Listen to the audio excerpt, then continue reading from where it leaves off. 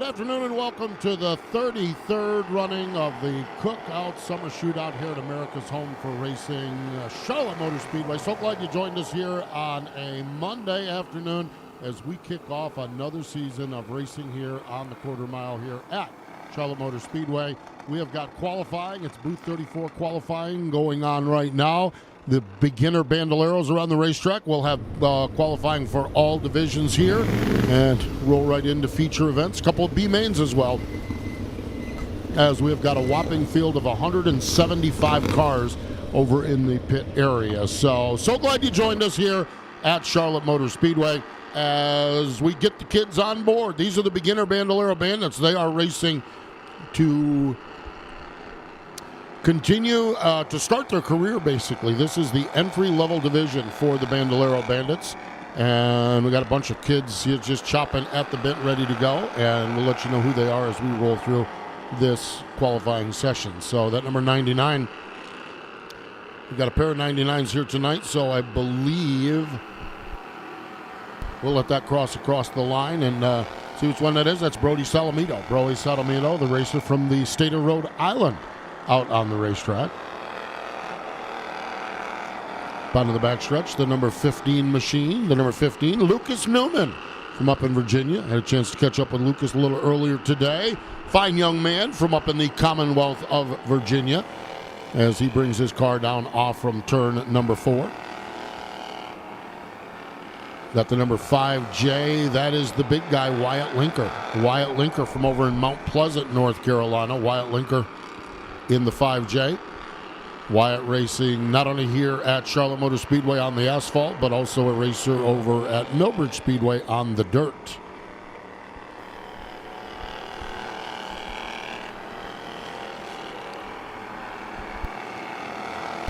'77 car working down into turns 1 and 2. We have a pair of 77s. I believe that's Carter Kennedy.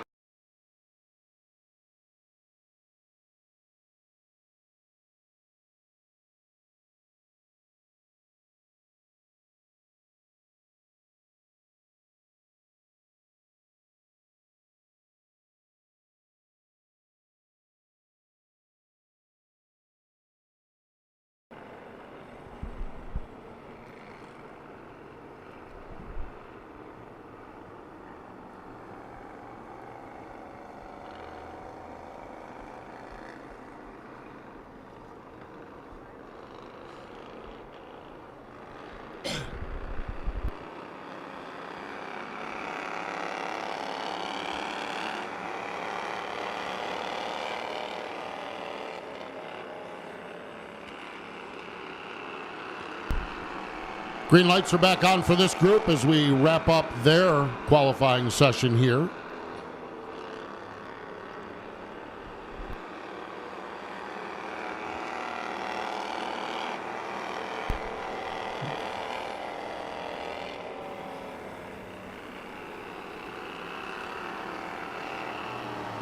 We got 12 drivers entered in the beginner bandolero class. Again, this is the entry-level division. Rob Brown in the number 48 car is second fastest. There's the 77 machine.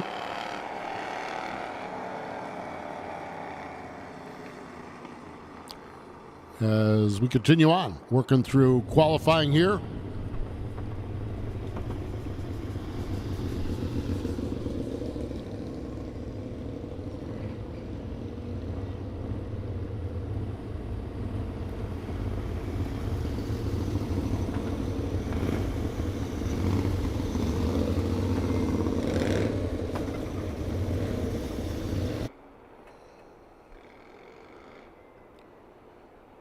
Makes some sense. We did not get the 77 listed there, and a transponder issue with the number 77. Well, this is the final group of beginners going to roll onto the speedway. The final group of the beginners. This is booth 34 qualifying here at Charlotte Motor Speedway.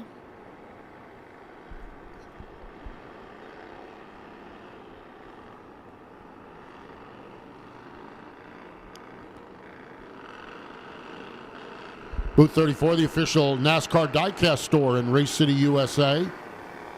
of Race City USA. Visit the new standalone location, 105 Denver Business Park Drive in Mooresville. Thousands of diecast to choose from, cars starting as low as $1, and now stocking the newest releases from Lionel. Open every day. Follow Booth 34 Diecast on X, on Facebook, and on Instagram.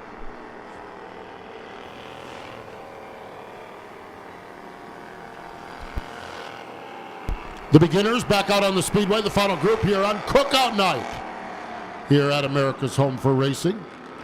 That first car is William Paez, the white machine. William from Concord, North Carolina. And there's the number 11 machine, I believe, out on the racetrack. That is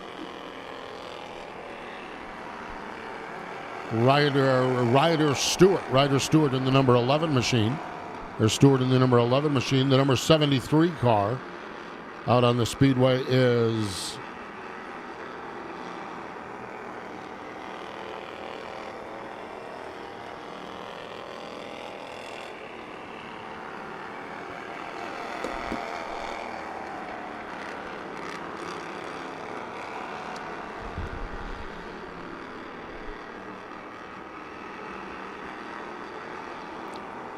as they continue down under the checkered flag, and it looks like Stetson Stroop is going to be our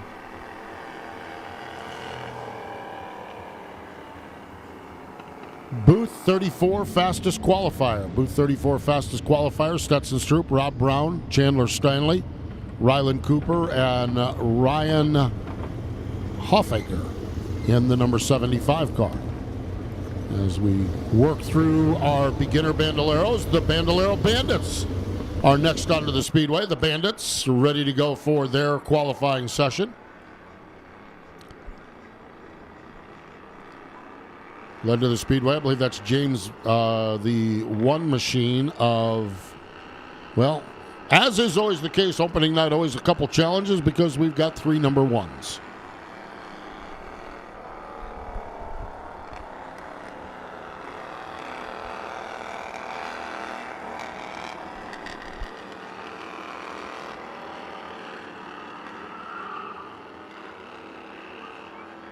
'21 car the wrong way around over in turn number 2, so the yellow flag is out. Yellow flag is out for the number 21 machine.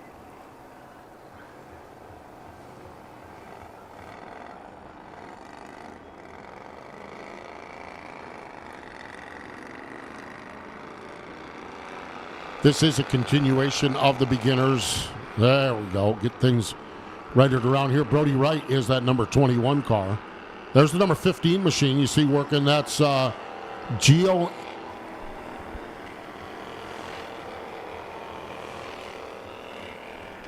Anderlini. Trio Anderlini in the number 15 car. There's big, that's Wyatt Linker in that 5L. The big guy, Wyatt Linker from over in Mount Pleasant in that number 5L machine. We got one the wrong way around down here in turn number 4. That is the 15 of Anderlini.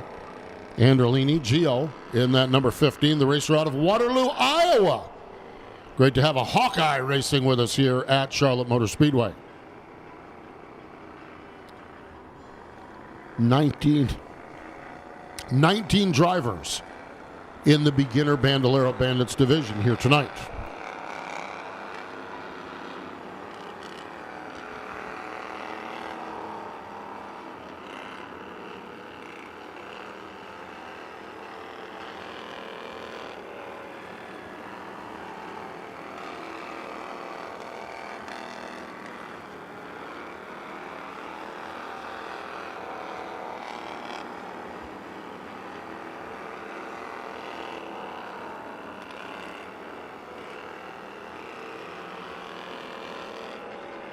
Gio Anderlini brings that number 15 car back up to speed, back across the stripe. They're all chasing Stetson Stroop. Stetson Stroop is the quick time driver.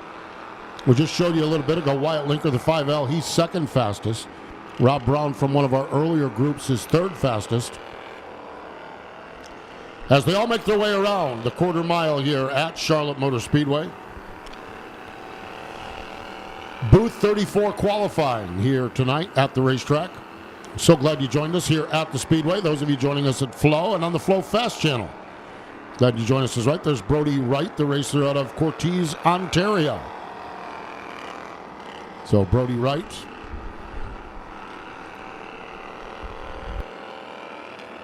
In that number 21 car, brings it down, qualifying.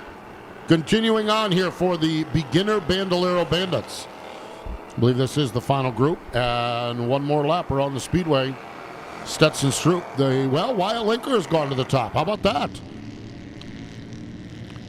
Wyatt Linker in the 5L as the checkered flag is out. Final car rolls down across the stripe.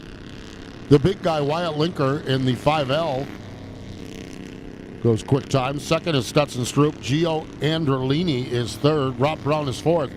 And Chandler Stanley in that number 82 machine is top 5. That's going to do it for our Booth 34 qualifying here for the beginner Bandolero Bandits. Now the Bandits come onto the Speedway.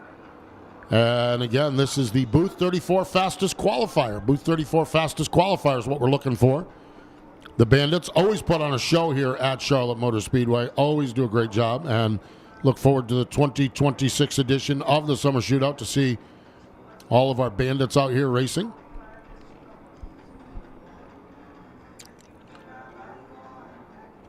Chomping at the bit over there, no doubt, to get out onto the Speedway.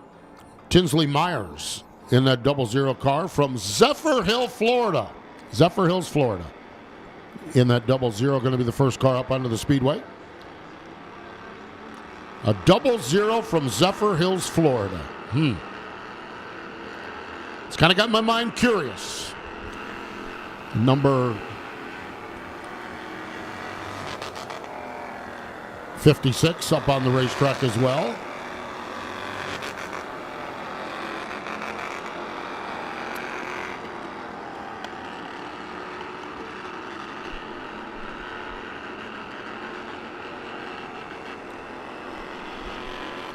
As we continue on with this Booth 34 qualifying session. There's Camden Powers in that number 7 car. Camden works his way off from turn number 2. Camden, the racer out of Hernando, Florida. Good to have folks from the Sunshine State up here in North Carolina. Camden picked up a couple of wins down at Echo Park Speedway last year in the beginner Bandoleros. And look at him now. He's up in the Bandolero division. The Bandits. There's the 15 of Braden Eichler. Braden, a second-generation racer. Braden in that number 15 car from Mooresville, North Carolina. His dad, Brian, has a number of O'Reilly Auto Parts Series starts, some Truck Series starts, and good to see Braden carrying on the family tradition. Checkered flag is out. And the 66 of Landon Salamito, the fastest. There's Michael Schrantz, my main man right there from up in Hickory. Always walk in the garage and talk to Michael. He's such a good young man, and here racing with his family. His grandpa always comes up, and we chatter about everything from the weather to the racing, and Michael Schrantz out on the Speedway as well. Landon Salamito, the first driver to go to the top of the speed charts here, and we got 18 drivers in this division. 5 have taken time.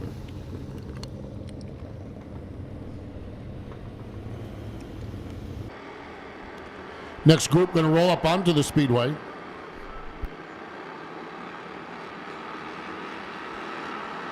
That's Lincoln Balcom from Charlotte, North Carolina. The green 16.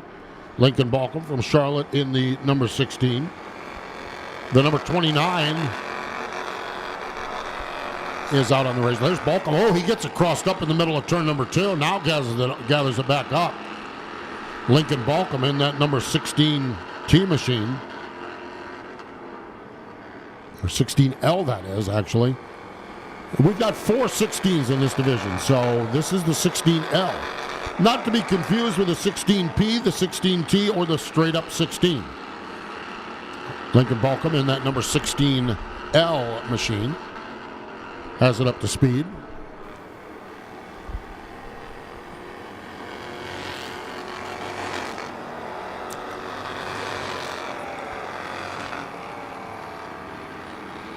Charlie Edwards out there in the number 29 car, the Top That Mini Donuts machine. There's Charlie. Top That Mini Donuts, one of our vendors here. So those of you at the Speedway, stop right back and Check out the Top That Mini Donuts. They are sponsored. They are here selling their mini donuts, and they are delicious, by the way. And they also sponsor Charlie Evans in that number 29 machine. Charlie, the great young racer from Rock Hill, South Carolina. Hot Rod, as he's known. 66 is Kip Knaus. That is the son of NASCAR Hall of Famer Chad Knaus. There's Kip in that SpireHendrickCars.com number 66 car. Also out on the Speedway, Jacob Peterson in the number 8. Jacob, the racer out of McConnells, South Carolina. And we also had the number 28 machine of Malcolm Macias. Malcolm Macias in the number 28 car. Malcolm up on that racetrack. He's from Las Vegas, Nevada. We've got folks from all across the country here racing tonight here at Charlotte Motor Speedway. Lucas Harrison in the number 1H machine, going to be the first car to trip the scoring and timing as he gets it up to speed here in that number 1H machine.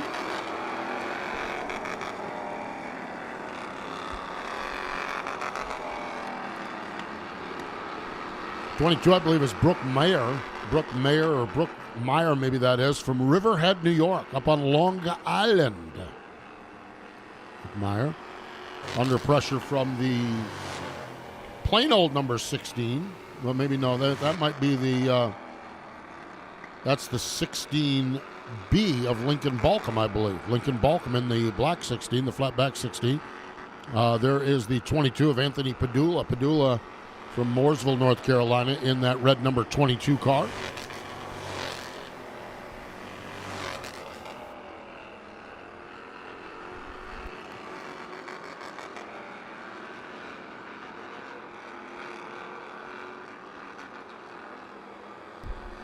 White flag is out. One more trip around the Speedway for this group. They're all chasing Maverick Bradshaw, and there he is. Bringing that car, the racer out of Troutman, North Carolina. Young Maverick, he's a wheelman. Not as scared to get that foot on the throttle, that's for sure. So Maverick Bradshaw out there. There's the one of Harrison down across the stripe. Tension here in the grandstand area as this group wraps up, and we are 15 of the 18 drivers. Tension in the grandstand. NASCAR Cup Series racer from Roush Fenway Keselowski Racing, Ryan Preece is back on the midway. Ryan Preece is back on the midway signing autographs. Oh, yeah. Jump right up and go grab one autograph. Shake his hand, too. He's a good guy. Ryan Preece is back on the concourse signing autographs. So he's going to play some games with our interns tonight. Going to get a chance to chit-chat with Ryan. But right now, it's your turn. He is signing autographs down on the concourse. So make sure you stop down and see Ryan Preece here signing autographs tonight. Here's Rue Reeves in that number 40 car. 40 represents the minimum number of cookout shakes you can get. It's more than 40 is what it boils down to at your local cookout. So Rue Reeves in that 14 car. That's Joshua Penn. There's the straight 16. Okay. There's the straight 16, not to be confused with the other 16s. That is Penn in that number 16, Joshua Penn. Joshua is from Huntersville, North Carolina. Rue Reeves in that 40 car. Beautiful gold and black machine. Rue is from Trinity, North Carolina. Final two cars of the Bandolero Bandits getting their time trials done.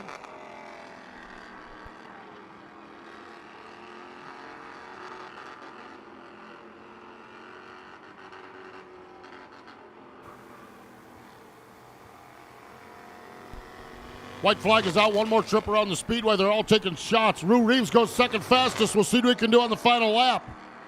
Rue Reeves on a final lap. Penn's fifth fastest, so two of our top five on the Speedway right now. Maverick Bradshaw not resting easy on these two. Checkered flag is out. The Booth 34 quick fast qualifier is Maverick Bradshaw. Rue Reeves is second. Landon Salamito is third. Lucas Harrison is fourth. Joshua Penn, that blue number 16, your front five. Next up onto the Speedway will be, we got one more car. I think we've got Carter Clapp.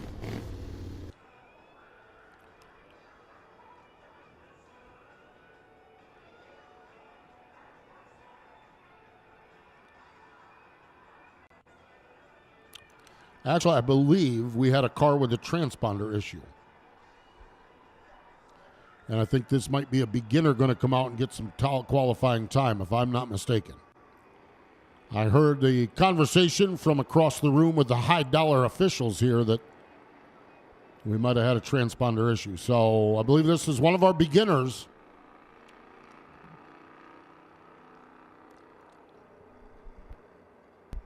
Might be Carter Kennedy. I believe it's Carter Kennedy in that 77 from Louisville, North Carolina.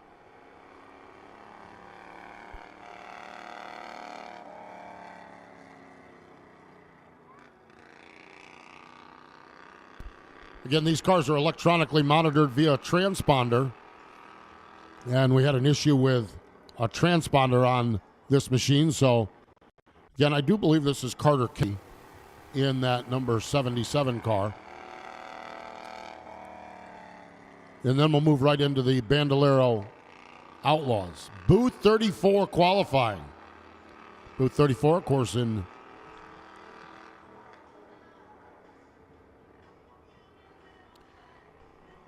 Mooresville, North Carolina. 105 Denver Business Park in Mooresville. Brand new standalone store. Man, I'll tell you what, it's a beauty too.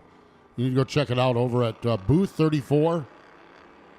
Booth 34 fastest qualifier as Kennedy wraps up this qualifying session. Nick Bubbles Bronson, our lead official, keeping a close eye on everything here.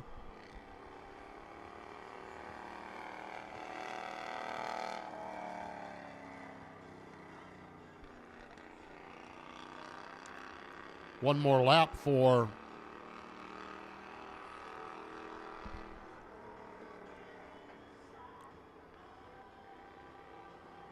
Kennedy down across the stripe, and that will cue up his qualifying session. And we move along into the Bandolero Outlaws. These are the drivers 12 and older. Bandolero Outlaws up onto the Speedway next.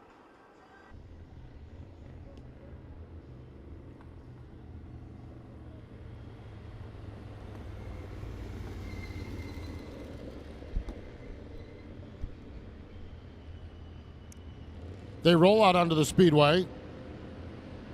Michael Thomas from Charleston, North Carolina, South Carolina, that is, going to be the first car to take time. And we see the number 26 of Ava Boyd out on the racetrack. There is the 24, the racer out of Charleston, Michael Thomas. Thomas in that number 24 gets it wound up into turn number 3.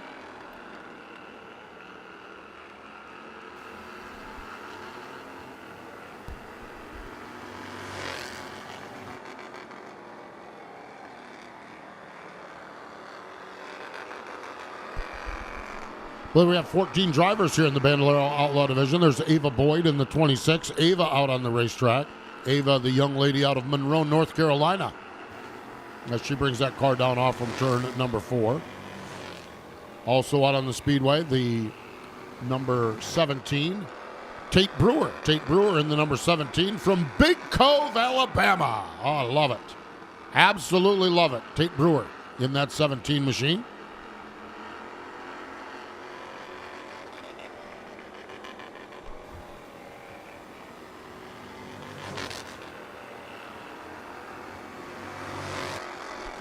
William Paez in that white number 77. Paez in the white 77 being challenged by Josh Davenport. Davenport, the fastest driver in this group. Davenport, the racer out of Allenford, Ontario, Canada.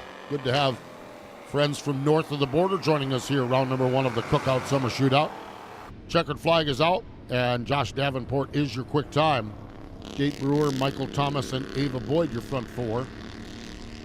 5 of 14 drivers have taken time thus far. So glad you joined us here at America's Home for Racing, Charlotte Motor Speedway. This is the 33rd running of the Cookout Summer Shootout. Here tonight, we'll come right back tomorrow night with round number 2. Got all kinds of good things on the docket. We cannot wait to have you join us each and every week for 10 weeks, 10 races here at Charlotte Motor Speedway. Number 48 machine, Jacob Hassey. Jacob Hassey in the 48 machine. The 13-year-old racer from Mount Pleasant, North Carolina. Jacob in that number 48 car. Going to be the first one to come up to speed. The 54, car 54, where are you? That's Jackson Jones, and Jackson Jones takes that car into turn number 3. Jackson Jones, local racer here in the Concord area. There is the number 1 of Tuggy Case. Tuggy Case been running with us seemingly forever from up in the great state of Virginia, the Commonwealth of Virginia, as a matter of fact. Tuggy Case from Lynchburg in that 1VA car. Reed Halpin, the transplant from Wading River, New York, now makes his home here in the Tar Heel State. That's the number 21 machine. And the 57 is Ellie Hodge, that orange and white number 57 car. Jacob Hasse from this group goes to the top. That number 48 car goes quick time. You see him, there he is into turn number 3. Well, just as I say that, things get shuffled around, and Hasse is second fastest now. So second fastest for Hasse as Josh Davenport maintains that top spot. That's going to do it for this group. We got one more group on the Speedway, including right now the top Bandolero Outlaw driver in the country. Yes, indeed. They all show up here at America's Home for Racing, Charlotte Motor Speedway. And the best in the business are right here tonight. First onto the Speedway is the number 13 car. That's Lucas McFall. Lucas McFall, the racer out of Greer, South Carolina. Lucas McFall in that number 13.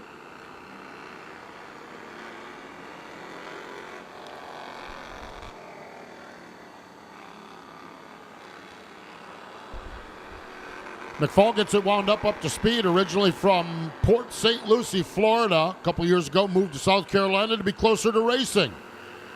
Moved to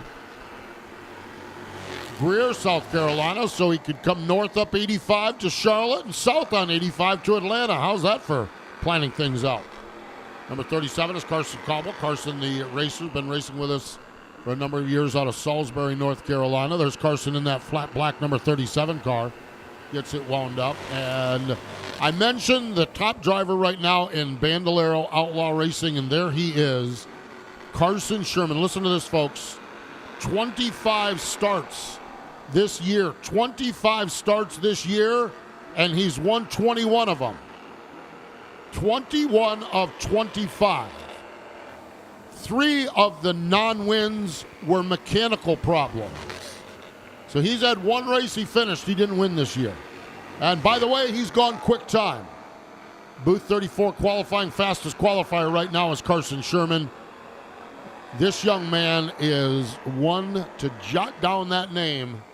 He could drive a race car. Carson Sherman down across the stripe. We'll see as he and KK Kevin Stein finish up. Carson Sherman is fastest. Carson Cobble is second. Josh Davenport, Jackson Jones, and Jacob Hasse, your front 5. That's going to do it for our Bandoleros. It is time to roll out the Legends cars. Oh.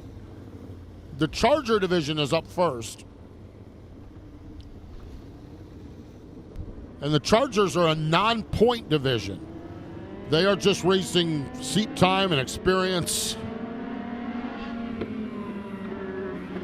and not having the pressure of points for all the newbies here.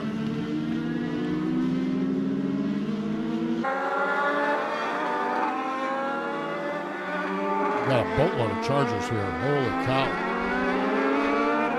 Craig Bierla in the number 00 machine. There's Craig. Race out of Waxhaw, North Carolina. Craig down into turns 1 and 2.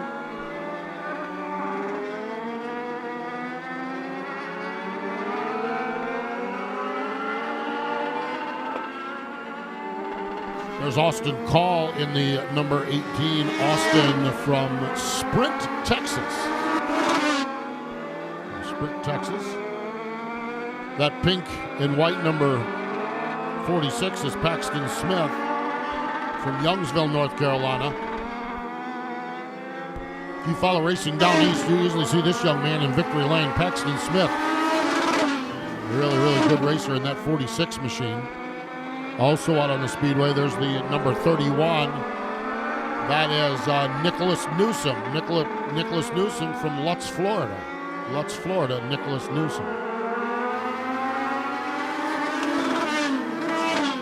See the number 7 of Liam Mayhem. Liam Mayhem in the number 7M machine from Cornwall, New York. There's Liam from Cornwall, New York. So got him from all up and down the eastern seaboard and all across the country. First group of 32. I knew we had a boatload of them. 32 Chargers. They will have a B main here tonight for the Chargers. The 9 is, I believe, JT Bierman. JT Bierman in that number 9 machine.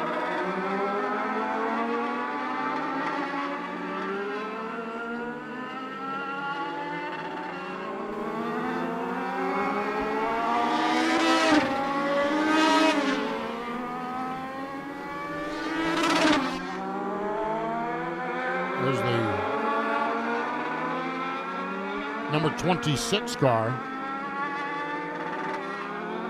Victoria Beener. Victoria from the state of Florida. She is one of the 2026 Hoosier Heroes. Got a great story. She races Legends cars. She races micros over at Millbridge, and she races junior dragsters as well. Got the number 15 machine up on the Speedway. I believe that might be the 16 actually of Taylor Jalen. Taylor Jalen in the 16. That's a beautiful race car, man. That's a sharp looking machine.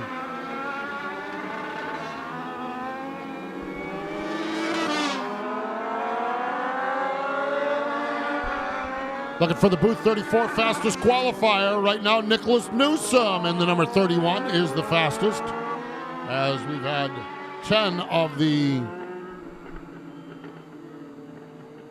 Chargers taking time. Again, we have 32 Chargers, so we're about a third of the way through. Next group up on the Speedway, multi-time champion here in our Winter Heat Series. That's Corbin Cannon. Corbin Cannon in the number 5 car. Corbin from Conway, North Carolina. Been a mainstay here at the Summer Shootout for a number of years. Love watching Corbin Cannon race a car. He's a good racer in that number 5 machine.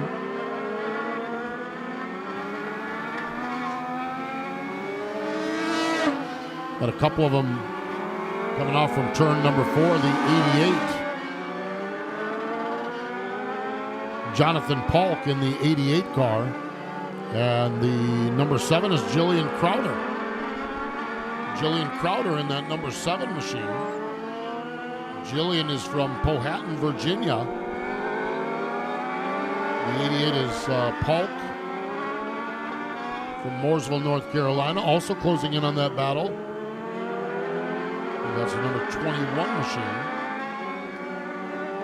of Justin Dittrich from over in Cornelius.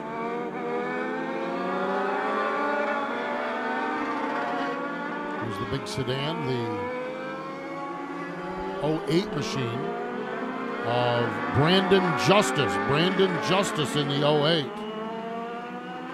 Brandon from Evansville, Indiana. Good to have the Hoosier down here racing with us. Brandon Evans in the 08. 15 of the 32 cars, so we're nearing the halfway mark. Nicholas Newsom is fastest. Craig Bierla is second. Braden Scott is third. Liam Mahan is fourth, and Austin Call is fifth. The booth 34 fastest qualifiers who we're looking for. Next up onto the Speedway.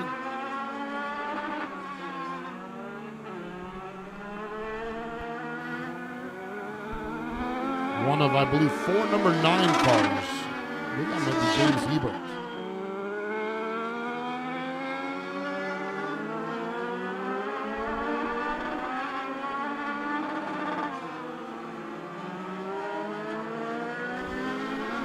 As this first group, or this next group,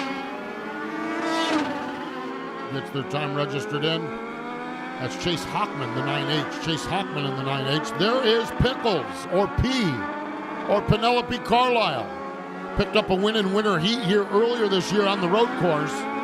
And she's a graduate of the Bandoleros and out here running in the Charger division and making a name for herself as Penelope Carlisle.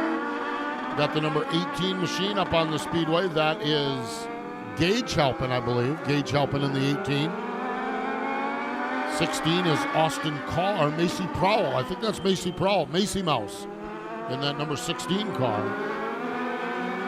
Yeah, that's Macy in the 16 down across the stripe.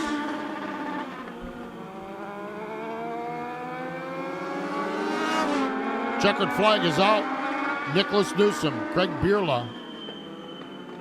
Braden Scott goes third fastest. Liam Mahan and Penelope Carlisle from this group. In that black number 38 car in the middle of the backstretch, Penelope Carlisle goes fifth fastest.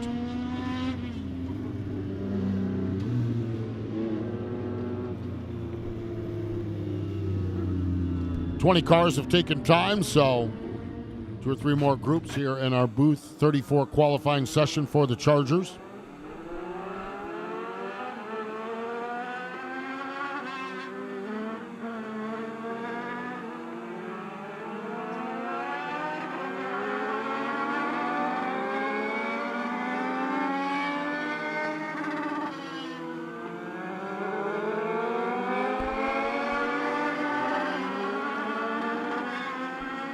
I believe this might be JT Bierman in the number 9 car, the racer out of Bath, Pennsylvania, as he brings that car down to the stripe.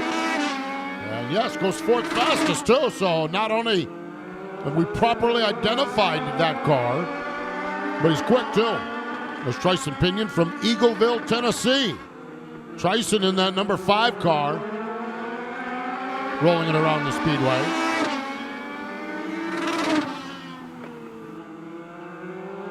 That's the 5X right there of Addison Martinez. Addison Martinez in the 5X. There's the number 9H of James Hebert. James, the racer out of Harrisburg, North Carolina. White flag is out. One more lap around the Speedway. Tryson Pinion, that blue number 5 car over in turn 3, goes third fastest. JT Bierman from this group is fifth fastest.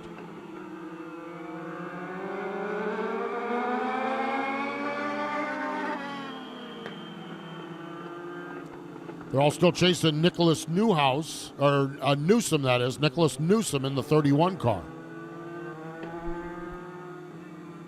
The booth 34 fastest qualifier. Next up onto the Speedway, the number 27 car.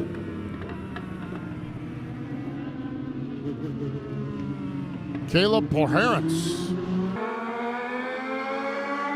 Caleb Poherence from Waxhaw, North Carolina. They're already mixing it up side by side, even on a qualifying run. Oh my. The 11G is Matthew Garland from over in Huntersville. Matthew Garland in the 11G car. There's the number 31. It's Adriana Herlong from Valrico, Florida. Adriana in that number 31A machine.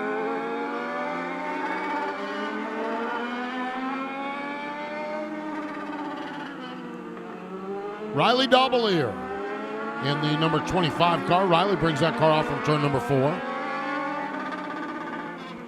Nick Bubbles Bronson has the white flag out. One more trip around the Speedway. And number 25, that is Riley Doubleear from Fort Mill, South Carolina. Fort Mill just across the border south of Charlotte.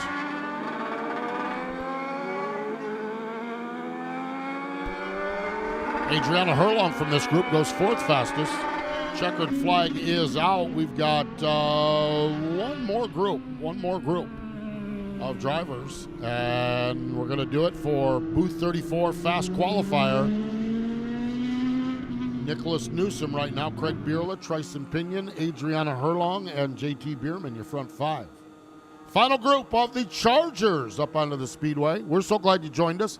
Those of you on FloRacing, thank you for twisting us in here from Charlotte Motor Speedway. Do me a favor right now. If you're watching on Flo, get on your social media and tell your friends you're watching so they can watch too. I'd love if you would do that for us. Be grateful for that.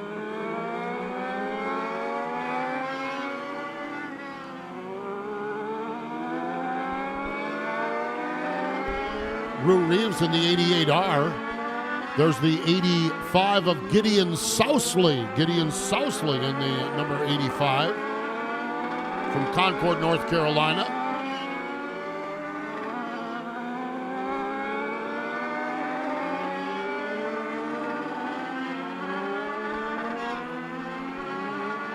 From the first state of Delaware, how about that? It's Caitlin Stradley. Caitlin Stradley from Delaware in that number 28P car. And there's the 131 of Addison Herlong. Addison Herlong in the 131. So the Herlong girls up here. Addison. Her sister Adriana, fourth fastest. We'll see what Addison can do. White flag is out. One more trip around the quarter mile.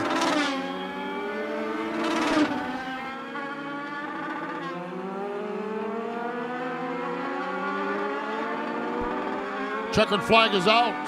Final group for the Chargers. We'll see who is the Booth 34 fast qualifier. Last car. Nicholas Newsom going to be our Booth 34 fast qualifier. Craig Bierla second. Tryson Pinion third. Adriana Erlong is fourth. And Caitlin Stradley is fifth. Booth 34, the official NASCAR diecast store of Race City, USA.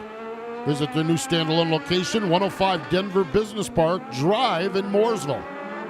Thousands of diecasts to choose from, cars starting as low as $1. Now stocking the newest releases from Lionel. Open every day. Follow along on X, Facebook, and Instagram.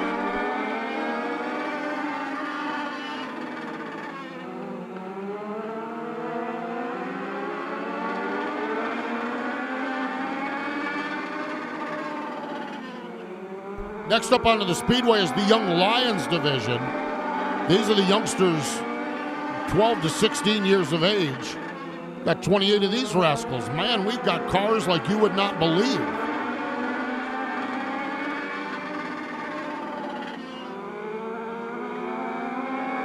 James Monolo in the 04, one of our graduates from the Bandolero ranks. There he is. There's the 11 of Marcus Wolf. Marcus Wolf in the 11 car, the racer out of Bristol, Virginia. Marcus Wolf in that 11 car. Next on the Speedway, up off from turn number 4, is the 2W of Peyton Worm. And Peyton Worm is the fastest so far from Easton, Maryland. Peyton Worm.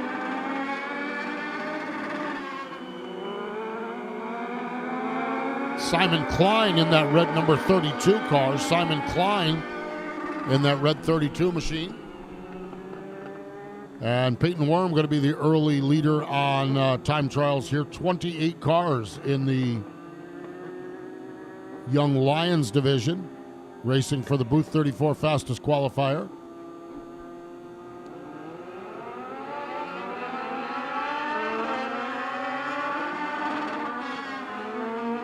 Logan McNally in the 21. Logan McNally in the 21 is out on the racetrack. That first car down into turns 1 and 2.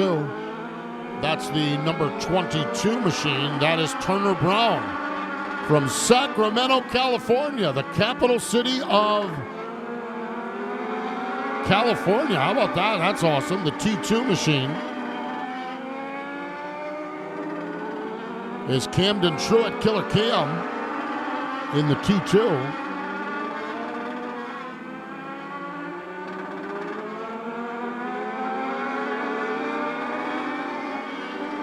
Logan McNally in number 21, the racer out of Apex, North Carolina. Logan McNally in the 21 car.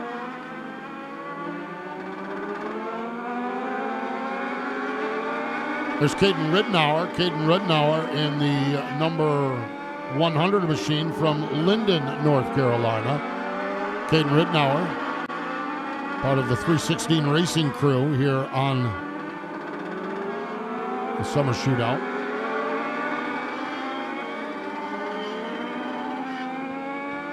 And the number 42 of Cal Anderson. Cal Anderson from Carmel, New York.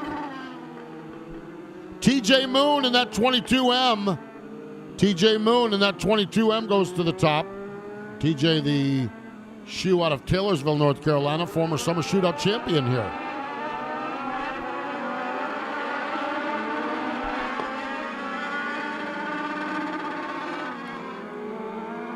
(24C) is Cole Dasenbrock from Deer Park, Washington.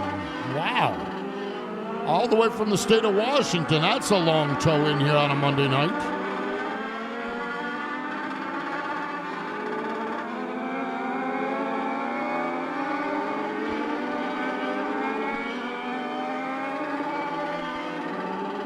There's the number 55 machine. Landon Thrasher, Murfreesboro, Tennessee, and not a shocker there, although in a different division. Thrasher just destroyed the Outlaws last year here, well, really across the country. Landon Thrasher up now, going quick time, booth 34 fast qualifier right now in the Young Lions rank. There's the number 16 machine, Sam Macedo from Lexington, North Carolina. Next up, we see the number 38 car.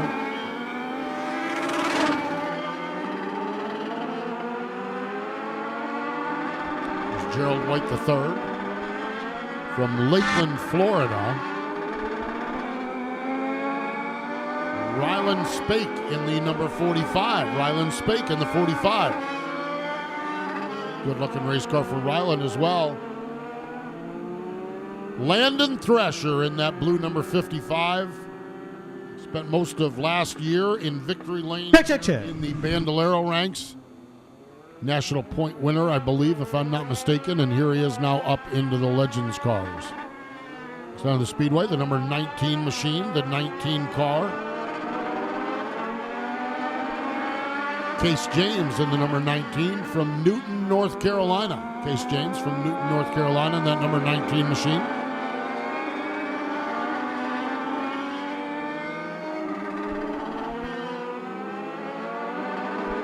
There's Case off from turn number 4. Working up off from turn number 2, there is Riley Hutchins. Riley Hutchins from Mount Pleasant, North Carolina. The Night Owl number 15 machine. Hutchins out on the Speedway getting her times recorded, the 15H that is. We've got the number 5 machine up on the Speedway, the 5 car. Is Eli Black. Eli Black in that number 5 machine from Santa Rosa, California. There's Eli Black from Santa Rosa, California. All the way from Snohomish, Washington. Jackson Burnett. Jackson Burnett from Snohomish, Washington. How about that? That's a long ride into Charlotte Motor Speedway.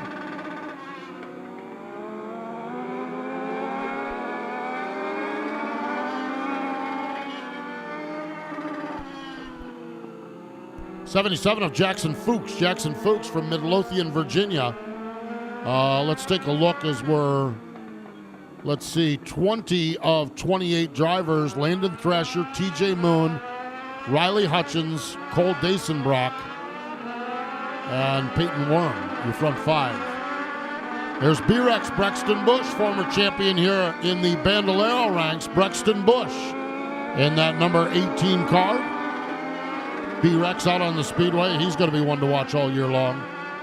In that number 18 car, looking for the booth 34 fastest qualifier. There's Brexton off turn number 4.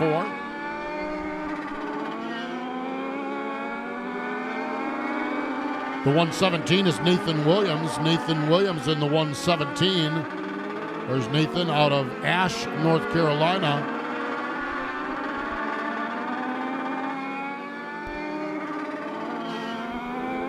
Got the number 45, Colt Johnson. Colt Johnson, originally from Concord, then from Nashville, now from Houston, Texas. Colt Johnson, a world traveler. Keeps moving on us.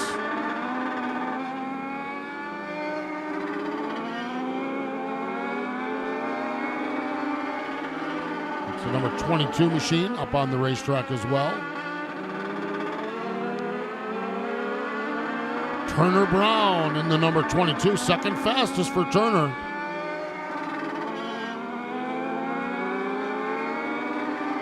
Checkered flag is out. We've got one more group. We'll see if Landon Thrasher can be the Booth 34 fastest qualifier here tonight in the Young Lions division.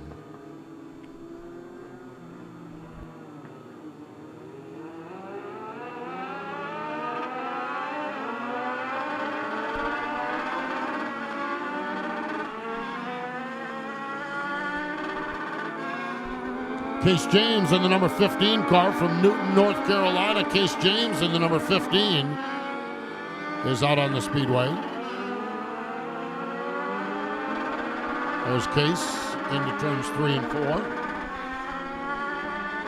Parker Ives in that red number 48 car. Parker, dad Greg Ives, former NASCAR Cup Series crew chief, NASCAR O'Reilly Auto Parts crew chief, or the competition department over at Hendrick Motorsports. Good to have Parker back here racing with us, one of our fine young racers in the area. Edison Carter in that number 6 car. Edison Carter from Belmont, North Carolina. Belmont, North Carolina. Edison Carter in that number 6 machine.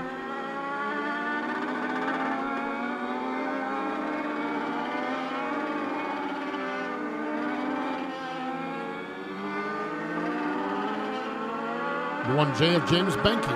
Benke in that 1J. Off turn number 4. There's Benke.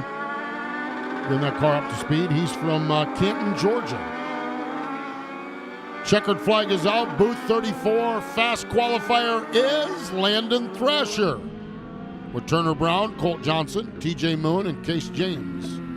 Your front 5. Folks, you're in for a treat tonight. You're in for a treat tonight. Look down on the stage. Look on the stage. All of our brand new interns are here. All of our interns are here on the stage. They're going to lead us in games, fun, and frivolity. That's right. Make some noise. Make some noise. Oh, I love it. I absolutely love it. A new class of interns and a whole new brand of fun here at America's Home for Racing. Next group onto the Speedway. This is the Legends Car Semi-Pro Division. Dominic Chisholm in the number 87 car is one of the early runners out there. That's Adam Bierbach of Berberick. If I'm not mistaken, that's one that takes me about 6 or 8 weeks to start pronouncing right, if history holds out. Berberick in that number 03 machine. Adam.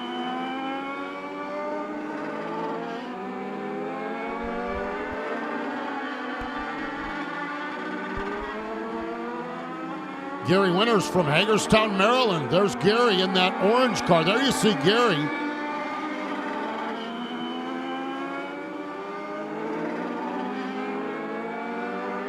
Gary Winters in that 66 car. Final car in this group was in Victory Lane over in Lucama, North Carolina. Southern National Motorsport Park, Saturday night. Brody Rhodes. Brody Rhodes. And he goes quick time. How about that? Right on that last lap. Oh, Brody Rhodes just starting to show off now a little bit. He won Saturday night over at Southern National Motorsport Park, and here he is, the early leader in Booth 34 fast qualifier time trials here on round number 1. Brody he won actually last year, won one of our summer shootout races last year. He's really, really good, folks. He really, really is. Up onto the racetrack now, the number 7 machine. That's Levi Knupp. Levi Knupp from Bunn, North Carolina. And we've got the number 15, a former champion and a former national champion, Allison Johnson. from Charlotte, North Carolina. She was the former Bandolero Outlaw National Champion. First female to ever win that national championship. And here she is in a Legends car now. Got the number 86 up on the Speedway. That's Zach Sprouse. Zach Sprouse, the racer out of Virginia. A baritone saxophone player. No, I'm serious. He plays baritone saxophone. We'll talk about that a little bit later on. Love it. And number 86. Also out on the racetrack, we've got the number 81. Hunter Jordan McSlush in the 81. And he's been racing all over the place. And Seth Demas in the number 54. Seth Demas in the 54 from High Point, North Carolina. Brody Rhodes, Dominic Chisholm, Hunter Jordan, Seth Demas, and Ian Hampton, your front five, as 10 of, good Lord, 34 semi-pro drivers. 175 entries here tonight.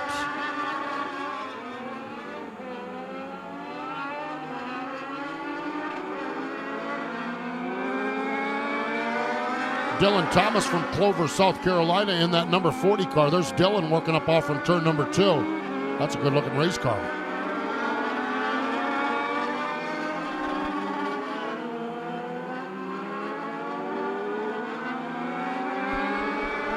Jack Murtis in the 02 machine from Wake Forest, North Carolina. Zach in that 02 car.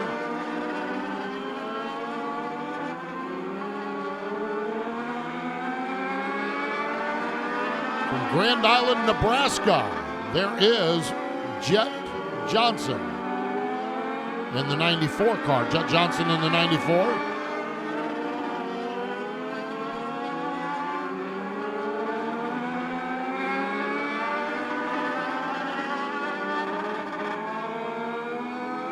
Landon Wilfong in the number 8 car. Landon Wilfong in that number 8 machine. There's Landon.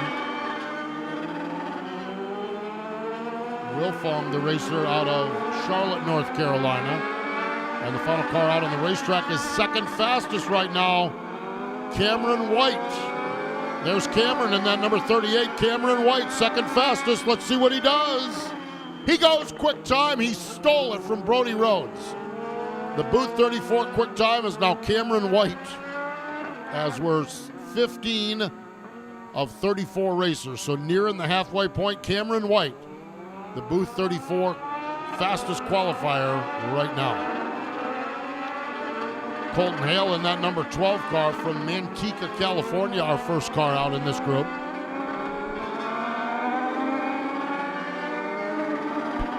Talking to one of our officials down in the pit area, and they said, watch this kid here, this Colton Hale. He's got some real skills.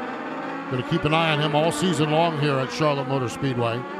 Colton Hale in that number 12 car. There's the number 9 machine. We've got Sterling Rissling in the number 9.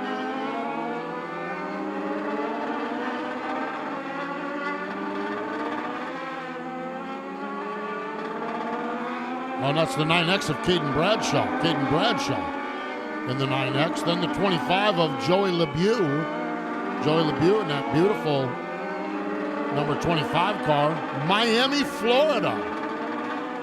That's pretty sporty. Also out on the Speedway, Jordan Hernandez, also from Miami, Florida.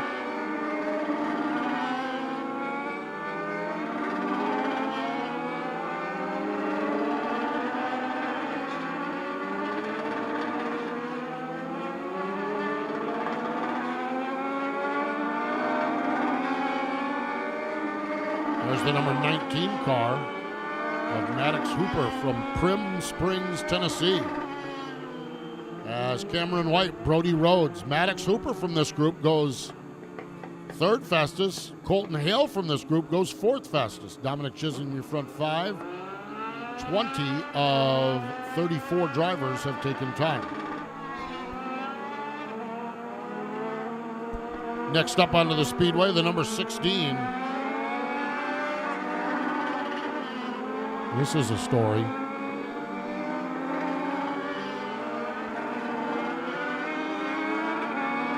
The 16 is Robert Arch.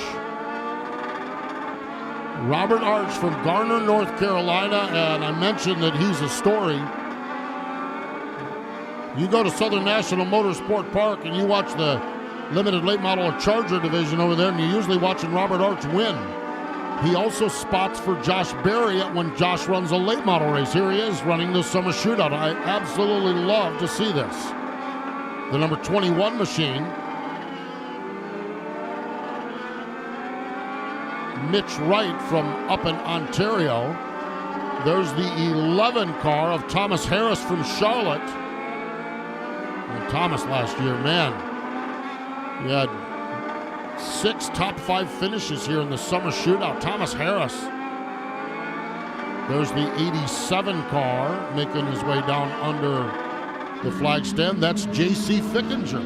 J.C. Fickinger in the 87 car. There's J.C. And the number 66. Dawson Drimmie from up in Ontario. Let's take a look and see. Cameron Wright, well, this is easy for me to say. Cameron White, Mitch Wright, and Brody Rhodes, your front 3. So it's White and Wright, and I think I got that correct. Cameron White, Mitch Wright, Brody Rhodes. I love Brody Rhodes. I know I got that one right.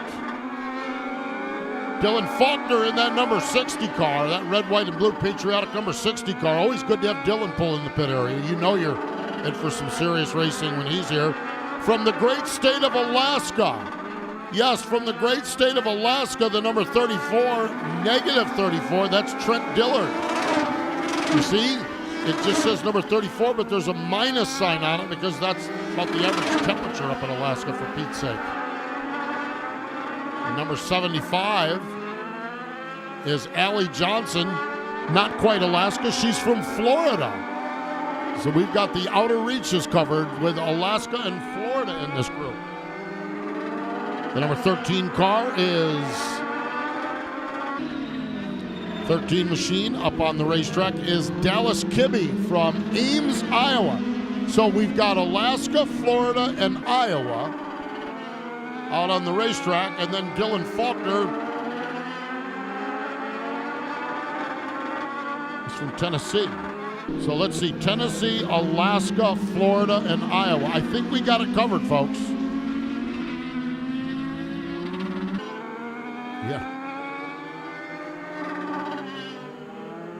And how about that? If you're going to tow in from Alaska, you might as well go quick time. Trent Dillard in that minus 34, a new driver atop the Booth 34 fastest qualifier, and I believe we've got one group left.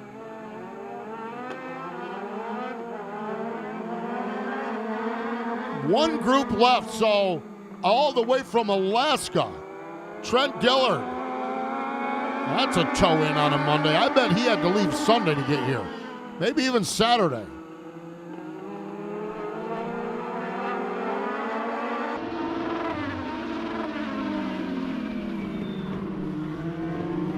I believe we got the number 35 out on the racetrack right now. I think we got both the Risley boys out on the racetrack. That's Preston Risley in the number 35. Yeah, you see the 35.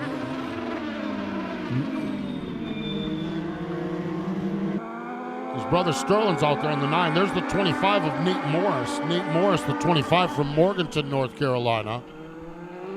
21-year-old racer.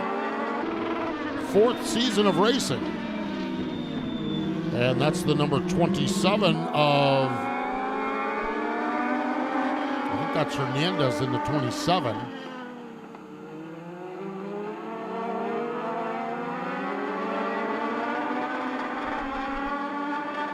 Yeah, Jordan Hernandez in the 27. Checkered flag is out. Our Booth 34 fastest qualifier is Trent Dillard. Preston Risley from this group goes second fastest. Cameron Wright, Sterling Risley goes 4th, and Mitch Wright goes 5th. But how about Trent Dillard? All the way from Alaska to a Booth 34 fastest qualifier. It's time for the pros, the best in all the land, as they roll onto the speedway. Former track champion at the historic, hopefully now not defunct, Greenville-Pickens Speedway, although they're arguing about it. Cameron Bolin in the 67. Talked to Cameron on practice night last week. He said he could only watch Summer Shootout so long, and he had to get back out here and compete. Neil, the real deal Doolin, is in that 79. That's a name you want to keep an eye on as well. Neil Doolin in the 79. Saw his smiling face down at Florence Motor Speedway a week or so back, picking up a victory. There's Keelan Harvick in the 62. Keelan Harvick, of course, running here on the Summer Shootout, but also running pro late models and late model stock cars all across the country. Cars Tour West. Wherever they tee him up, Keelan Harvick will be there. Sean McIlerney, man, he's been doing it forever. Sean McIlerney has 56 starts in the Summer Shootout, and he has one win. He picked up a win a couple years ago in the semi-pro ranks. Sean McIlerney, a third-generation racer.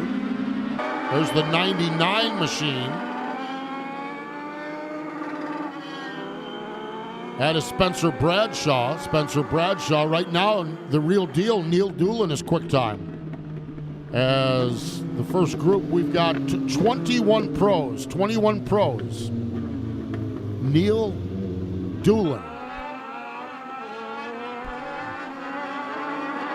First up on this group, the racer out of the state of Georgia, Jensen Jorgensen.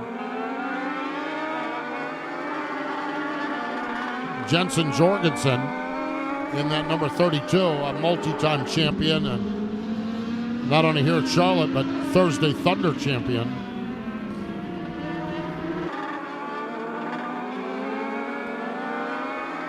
Representing the state of Florida, or state of California, from Tracy, California, is Brendan Rusbarski in the 91. Rusbarski in the 91. There's Nick Woodall from down in Georgia in that 72. Nick Woodall in the 72.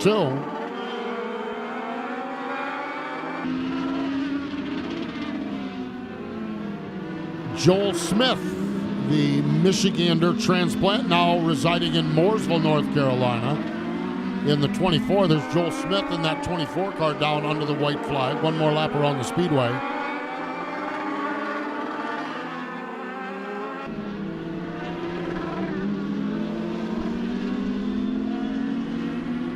There's Smith. Also out on the racetrack, Sam Butler from Taylorsville, North Carolina. There's Sam in that 81 car. Neil Doolin, Spencer Bradshaw. Sam Butler goes third fastest.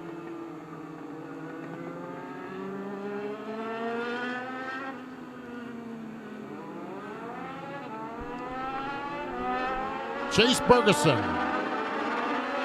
Bergeson in the 22C.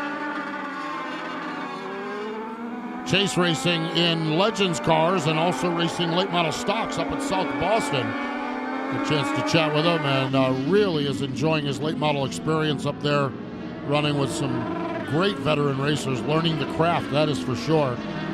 Learned pretty good here at Charlotte Motor Speedway as well. Chase Bergeson. The 51M is Alex McCullum. I believe Alex, a former champion here at the Speedway. Alex McCullum in the 51M car. There he is.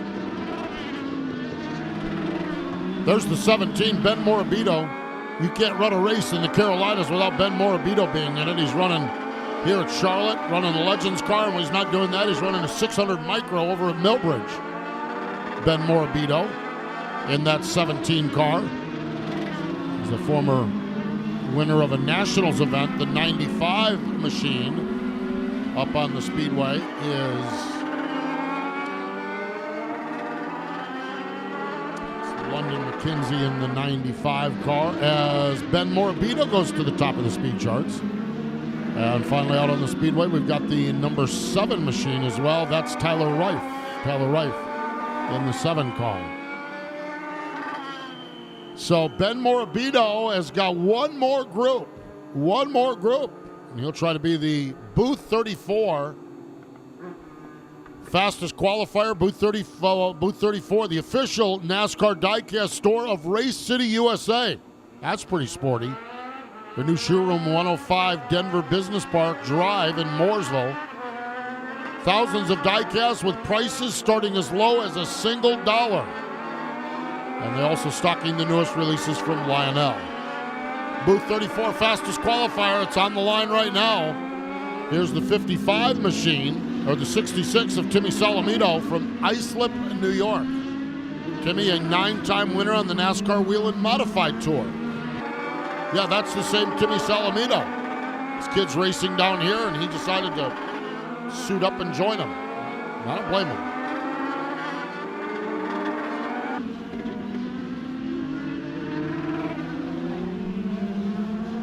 Salamito in that 66.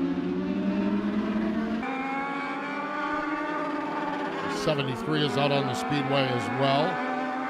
That is Zach Honecker down into turns 1 and 2. That's the number 97. That's Kitzmiller. Isaac Kitzmiller. And then number 97, the racer out of West by God, Virginia.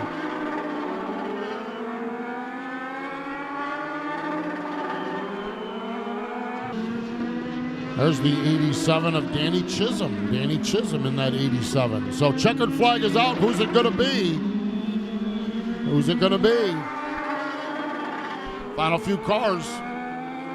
And it looks like Ben Morabito going to be our Booth 34 fast qualifier. And we're down to one. The Masters division, the crazy old men of motorsports, are up next.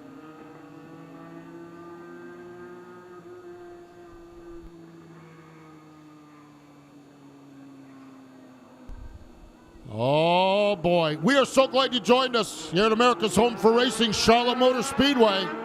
Ryan Preece is in the house. Did you get a chance to meet Ryan Preece? He's been down there signing autographs. Good to have Ryan Preece here with us tonight. Yeah. You know it's a big one when Ryan Preece is in the house.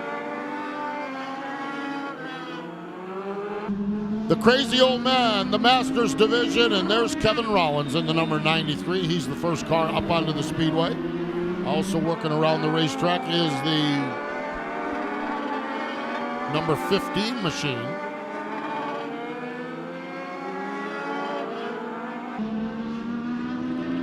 It's Tom Skinner Jr. There's the 22 of Cowboy Dwayne Holder. Dwayne Holder in the 22. And Hoyt Demas out on the racetrack as well. Holder in that number 22 car.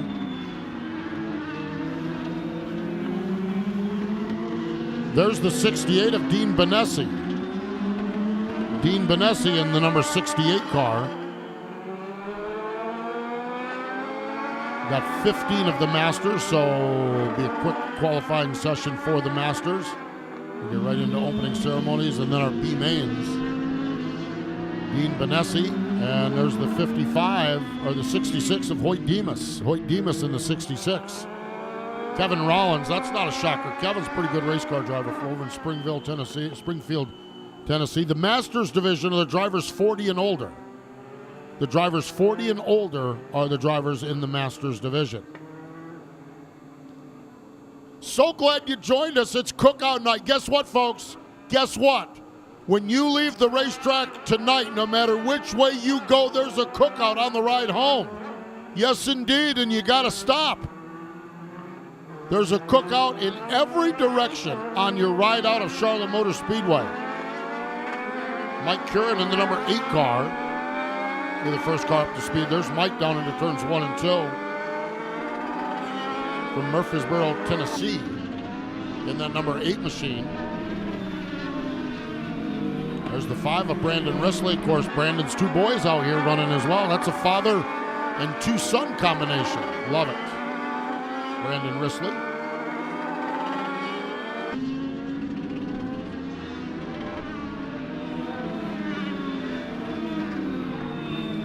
31 machine of Giles Martin, also from Tennessee. He's from Goodlettsville, Tennessee.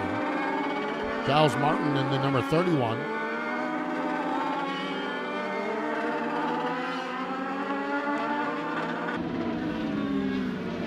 There's Robbie Faggart. He's renumbered his car in honor of Kyle Busch to the number 51, Robbie Faggart. In the number 51 machine.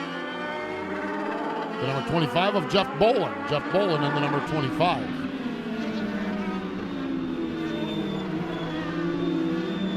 Checkered flag is out. Bolin second fastest. We'll see if he can gas it up off turn number 4 and go quicker. Bolin's going to stay second fastest. Kevin Rollins has one group. There's one more group left. Here in booth 34, fast qualifying time trials. And then we'll get into opening ceremonies. Oh, folks, you're in for a treat here tonight. There's Adam Welch in the number 71.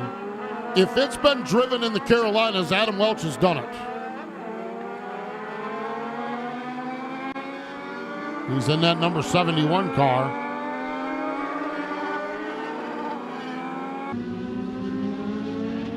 There's Adam in that big sedan. There's the driver out of Helotes, Texas. Rusty Young in that 88 car. Rusty Young in the 88 machine.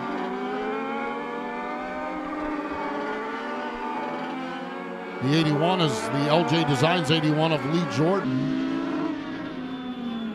That's the 88 car you see there. There's Rusty Young. There's Lee Jordan in the 81 machine.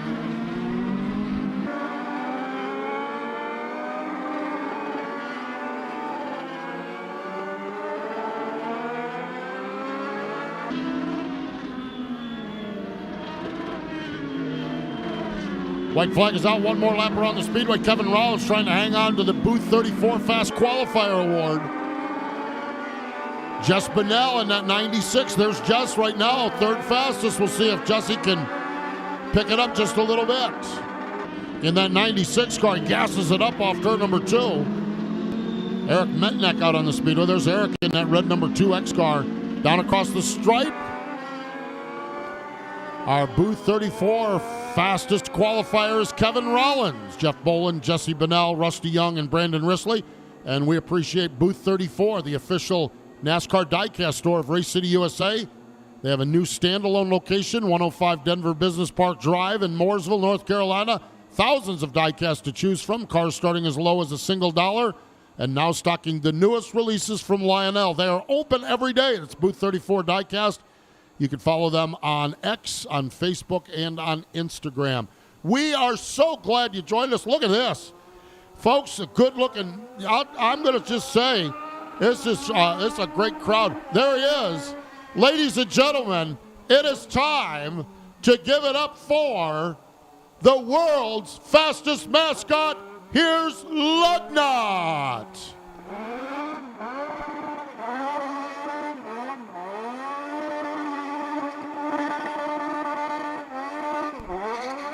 The more noise you make, the more he loses his mind.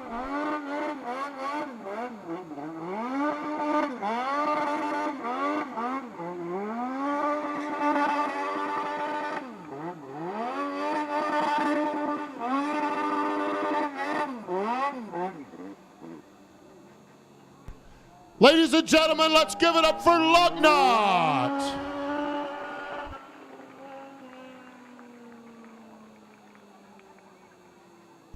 David Stiles and the intern's going to take over with opening ceremonies here tonight. So great to have David joining us here. You can catch David's work at PRN's Garage Pass.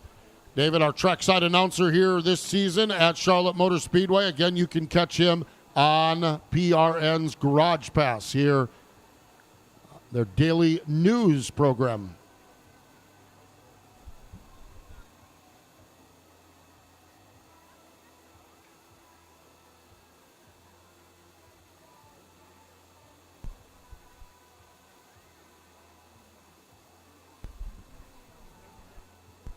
Going to do just a little housekeeping right now, folks. If you're new here to the Summer Shootout, The games and activities are led by our 2026 intern class, so I need to make you feel welcome when they're having fun down here with the games. We've had a blast with the kids here year after year, and we've got a brand new group, and they got a lot of fun for you. So opening ceremony is about to take place. David Stiles has got the group gathered up down on the stage, and we'll go opening ceremonies. Race fans, welcome to opening night here for Cookout's Summer Shootout at Charlotte Motor Speedway. I ask that we now take a moment to remember one of motorsport's most passionate and competitive drivers, Kyle Busch. If you would please rise and remove your hats if you are able, and join us in a moment of silence as we honor Kyle's legacy.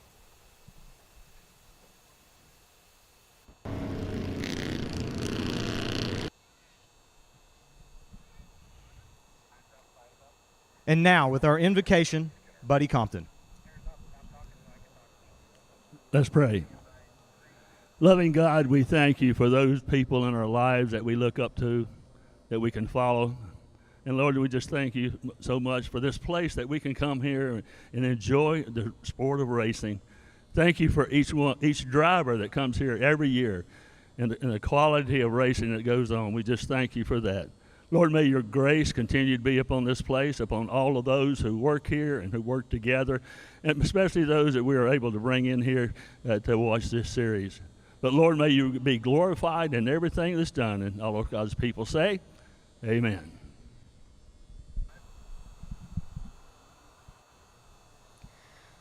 Oh, say, can you see by the dawn's early light what so proudly we hailed at the twilight's last gleaming, whose broad stripes and bright stars through the perilous fight o'er the ramparts we watched were so gallantly streaming, and the rocket's red glare, the bombs bursting in air, gave proof through the night that our flag was still there. Oh, say does that star-spangled banner yet wave o'er the land of the free and the home of the brave?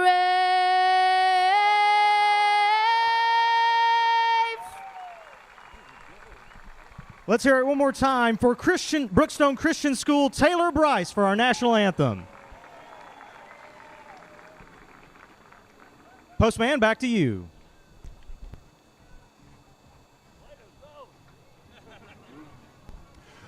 David Stiles with the Reverend Buddy Compton down there. Buddy Compton, one of my favorite people on the planet. Good to see you, Preacher Buddy. Oh, my gosh, folks, we talked about this before opening ceremonies. We have got a new class of interns, and it's a beach party here tonight at Charlotte Motor Speedway. One of our former interns is going to lead them and us. Grace is back for a one night, maybe 2 nights here at the track. Grace, how about the new kiddos down there, and what kind of fun are we going to have here tonight? How about them, Postman? They're awesome. Can we get a round of applause for all of our new interns this summer? So hi, everyone. I'm Grace. Welcome to Summer Shootout. We are so excited for you that you joined us today, and I'm up here with... I'm Hunter, and who's excited for a great night? Sounds like it. We're going to be playing some fun games and watching some awesome racing. We're also excited tonight to have NASCAR Cup Series driver Ryan Preece join us on stage for some fun games tonight. But right now, do you want the chance to win some Bank of America 400 tickets? Yes is the correct answer. So head on down here to the stage and we'll help you fill out some raffle tickets. Later tonight, Ryan will join us in drawing one lucky winner down on stage. Back up to you, Postman. Of course, the Bank of America 400 coming up here at America's Home for Racing on Sunday, October 11th. The Oval returns. On the 9th, we got the Truck Series. On the 10th, we got the NASCAR Rally Auto Parts Series and the Bank of America 400. Again, get in to register. You can win tickets, or you can go to CharlotteMotorspeedway.com or the ticket office and get your tickets for joining us right here in the chase for the NASCAR O'Reilly Auto Parts Series, the NASCAR Truck Series, the Craftsman Truck Series, and, of course, the NASCAR Cup Series. Steve Post here high atop the tower, joined by my broadcast partner we tried to figure it out. We can't even remember how many years it was. Tony Stevens up here. Hello, Tony. How are you? Welcome back. Always good to share Monday and Tuesday nights with you. Didn't we just stop this like a month ago? A month ago or yeah. 42 weeks ago. Oh, 42 weeks ago. Gotcha. Yes. Same thing. Close enough. It's good. Glad to be here. Monday, Tuesday night. It wouldn't be a summer without Summer Shootout. No, it would not. Tony, you can catch this work, Pit Road TV. Pit Road TV, whenever you see them and their broadcast, Tony is a big part of that, owner and operator of that, and does all of the production work and a lot of on-air stuff. So we have got a bunch of B-mains because we've got a bunch of cars. 175 cars, to be exact, here in the pit area. So they're getting them lined up, and we will be out with those B-main events coming up. We're back here tomorrow night, Night of Games Media Mayhem Night, with a school bus race. Tomorrow night, if you are the 100th guest through the gate, you get a prize. How about that? Tuesday, June 16th. Oh, it's disco night. Disco night is Tuesday, June 16th. Speedway Sports Night. Wear your favorite sports gear on Tuesday, the 23rd of June. Get $5 off your ticket. We're back for a Monday, Tuesday special on June 28th with Speedway Safari Night. And on the 30th of June, it is Red, Right, and Vroom. You can find out all the information and schedules at CharlotteMotorspeedway.com, CharlotteMotorspeedway.com. We would love to have you join us each and every time. Oh, down there on the flag stand, waving his hair around, driving all the ladies crazy, is Nick Bubbles Bronson. Nick Bubbles Bronson. Give him a big hand, folks. Yes, indeed. Oh, yeah. Just like that Hasselhoff guy running down the beach or something like that. He gets shaking. He gets shaking that hair around. Next thing you know, phone numbers are flying in his direction. Holy cow. Got to settle down. He's claimed, ladies. He's claimed. He is claimed and spoken for. Their phone numbers are right. Phone numbers for help. Yeah, exactly. So Nick Bubbles Bronson, our lead official here at the Charlotte Motor Speedway, the Summer Shootout, following a long list of great flaggers here at the Speedway.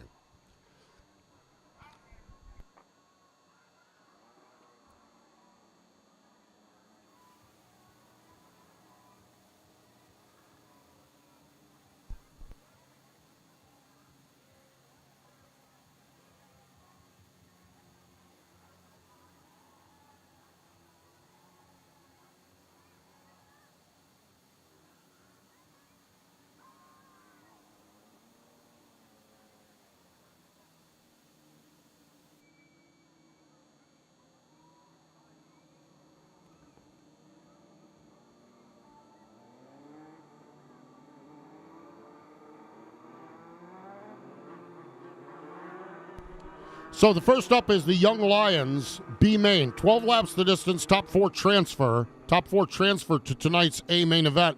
Couple of things we want to point out around the racetrack here, and Tony, you and I were just talking about this to make sure we're on the same page.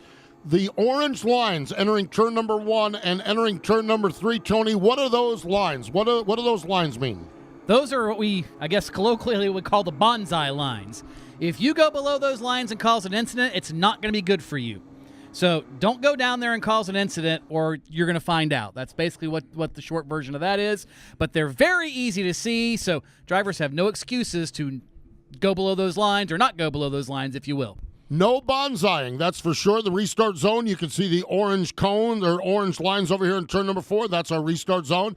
The Summer Shootout pace car gets out of harm's way. James Monolow, Jack Smith, James Banky, Landon Barefoot, Simon Klein, Logan McNally, Cal Anderson, and Caden Ridnour. 4 cars to qualify, 12 laps the distance. We're racing with the 33rd running of the Cookout Summer Shootout here at Charlotte.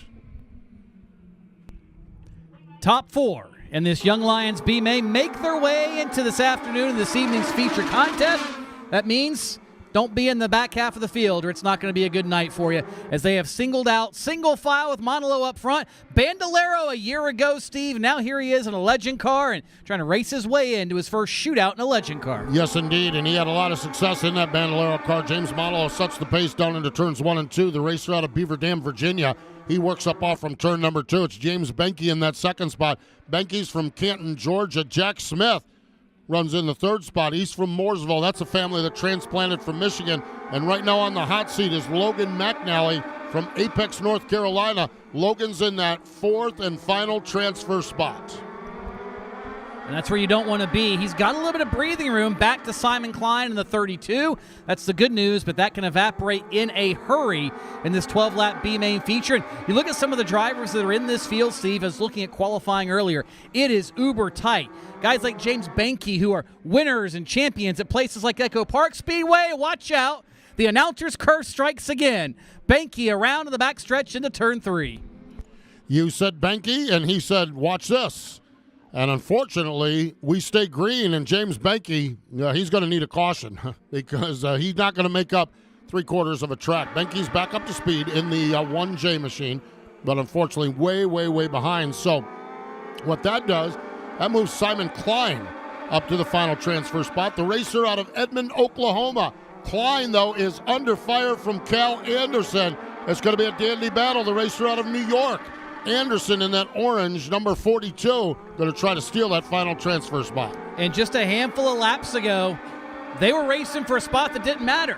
Benke's mistake have put the two of them in a spot where they have to pass one another or stay in front of one another. Take your pick. And now that race matters, and Simon Klein is racing for his proverbial life here in round number 1. The good news, he's only got 16 more corners to hold off Cal Anderson. The bad news, he's got to do it for 16 more corners. Yes, indeed. That's 4 laps for those of us mathematically challenged as Cal Anderson tries to close in on Simon Klein. Klein has that 4th and final transfer spot. Logan McNally is 3rd.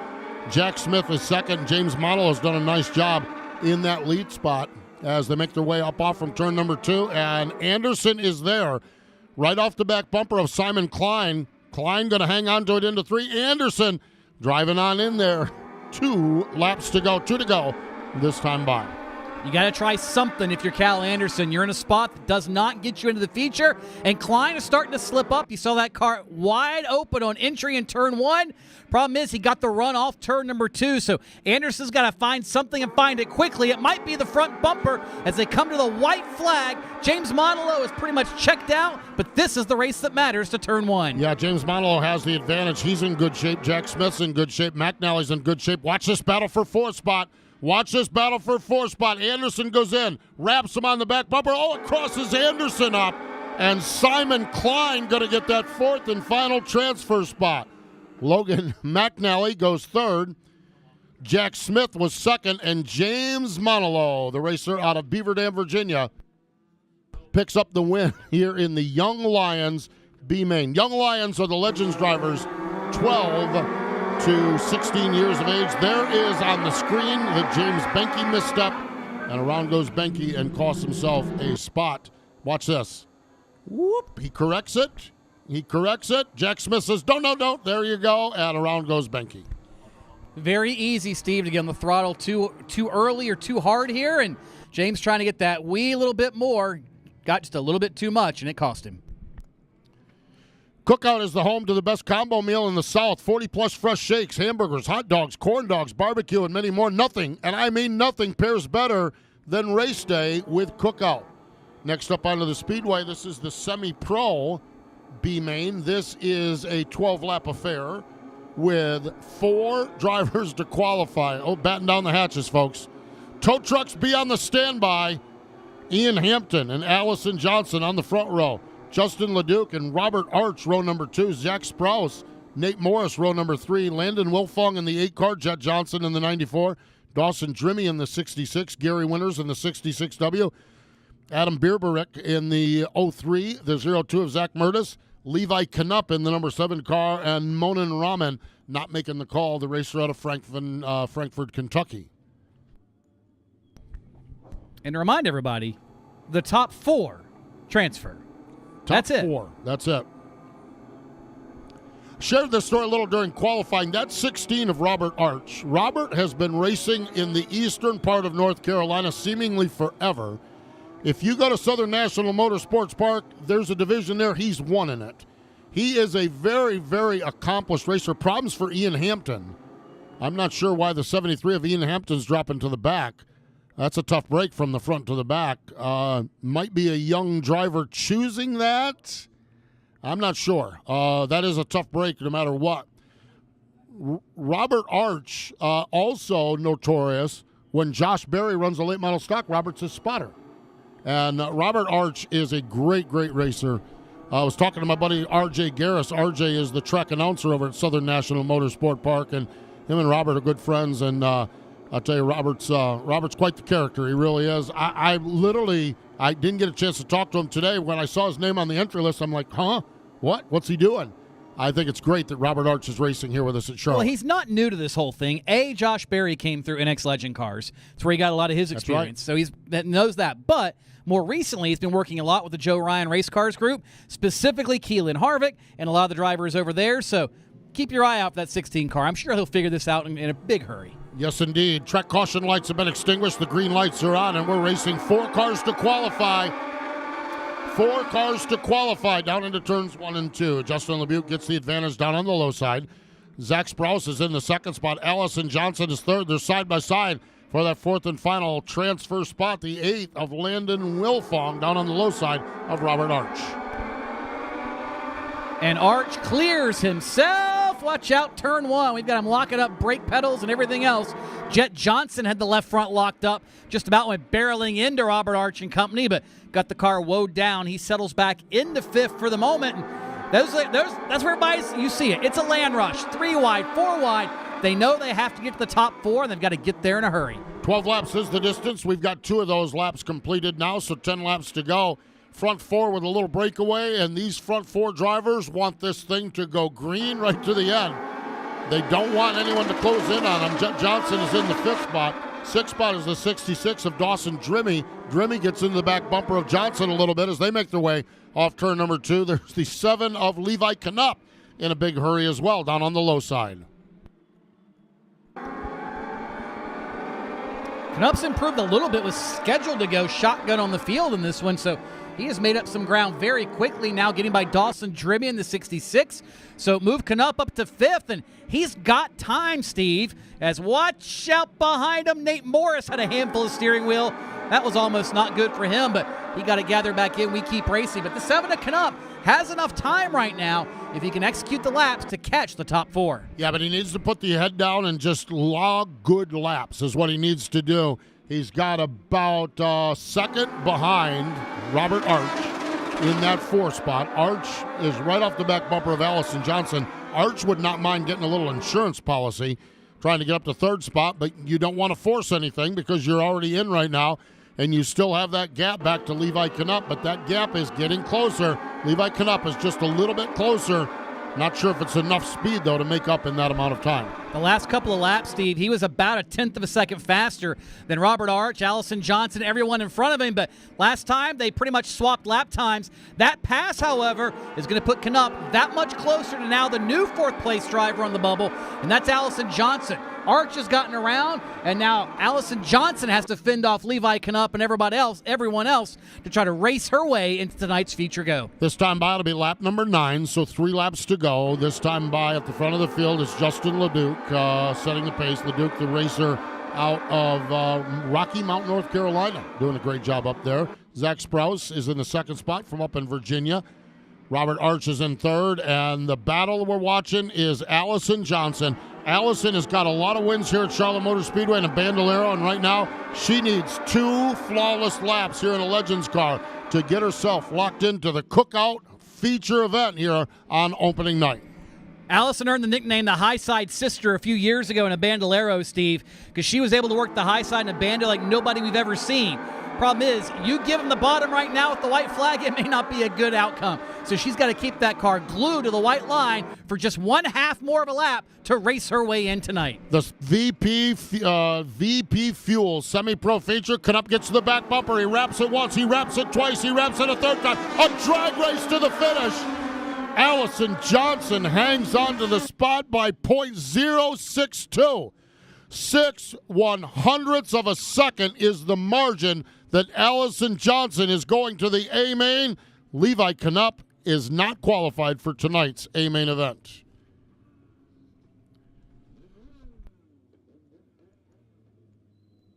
And that was just the B-Main for the drama. Oh, man, they are just mixing it up, that's for sure. And here's a replay on the big screen. Those of you watching at FloRacing, you can also see this. Well, I thought we were going to have something. That was a false alarm. I believe we're, is this the Bandolero, beginner Bandolero? Okay, the beginner Bandoleros, we split the field. The beginners are a non-points division. This is first year, maybe second year drivers. And so we split the field. So this is the B feature. And I don't believe this is a transferring feature. I think that this is a separate B feature for the beginner Bandoleros. If you're looking for some action, visit the NASCAR Hall of Fame in Charlotte to get behind the wheel of a realistic iRacing simulator or learn how fast-paced pit stops work with the Pit Crew Challenge. Check out the additional interactive features like the NASCAR Tracks exhibit that showcases tracks from across the country. From the legends who established the sport to the near heroes fighting for a spot in the record books, there's always something exciting to see at the NASCAR Hall of Fame. Book your visit to the NASCAR Hall today at NASCARHall.com. That's NASCARHall.com.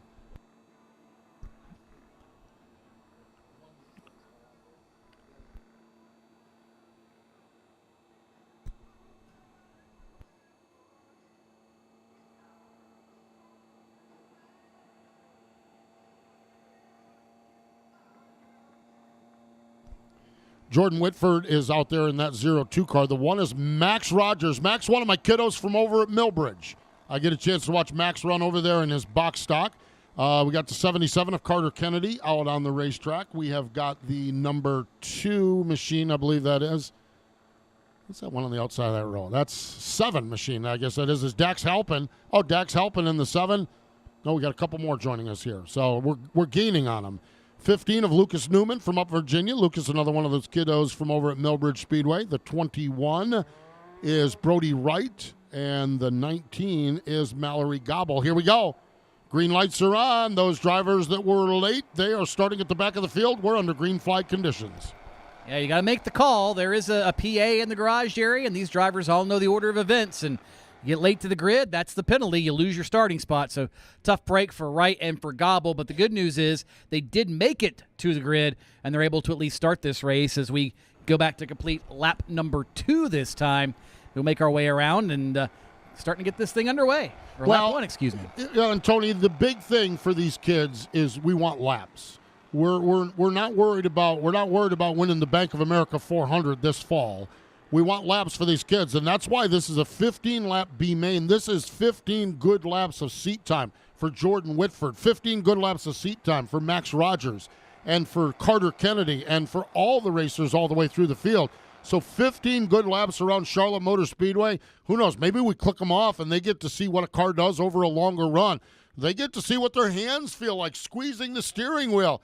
These are young racers, and this is great seat time and great experience here at Charlotte running here in the Summer Shootout. And not just that, Steve, but it builds confidence. I mean, again, this field was split based off qualifying speed, so this would have otherwise been the back half of a huge A-Main, and a lot of times as a youngster, when you're running back there, it's hard to gain confidence. You try to do things that maybe you shouldn't just to try to get further up. So now these drivers are racing at the front of this field, and they're gaining not only that experience, but lots of confidence to go, I can do this. I can fend off somebody for the lead. I can make a pass for the lead, whatever it is.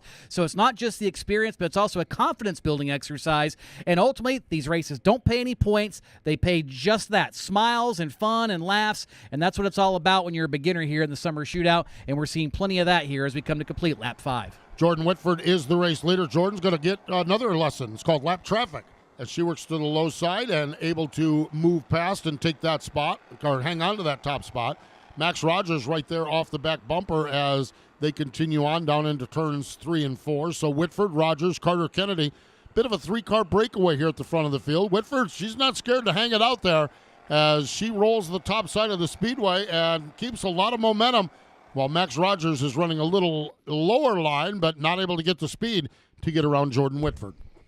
And the beginners here at Charlotte, they do have a restrictor plate on them, so they aren't going to be as fast as you'll see the Bandits or the Outlaws later, the more experienced drivers, if you will. But a lot of times you're experimenting with how much speed can I carry, and I think Jordan Whitford a lap ago or so did that experiment, doing it again through turns 1 and 2. Can I keep my foot to the floor and still make the corner?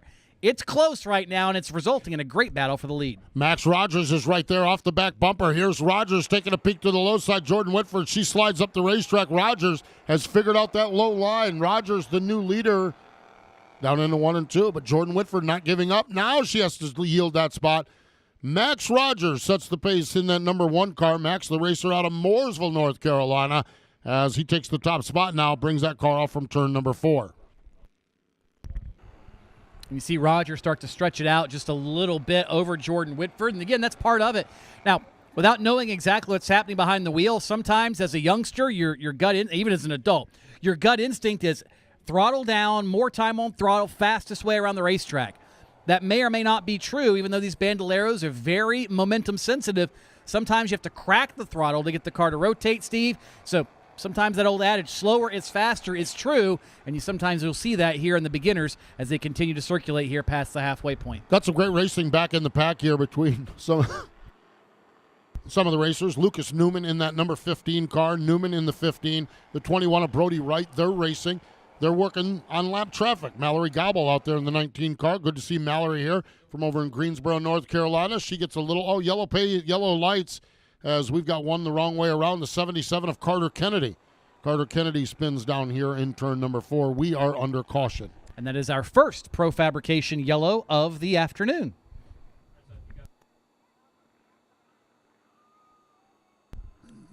All right. Oh, it's showtime down on the stage down there. Everyone having a good time. Oh, we got a special guest. Who's our special guest down on the stage? Who we have? Hi, Postman. So, joining me on stage is Ryan Preece. Ryan, these are for you, as customary for the tropical night. We're going to have Ryan play one of our favorite games of Who's Got It.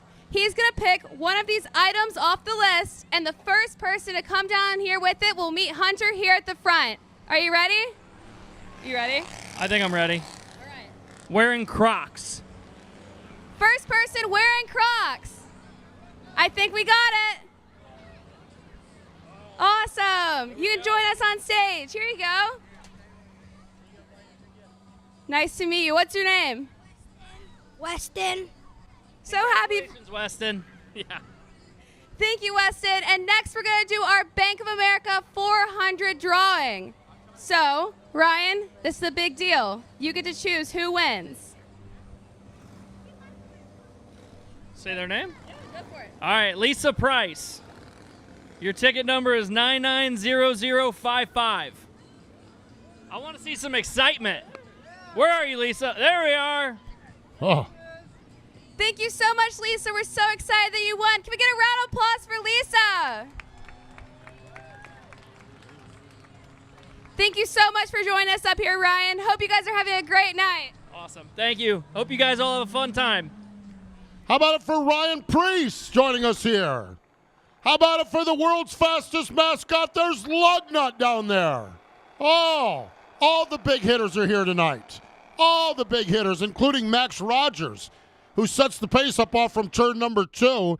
We are 11 laps deep into this 15-lap B-main.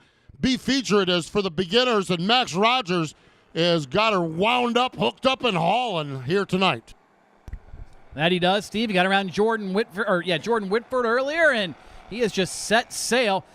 It's got to be exciting for these kids, though. I mean, you've got big-time drivers like Ryan Preece in attendance, and one of these drivers is going to get the first win of the Cookout Summer Shootout in front of a guy like Ryan Preece. I mean, how cool is that to go back and tell your buddies tomorrow morning? No doubt about it. Max Rogers could have bragging rights in school all week long. He's got 2 laps to do it in, though, as he takes that car off and turn it. I'm telling you, Jordan Whitford is not giving up on him, though. Jordan Whitford, she's like a pit bull on a $3 steak right now as she hangs on the back bumper. Max Rogers needs to be flawless because one misstep and Jordan Whitford's going to take home the prize. We got trouble in turn number 4 We got one the wrong way around.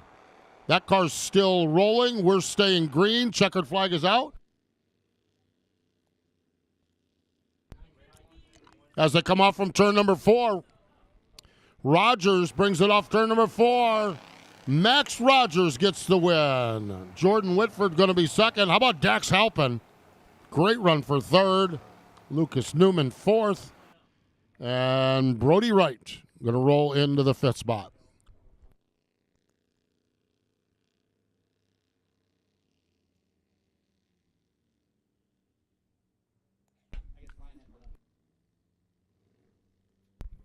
By the way, we talked about tomorrow night. We're right back here tomorrow night with Night of Games and Media Mayhem school bus race. Tomorrow night, yes, school bus. Lugnut, we have a school bus race tomorrow night. Are you kidding me? Lugnut loves school bus races. Oh, we got a school bus race tomorrow night. Next Tuesday night, June 16th, guess who's going to be here, Lugnut? Ricky Stenhouse Jr. is going to be here. Next Tuesday night. Oh, boy. Next Tuesday night. How about that? Oh, man, Lugnut, Ryan Priest, Ricky Stenhouse Jr., the big three right there. The big three right there. As an aside, did we get you in a school bus this year? No. Thank you, no. That'll be a hard no. I've seen school bus races way too many times. Which is why I think you'd be a great school bus racer. I don't need to tip a school bus over. And they've tipped school buses over here at Charlotte Motor Speedway before. So what you're telling me is next week might be, or tomorrow night I should say, might be insane with all the school buses. Yes, it might be. Next up boy. on the Speedway, the A feature for the beginners. 15 laps the distance. Wyatt Linker, Gio Androlini, Rob Brown, and Chandler Stanley in the 82. Rylan Cooper in the 202. Rylan Hoffaker, 75. Brody Salamito, Ella Logan, Ronnie Mason, and Ryder Stewart here in this one. 10 laps the distance as 15 laps the distance. 10 cars up off from turn number 2. The big guy, Wyatt Linker. He races on the dirt track at Millbridge in a box stock, and he races on the asphalt track in a Bandolero. And here he is off turn number 4, setting the pace on lap number 1. Linker's already stretched this thing out a good bit, Steve, about 5-6 car lengths at the outset of lap number 1. And again, this is the top half of the qualifying grid. These are the faster beginners. So some of them may have a few more laps in these cars than maybe some of the kids we saw earlier. Some may just have a heavier right foot, whatever the case is. But they're starting to mix it up already. This is back for about the 5th spot. So there's Ryan Hoffaker in the 75 trying to get a position. And a couple others starting to duke it out as they make their way through turns 1 and 2. Yeah, Gio Andreotti got a great run off of turn number 2. Is right on the back bumper of Wyatt Linker. One of the protocols of this division is if you win 3 times here in the summer shootout, 3 times in the summer shootout, you have to move up to your respective division. Whether it's the beginner, whether it's the Bandits, or whether it's the Outlaws, that it's an age-dependent groups. And so you win 3 times, you have to move on up. And we have got a great battle at the top of the field. Gio Andreotti goes to the low side. Oh, Wyatt Linker slams the door down into turn number 3. They both keep him wound up, and Linker hangs out of that top spot. Man, that was a move by both Anderlini and Linker. That could have gotten real ugly real quickly. Linker gave just enough room, and then Anderlini said, you know what, discretion may be the better part of valor in this one. Let me crack the throttle. We're less than 5 laps into this race. Problem is, when you crack the throttle, you lose a lot of real estate sometimes here at the quarter mile at Charlotte. So now Anderlini is going to have to reel Wyatt Linker back in one more time. Yeah, you talked about the restrictor plate on the engines, and that is momentum and tough to build it back up. And Anderlini has lost touch with Wyatt Linker. So Wyatt Linker is the leader. That's Gio Anderlini in the 2nd spot. There's Rob Brown all by himself in position number 3. That's a great battle for the 4th spot. Ryan Hoffinger and Chandler Stanley are mixing it up. Stanley has just taken position number 4. Stanley, the racer out of Rocky Mount, Virginia. Hoffinger is from Charlotte, North Carolina. They're mixing it up for position number 4, working their way into turn number 3. That's been a good fight the last handful of laps. Really, that's kind of the best in class, if you will. The top 2, top 3 have kind of checked out. Everyone else trying to race for 4th on back, and it's been fun to watch so far as we're closing in on the halfway mark of this one. You see the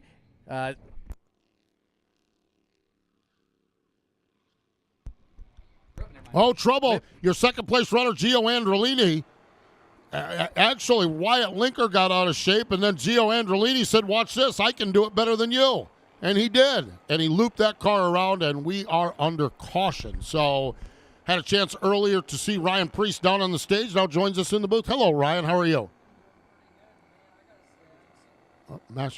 I guess it helps when you turn your switch on. What do you think? Yeah. Pretty cool stuff here at Charlotte, isn't it? Yeah, this is honestly so coming here with my family now and seeing all the families that are here, I'm going to probably start making this a regular thing. We'd love to have you out here, that's for sure. Ryan, kids programs. Simultaneously going on at your home track, one of your home tracks, Stafford, is the Wild Things program. Yep. We have all the kids over at Millbridge Racing. We have all the Bandoleros here.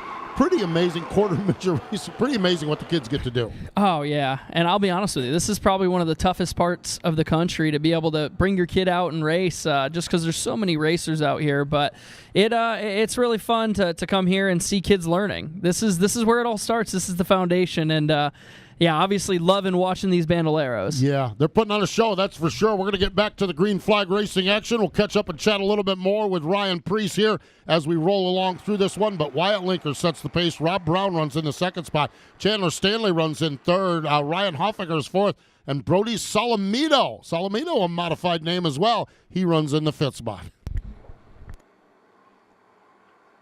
Watch out, turn number 3. We've got one around. That is the 15 yet again of Androlini. We talked about beginners learning things. Well, you can't get all the spots back in one corner, and sometimes it'll cost you. Androlini is rolling, which means we should stay green, and Androlini is going to go a lap down. And that's another thing you're to learn, Steve, if you're a beginner here.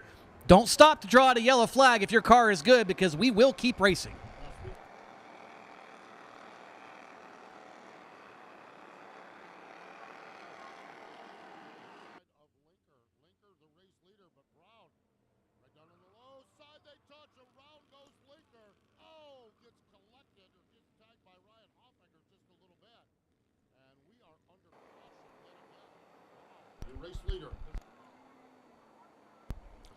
Race leader gets around Wyatt Linker. Of course, the Linker family over in Mount Pleasant, North Carolina. So, Ryan, down on the front stretch, you were able to give away some tickets.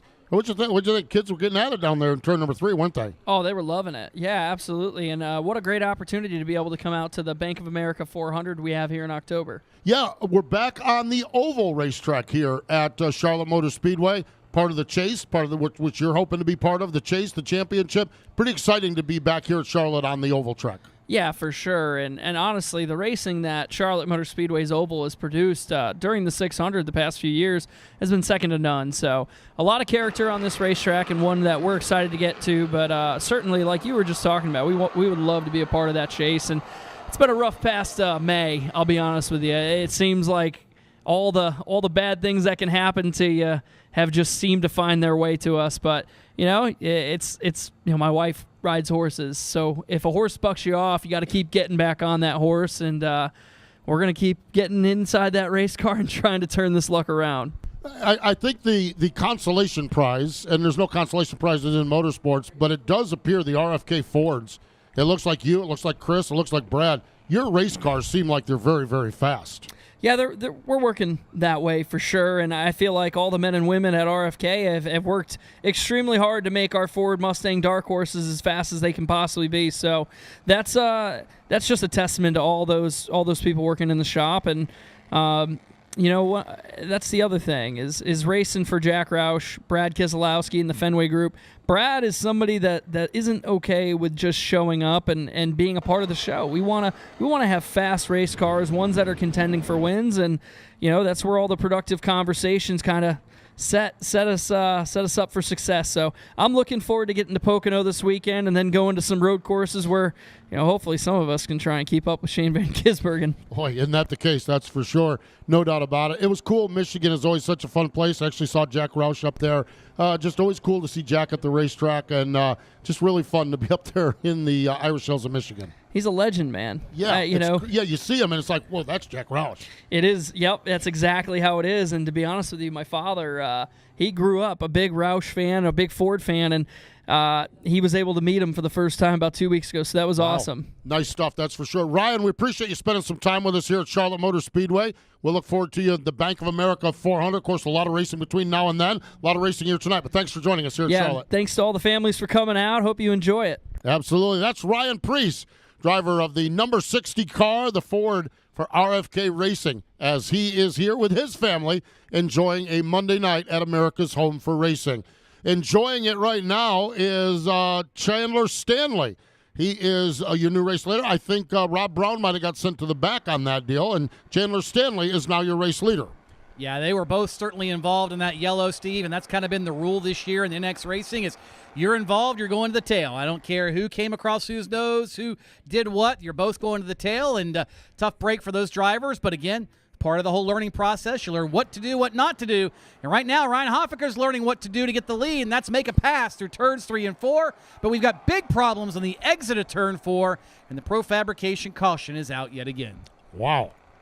Yellow flag is out here as a couple cars getting together down there in turn number 4. That is the 99 of Ella Logan and Ryder Stewart in the 11 car. All right. Directing your attention down to one of my favorite people on the planet. Grace is down there. Grace, what's going on? What are you young rascals up to down there? We're up to some fun stuff down here. I'm going to let Charlie tell us a little bit more about our next game.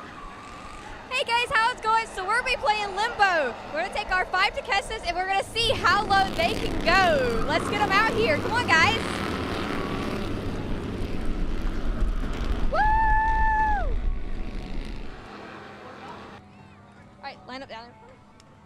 Woo! What up? Keep talking. All right, guys. Y'all excited? Yeah? All right. Who wants to go first? Who wants to start the line out? You all right? You want to go for it? Lead them out. Let's follow. Follow her. Come on, keep going. Oh, yeah. Here we go. That's good. That's what I like to see. All right. We're going to lower it down just a little more. Now come on back through. Come on. Yeah. All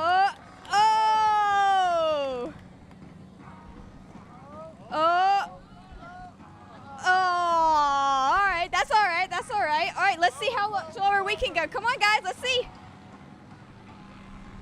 Nice. I like it. Oh, come on. Yeah, way to go. You want to try one more time? Yeah. All right, guys, that was awesome. I would like to see you. You get your prize right down here. All right, it's back to you, Postman. Oh, man. I'll tell you what. Lugnut's an old limbo player from way back. Lugnut loves the limbo here. Loves all the kiddos, that's for sure. Everyone's getting a high five here. Man, oh, man, this kid's coming up in the stands with a hot dog and French fries. Just keep right on coming. No, bring it up. The announcers here do take bribes, by the way.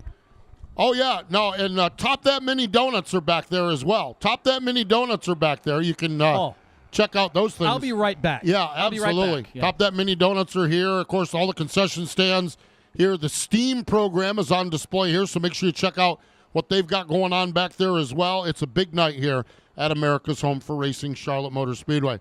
Let's see where we're at here. We've got 11 laps down of this 15-lap feature. Okay, the number 75 is the leader. That's Ryan Hoffaker. And we've got the number 82 of Chandler Stanley, the 99 of Brody Salamito, the 202 of Ryland Cooper, and the 5J of Ronnie Mason. Those are your front 5 with 4 laps to go.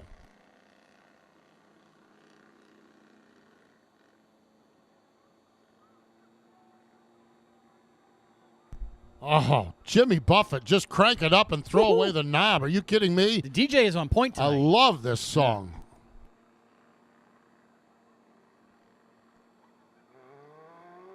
Track caution lights have been extinguished. The pace car scampers out of harm's way. Off turn number 4, here they come. Rylan Hoffaker brings them down. Green lights are on. It is a 1-mile sprint to the finish for Hoffaker. 4 laps to go as he hustles that car off turn number 2. Hoffaker in the lead, way behind him. They are starting to get after it big time. The 48 of Rob Brown making up a couple of spots in the back straightaway, trying to make up for that mistake from earlier, but here we go once again for the race lead. Chandler Stanley is there. He gets a great run out of the corner, but not sure if Chandler's backing off early getting into the turn or not quite sure how to handle that bottom lane, but he got a fantastic run a half a lap ago, and now Hoffaker is back up to about a 2-car length advantage. Hoffaker sets the pace off turn number 4. Nick Bubbles Bronson in the flag stand gives him the signal. 2 laps to go. 2 to go as they make their way down into turns 1 and 2. Hoffaker is the leader. Chandler Stanley is in the second spot. Third spot is Brody Salamito as they make their way into turn number 3. And barring a major mistake, it may end up finishing that way because they are already pretty well spread out on the exit of turn 4. They will see the white flag in Bubbles Bronson's hand. 1 car sideways in turns 3 and 4.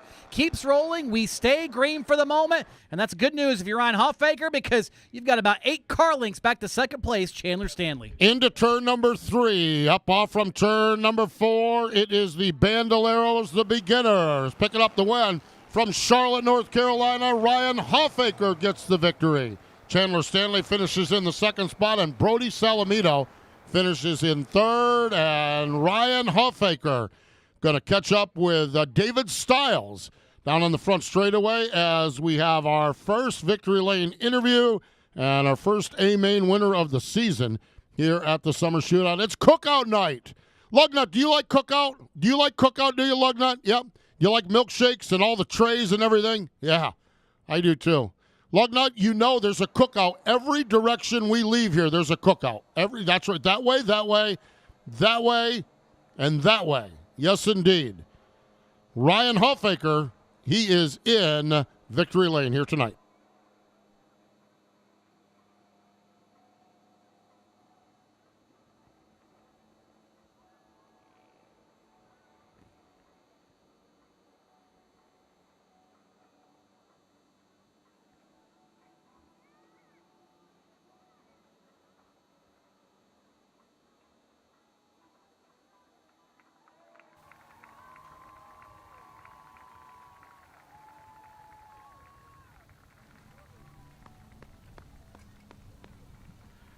Ryan Hoffaker getting out of this black and red 75 machine, native from Charlotte, North Carolina. How does it feel to be the first winner tonight for the 33rd Cookout Summer Shootout here at Charlotte Motor Speedway? Oh, man, I don't know. It's so great. It took a lot to be here tonight. I just can't thank Levi, my mom and dad enough for this. Yeah, it's just great. I can't believe we won. Yeah, you started in the 6th position. You're able to hold off Chandler Staley there at the end. What was that battle like? I don't know. I think it was just about how corner entry works or how to get in the corner fast enough to keep him behind me and just get a good exit off the corner. That's Ryan Hoffaker, your first feature winner here tonight at Summer Shootout.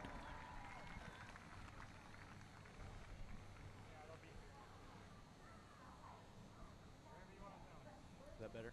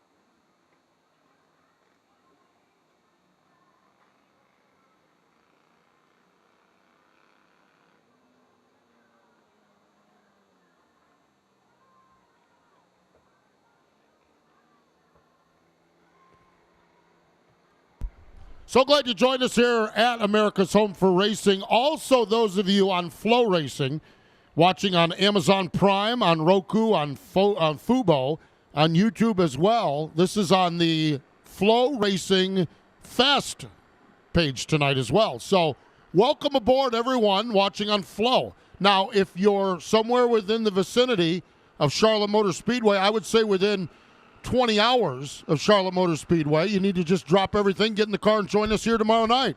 I think 21 great on even. Flo. 21 you can even make it. 21 you can even make it. It's great on Flo, but it's better in person.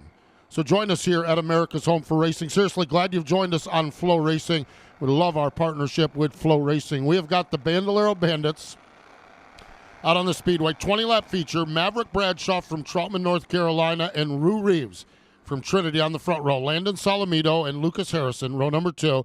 Josh Penn Jr. and Taylor Monroe. Camden Powers, Braden Eichler, Tinsley Myers and Anthony Padula. Charlie Evans, Lincoln Balcom, Jacob Peterson, Michael Schrantz, Malcolm Macias, Kip Knaus, Brooke Mayer, and Carter Clapp into turn number 3. Off turn number 4. Green lights are on.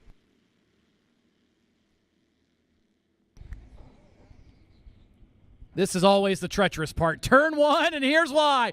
3 wide, 4 wide, they're almost 5 wide into turn number 3 for a moment. Meanwhile, for the race lead, they're side by side. Rue Reeves trying to shake it up front. We've got him scattered everywhere in turn 4. For the moment, we stay green because most of those cars are rolling. Josh Penn, the first car that goes around, and the car that goes around, that's 16 car. Oh, we got him around in turn number 2 now. Mercifully, we're throwing the caution. My gosh, Lugnut, did you ever see such a mess? I've never seen such a thing. Oh, can't even watch it. Josh Penn in that 16 car. I'm telling you, and Eichler got into trouble in turn number 2. But he came up the gut on the backstretch. I thought he was going to take it all the way to S&D Coffee in Concord the way he was going into turn number 3. He was rolling in that 15 car. He looked like me when I roll into the Cookout drive-thru. Oh, yeah, absolutely. It's Cookout night here at the Speedway. So glad you joined us here at Charlotte Motor Speedway. A lot of people have got those cookout towels, those cookout blankets, if you will. People down here with some of those waffle fries, yeah. Got waffle fries down here. I'm looking down. I'm sneaking over your shoulder. Well, I'm sneaking a peek. I'd rather be sneaking a handful. Got some nachos down here with cheese and jalapenos. My gosh. You guys are just living right here tonight at the Speedway. You're in mid-season form here on opening night.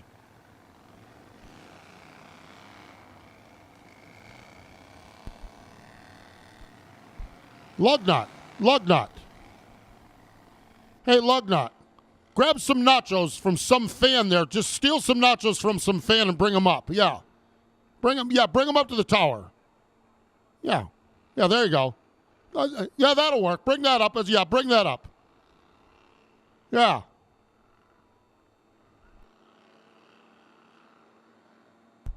Rue Reeves, speaking of Cookout, that 40 on that car is for the number of shakes from Cookout. He sets the pace. Lucas Harrison from Columbia, Tennessee is second as we get set to go back. That was a little chaotic there on lap number 1, to say the least. There he is. There's Lugnut. You're on the big screen.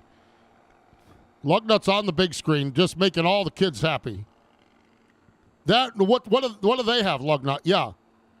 No, okay, no.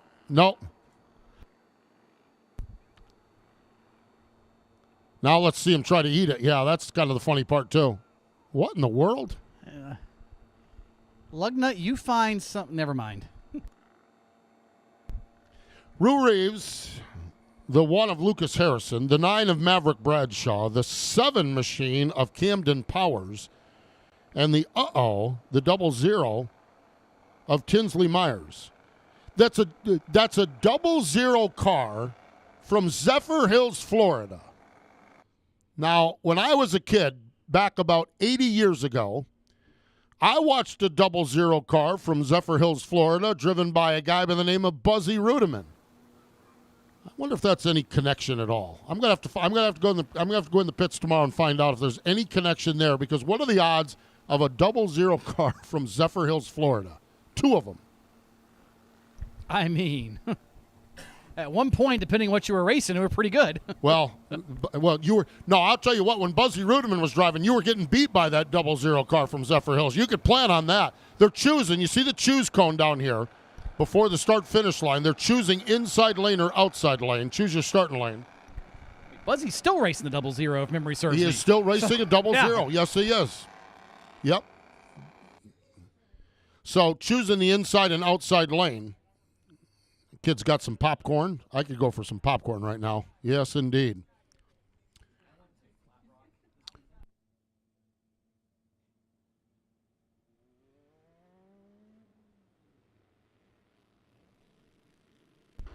Rue Reeves, he's got Maverick Bradshaw to his right elbow. No. That was a little messy. Bubbles Bronson has a keen eye for good starts. He's got nice hair. I don't know. He's let his hair grow out this year, too. So he's got a keen eye and nice hair. And he did not like the looks of that start. And so we're going to try it all over again. The restart zone has moved here from last year. If you've been with us, it's down between turns 3 and 4 now, or turn 4, but closer to turn 3. Here they are, gassing it up. That one looked a little bit better. Green lights are on. Well, we got them mixed up for the second row, but we're all green. And we're all hustling those cars into turns 1 and 2. Yeah, the restart zone has been significantly narrowed and moved back. The theory is, Steve, you get in the gas earlier, they're more spread out by the time they get to turn 1. We're less likely to have those huge turn 1 pileups we've seen in years prior. So we'll find out how that plays out over the course of the summer. But through a lot of the national events the last year or so, that theory has seemed to work out. So that's why the change was made this year. And Rue Reeves doesn't care right now. All he cares about is he's the leader. He gets the jump on the restart, and he's out front ahead of Maverick Bradshaw right now. Rue Reeves is the leader. Maverick Bradshaw runs in the second spot. Third spot is Lucas Harrison, a 3-car breakaway at the front of the field on this one. Back in the fourth spot is Tinsley Meyer, Taylon Monroe, and Camden Powers having a good battle there for position 4, 5, and 6. Right behind him is Padula as well. He's keeping an eye on the battle. So great racing all the way around the Speedway, but they're all chasing Rue Reeves down across the stripe to complete lap number 4. And I will say, Rue has become a very good little race car driver, Steve. We first started to see Rue here back, seems like just last year, but it's been a few years ago now. We were running the road course for Winter Heat, and he'd come out and have some victories and have some good runs, and we start to see him in a beginner Bandolero, and then now we're starting to see him in the Bandits, and when he unloads, that 40 car is good. He is just as fast as his brother Max, who is now running for Joe Gibbs Racing and running the Arca Menard Series, and watch out for Rue. He'll be the next one in that family because he is just setting him ablaze right now as we work off turn 4 here at Charlotte. Yeah, Rue Reeves having a really nice run, but right stride for stride is Maverick Bradshaw. Maverick Bradshaw down into turns 1 and 2, right off the back bumper there. Now, Reeves got a good run off from turn number 2 that last time, and Bradshaw gave up about 3 car lengths. Bradshaw runs in the second spot. Yellow flag, we got one the wrong way around at turn number 2, the 99 machine, I believe that is. It is Carter Clapp from Greenville, Indiana. Carter Clapp from Greenville, Indiana.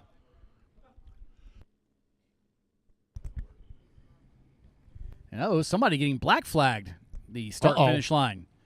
That tells me we may have figured out what happened in turn 2. Just a guess. Bubbles Bronson not taking any guff from anybody.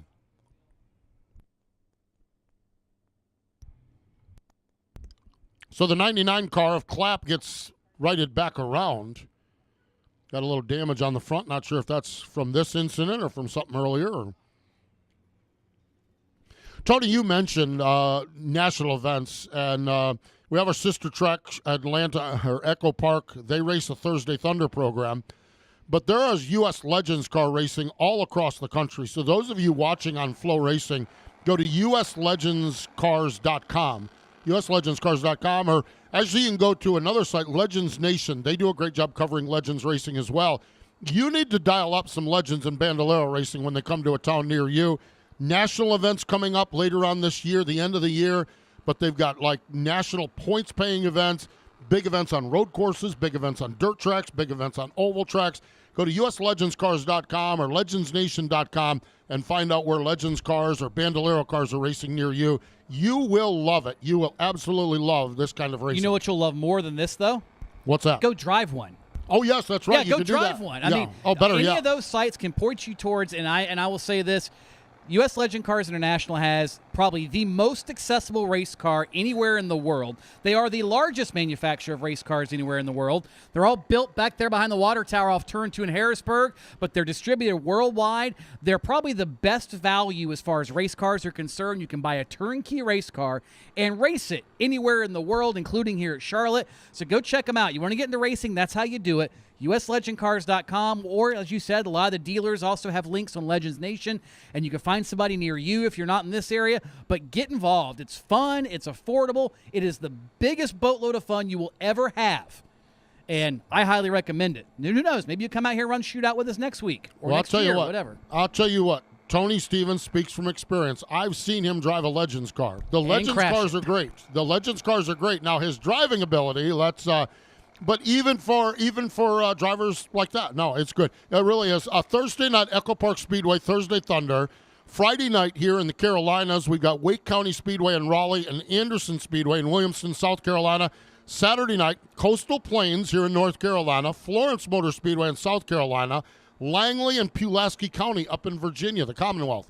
So lots of places where Legends cars are racing. Right here at Charlotte Motor Speedway, 6 laps have been completed, 14 laps to go. Rue Reeves gassing it up. We're back to green flag racing action down into turns 1 and 2.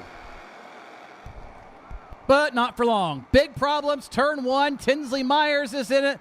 The one at Harrison caught a piece of that one, and we've got barrels flying everywhere over there in turn number 1. Miraculously, only 2 cars really involved, and they are pulling away from the scene of the crime.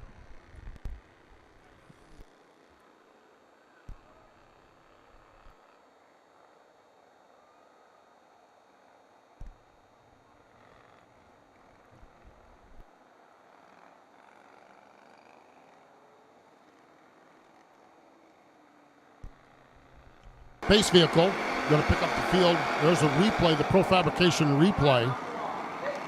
Man, they got all together down there. Barrels were flying, cars were flying.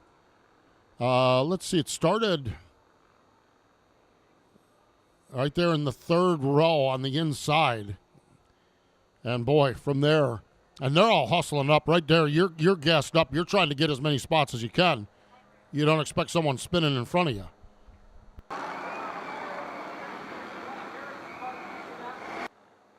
Hi everyone, we're back down here with another fun game. This time we're here with Hunter. He's going to tell us about our game tonight.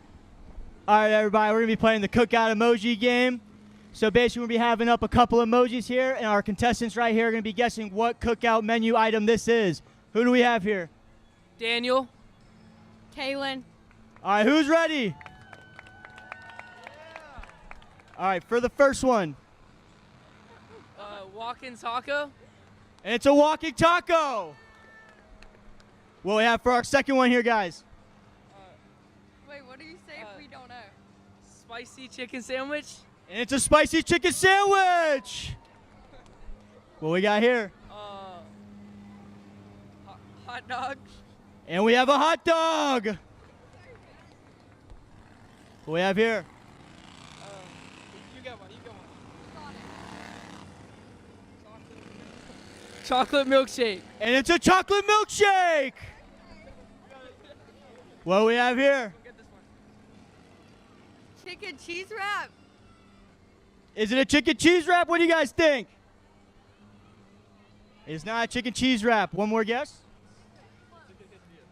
Chicken cheese quesadilla. And it's a chicken and cheese quesadilla. What do we have here, everybody? Corn dog. And it's a corn dog. Onion ring. And it's an onion ring. Hush puppies. And it's a hush puppy. Everyone give them a round of applause for this game.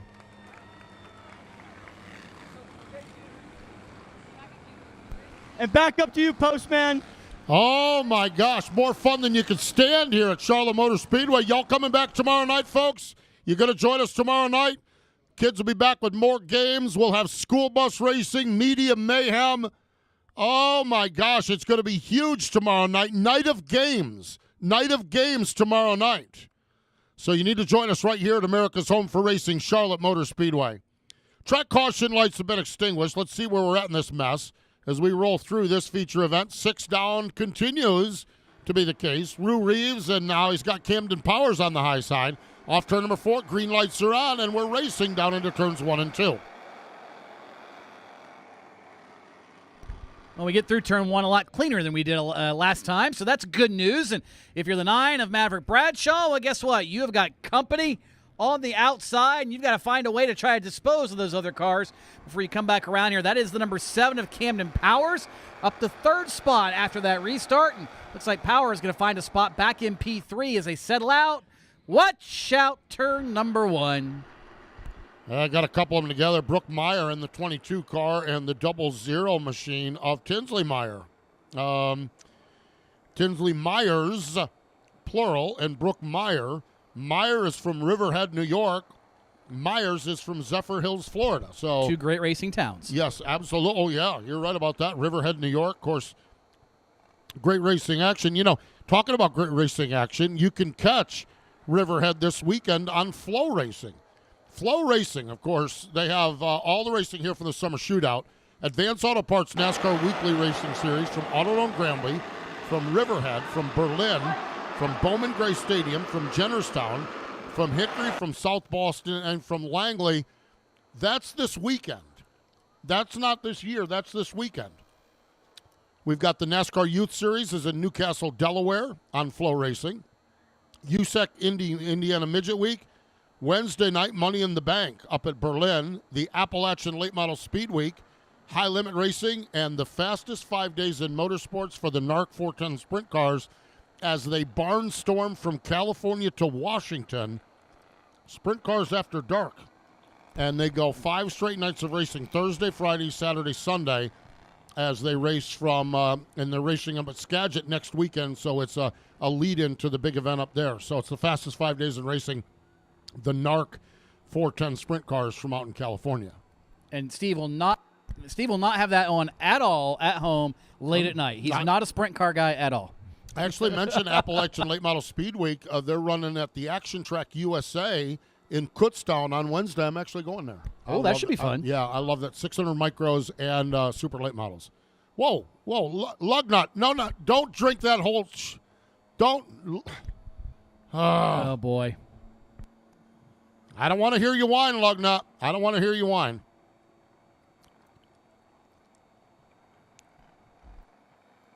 Working on the front end of that number 22 machine of Brooke Meyer. Oh, he's taking the mallet to it. Look at that. We're not fine-tuning. We're just trying to get that wheel pointed in one direction. Gave it the old sledgehammer shot.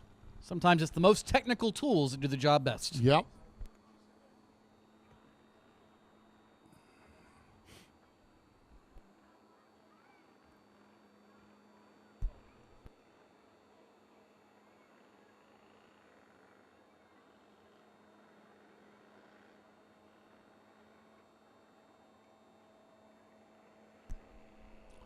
Now, another thing we like to encourage folks to do is go support your local racetracks. Folks, we've got a week of racing here in this area. We're here tonight. We're here tomorrow night. Wednesday night, Millbridge Speedway races. Thursday night, Cherokee Speedway races, a 5-division show. Friday night, Carolina Speedway races in Gastonia. Saturday, East Lincoln, Lancaster, Cherokee is back. Hickory, Bowman Gray, Caraway, Millbridge, all racing on Saturday nights. Just go to a racetrack. Go to all the racetracks. Support all the local racetracks. We encourage you. We want you to be here every time we open the gates here at Charlotte Motor Speedway, but we encourage you to support all of our neighboring racetracks. And it's a big, big week of racing here in the area. Oh. You can go straight from now through Saturday every night and catch a race. And really, Cherokee's probably the furthest you will drive, and that's probably an hour southeast down 85 of Charlotte, depending on the construction, of course. You know, I got to give props to everybody in this region, Steve, and a lot of it started 30-some years ago when they said, you can't race on a Tuesday night in Charlotte. Yep. Well, here we are 30-some years later, and a lot of the regional promoters have picked up on that finally, and they're starting to race different nights of the week, and I love it because this is the perfect time of year to do it. Let's go to a racetrack 6, 7, 8, 9, 10 nights a week or something like that. It's great. I love it. Really, truly is. That is for sure. All right, we're up to 7. So it's taking us about 15 minutes to get lap 7 done. We're going to be a lot better going forward. I'm confident of that. Rue Reeves gasses it up on the low side. He's got the number 16T of Taylor Monroe on the high side. Down into turns 1 and 2. Maverick Bradshaw trying to wrestle that second spot away. Oh, we got another one. Kip Knaus goes around. And bless his heart, the 00 machine of Tinsley Myers goes around as well. We stay green, though. Those cars get rolling, Steve, and we will, as you said, stay green. You mentioned 7 laps seems to have taken an eternity. Well, all of these races do have a time limit attached to them. And, well, we may see it in this one because we've got another one around in turn number 2. And that'll slow us yet again with a pro fabrication caution. Charlie Evans around. But as we were saying, these races all have time limits attached to them. Once we have reached the time limit, you will see the bright fluorescent pink flag in the hands of Bubbles Bronson. And once that flag has been displayed, the next flag, be it a yellow or a checker, will end that particular race.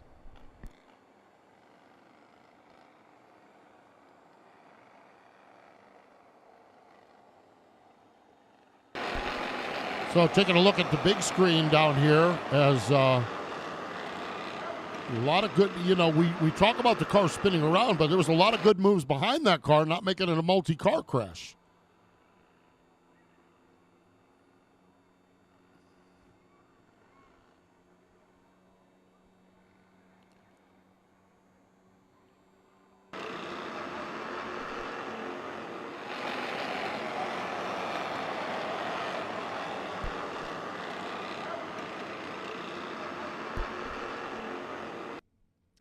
So, Rue Reeves continues to be the leader in that 40 car. Maverick Bradshaw is the second place driver. Tayton Monroe. Tayton's from Star, Idaho. How about that? He probably had to leave Saturday or Sunday to get here, if not a little bit sooner than that. Camden Powers from Hernando, Florida. Next in line. Then we've got the number 16B of Lincoln Balcom from Charlotte. Michael Schranz, look at the run he has. Michael Schranz is a great example, Tony. We have talked about it when we had the B-mains out here. Michael Schranz in that 23 car was a regular in our B-main events. In the beginner division. In the beginner division. 15 laps here, 12 laps here, 10 laps here, 15 laps here. Michael Schranz is running in the 8th spot right now here in the Bandits division. Not the beginners, the Bandits division. So Michael Schranz doing a great job in that number 23, just learning his craft, learning his skill, and getting better and better each time he rolls out here at Charlotte Motor Speedway. And that's everything that it's all about, Steve. And you progress up the ranks, and next thing you know, you become a big-time Cup Series star like, well, so many people have when they've raced here at the Cookout Summer Shootout. So you never know. That's the other cool part about this. You never know who some of these kids are going to become. There's guys racing on Sunday now that feels like just 5 years ago we're out here in a Bandolero. All right, I want to tell you a story. We got 1 lap to go. We're going to choose here. I'm at the Indy Next race in St. Pete, down there for the truck race. And there is a kid there, Johnson, not Dakota. I'm like, I've got brain fade on the first name. I'm like, that name sounds familiar. That name sounds familiar. He won on a restart the Indy Next race. That's the next tier below IndyCar. He got into victory lane and said Ron Hornaday taught him how to do that at the Summer Shootout. IndyCar racers learning how to do things here at Charlotte Motor Speedway. Of course, the NASCAR drivers, most of them come through here, that's for sure. Yeah. Nikita Johnson. Good call on that. Track caution lights are out, the green lights are on, and we are racing. 8 laps have been completed. The one constant has been Rue Reeves at the front of the field, and he hangs onto that spot as he makes his way now into turn number 3. And he looks in the mirror. He will see, well, side by side briefly for the second spot. And Reeves, he loves to see that. Looks behind him, and guess what? The more they race side by side, the more ground he can stretch out on him. As Bradshaw and the 7 of Camden Powers continue to duke it out, now finally Bradshaw able to take the spot, and it is single file through most of this field. Hopefully they can get a few laps in behind Rue Reeves, but they're race car drivers, Steve. They don't do that. They want to try to pass the guy in front of them. Halfway down, halfway to go. 10 laps have been completed, 10 laps remain. Rue Reeves is the race leader. Maverick Bradshaw, Camden Powers, Taylor Monroe, and Landon Solomito runs in the 5th spot. Running in 6th spot is Lincoln Balcom. Josh Penn having a nice recovery. He had a couple spins earlier on. As you see on the flag stand, the pink flag is out. The next flag ends the race. This is the time limit flag. The next flag ends the race. Let's hope it's in 8 laps, the checkered flag. But if the caution does come out, we are done racing. So we have reached the time limit here of the Bandolero Bandits. Next flag ends this one. I mean, every racer saw that. Oh, watch out, turn 2. Camden powers around, backs it up against the outside wall. For the moment, we are still green. We'll see if Powers can get that car righted in a hurry and keep rolling. Looks like Camden will. That's good news for everybody else. And if you're Rue Reeves, you'd have been just as happy to have this race end like that, because now Rue Reeves has to fend off the 9 of Maverick Bradshaw. And Maverick Bradshaw's got a newfound speed, a newfound life in that number 9 car. Takes a peek to the low side. Here they are off turn number 4. They are side by side down across the stripe. 14 laps have been completed, 6 laps to go. Michael Schrantz the wrong way around. In turn number 2, this could be a race for it all on this lap, as we've got cars spinning frequently here, and Maverick Bradshaw takes the top spot.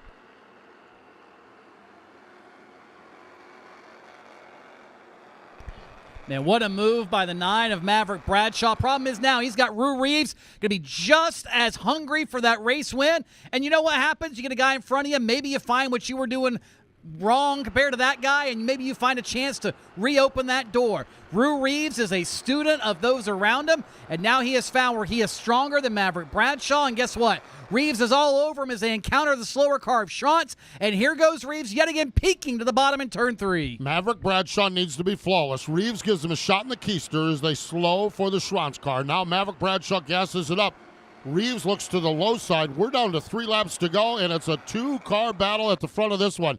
Maverick Bradshaw, and we've got 1 car stopped in the middle of the backstretch, and we'll keep an eye on the flag stand. They're racing, and the yellow flag is out. The yellow flag is out. Yellow checker. Man, oh man, and Maverick Bradshaw going to get the win. Wow. Rue Reeves may have had a shot, but Yeah. it's foiled by the yellow flag, and unfortunately, that's how the cookie crumbles sometimes. And Maverick Bradshaw will be the driver, chatting with David Stiles in round number 1, Victory Lane, here for the Cookout Summer Shootout.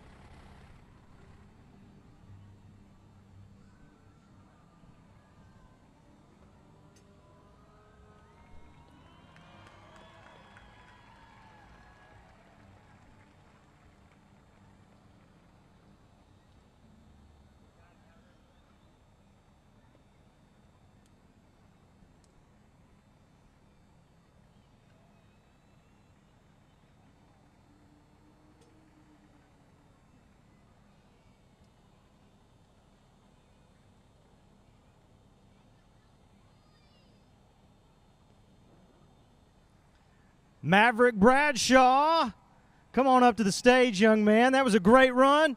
Took you a few laps to get to the lead, but once you got there, you were able to handle it. How does that feel being our second feature winner here tonight at Cookout's Summer Shootout? It feels amazing. That's awesome. What were you feeling when you're having to hold off that guy in second place there? I just kept my line and be fast, and when he was on my inside, I just crossed him over, and the yellow came out, and I won the race. That was an awesome bow. What does this mean for you here as you win this one? How excited are you? I'm really excited. This is my dream to win here. That's your second feature winner, Maverick Bradshaw. Let's hear it for him, folks.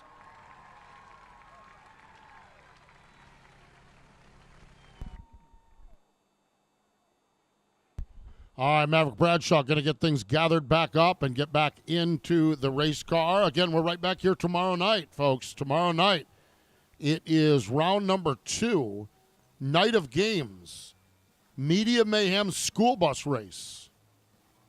Boy, I'm telling you what, it is going to be absolutely great. If you bring Blue Cross Blue Shield of North Carolina Drive Out Hunger canned food donation, bring a donation of food, you get $2 off your ticket tomorrow night. How about that? $2 off your ticket with a canned food donation tomorrow night. Absolutely loved hearing that. Track caution lights are on all around the Speedway as we get set for the Bandolero Outlaw feature. That rolls onto the Speedway.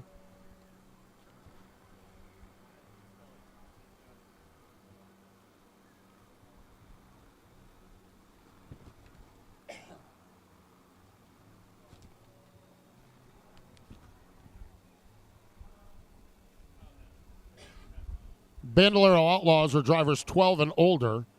Carson Sherman, 25 starts this season, 21 wins. He's in that number 9 car on the outside. Carson Cobble in the 37. Josh Davenport in the 30. Jackson Jones in the 54.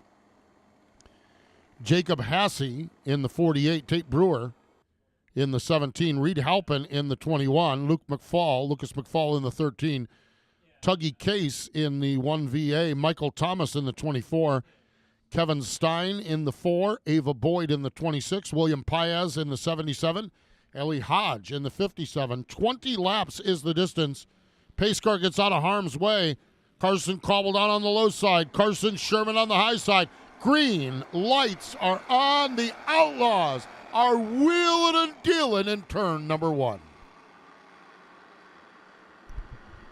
Man, we got through turns 1 and 2 relatively cleanly. And again, these are the older kids, Steve, as you said, the 12 and up brigade in the Bandoleros compared to the 7 to 11 group. And they've been around for quite a while. I have many of them. I feel like there's names we've been calling for half a century or half a decade or more. Whoa. And Carson Sherman, Carson Cobble, those are a couple of them. As guess what? That experience has them out front. And Carson Sherman, just like he's done in years prior, trying to chase down a national championship.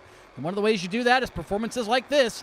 You get out and you lead races and you win them at races like the Cookout Summer Shootout. Yeah, Carson Sherman's been money this year. He really has. We talk about 21 wins in 25 races. That's an 84% win rate. That's a pretty good percentage. That gets you in the Hall of Fame in baseball and gets you a lot of accolades here in Legends and Bandolero racing as he sets the pace, and he stepped out on this one. Carson Cobble runs in second. Josh Davenport runs in the 3rd spot. Jackson Jones runs in the 4th spot, and Jacob Hassey runs in 5th. A little bit further behind them, there's a fight. There's Tuggy Case in the yellow car. That is the number 1, back for about position 7 and 8, racing along with Reed Halpin. And also in that group, problems for Josh Davenport just ahead of them. Green car pulled straight off in turn 3. Don't know what happened, but, well, I know what happened here. We spun a couple of them out. Reed Halpin is around. Looks like the 4 of Steen is around, and that will bring out the first pro fabrication caution of this outlaw feature.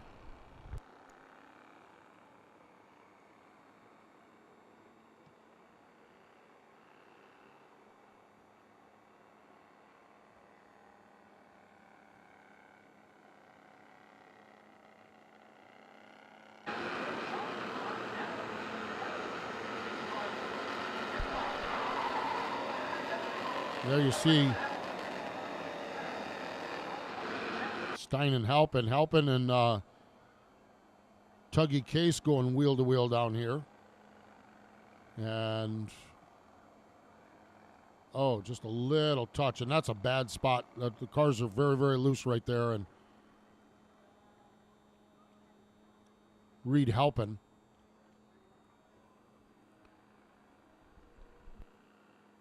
Kevin Stein comes around and gets into it. So tough break. Tomorrow night, night of games, Media Mayhem school bus race.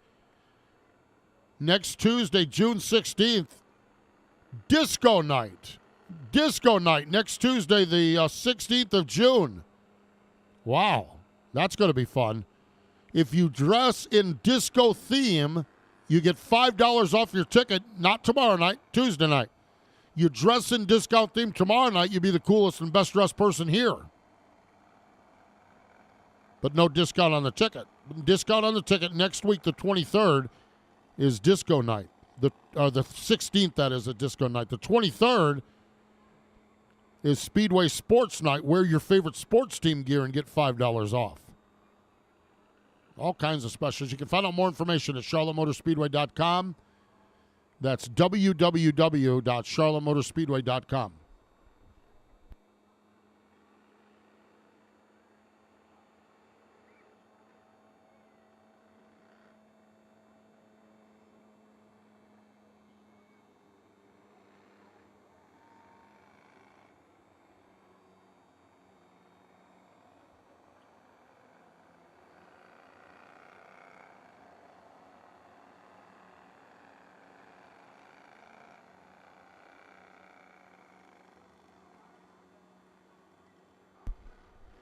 So, looks like the choose happened, and everyone chose the high side with the exception of one driver. How about that?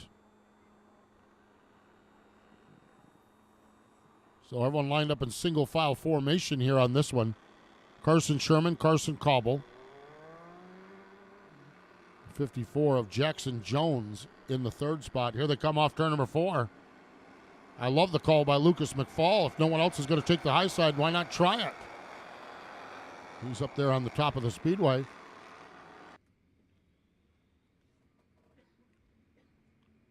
As you see, McFall was at the back of the field, and he took the choose, and he dropped in line in the 4th spot. That's a pretty good gamble paying off there for Lucas McFall. Carson Sherman sets the pace. Carson Cobble runs in the 2nd spot. 3rd spot is Jackson Jones.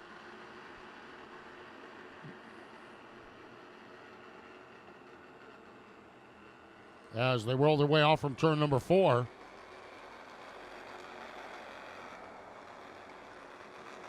Settling in really, really nicely, are they now? And this has kind of been the trademark of the Outlaws for the last year or so, Steve.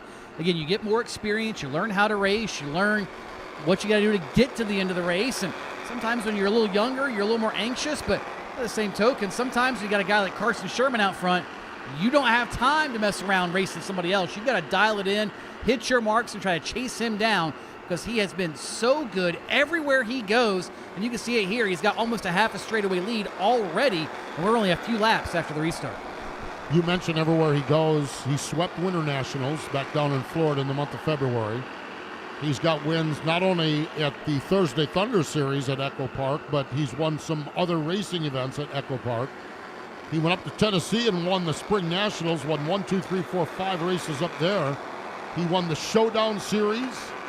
He has just been an absolute man. He won a winter heat event on the road course here at Charlotte Motor Speedway. So, and here he is at Summer Shootout, and he stepped out on this one quite handily with a 1.366 second advantage here on this field.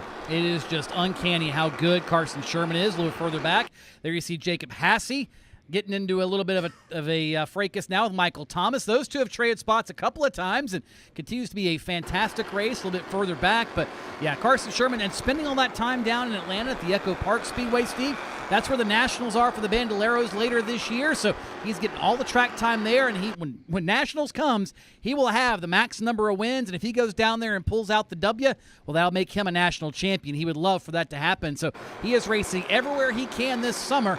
And if you're a competitor of Carson Sherman, that is probably bad news because it means you could be racing for second. Yeah, he is that good. He really, truly is. As we roll along through this one now, 14 laps down, as Carson Sherman brings it off from turn number 4. Little lap traffic ahead. Sherman is the race leader. Carson Cobble is second. Jackson Jones runs in the 3rd spot. Tate Brewer runs 4th. And the 13 of McFall, I don't think McFall's transponder is picking up. It's delayed, or maybe he's a lap or 2 down, but he's in the 13 car. They're saying Hasse runs in the 5th spot. We'll let scoring figure that mess out. Yeah, they get paid the big bucks to worry about that. And you know what? That's perfectly fine. As we got one off in the grass over in turn 4, still rolling.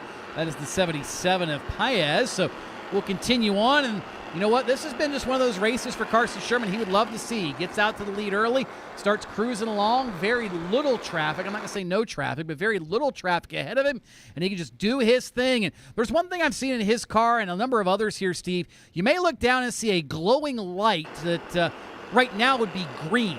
And that is the new product from Raceiver that's ultimately designed to be, I forget the name of it, of course, put me on the spot, but ultimately that light illuminates with track conditions, and they can control it from the tower. It's a safety measure. It's been required for Summer Shootout this year for the first time, and that Lightseaver, as it's called, is another innovation in safety that folks at Raceiver have come up with. And as usual, we tend to kind of integrate those at things like the Summer Shootout, and they become big trends as far as the rest of the racing world is concerned a couple of years later. So spot on move by everybody involved to get the Lightseaver in these cars, as it's now a required part here at the Cookout Summer Shootout. White flag is out. One more trip around the speedway for Carson Sherman as he sets the pace down into turn number 1. Up off from turn number 2. Sherman all by himself. 2.6 second advantage that last time by into turn number 3. No need to force it. No need to hustle it. Carson Sherman, hand fist bumping out the window. Sherman gets the win. Carson Cobble is second. Jackson Jones is third. Tate Brewer is fourth. And Jacob Hasse looks like your top 5. And Carson Sherman going to continue his winning ways as he picks up round number 1 here of the Cookout Summer Shootout. It's Cookout night here at America's Home for Racing.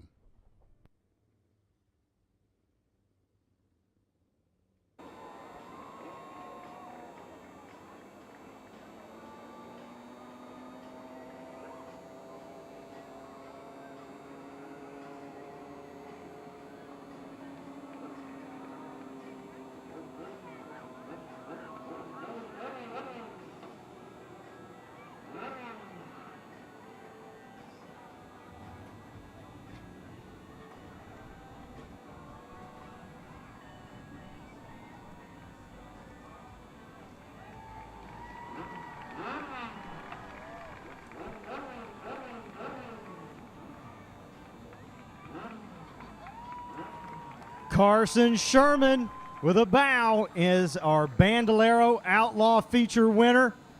As we wait for him to come up here on the Cookout stage as he exits from this white and blue number 9, as he's our 3rd feature winner of the night here in round 1 of opening night for Cookout Summer Shootout at Charlotte Motor Speedway. And Carson, it was a great run. You started there in the second row, in the second position, first row, second position, able to get the W.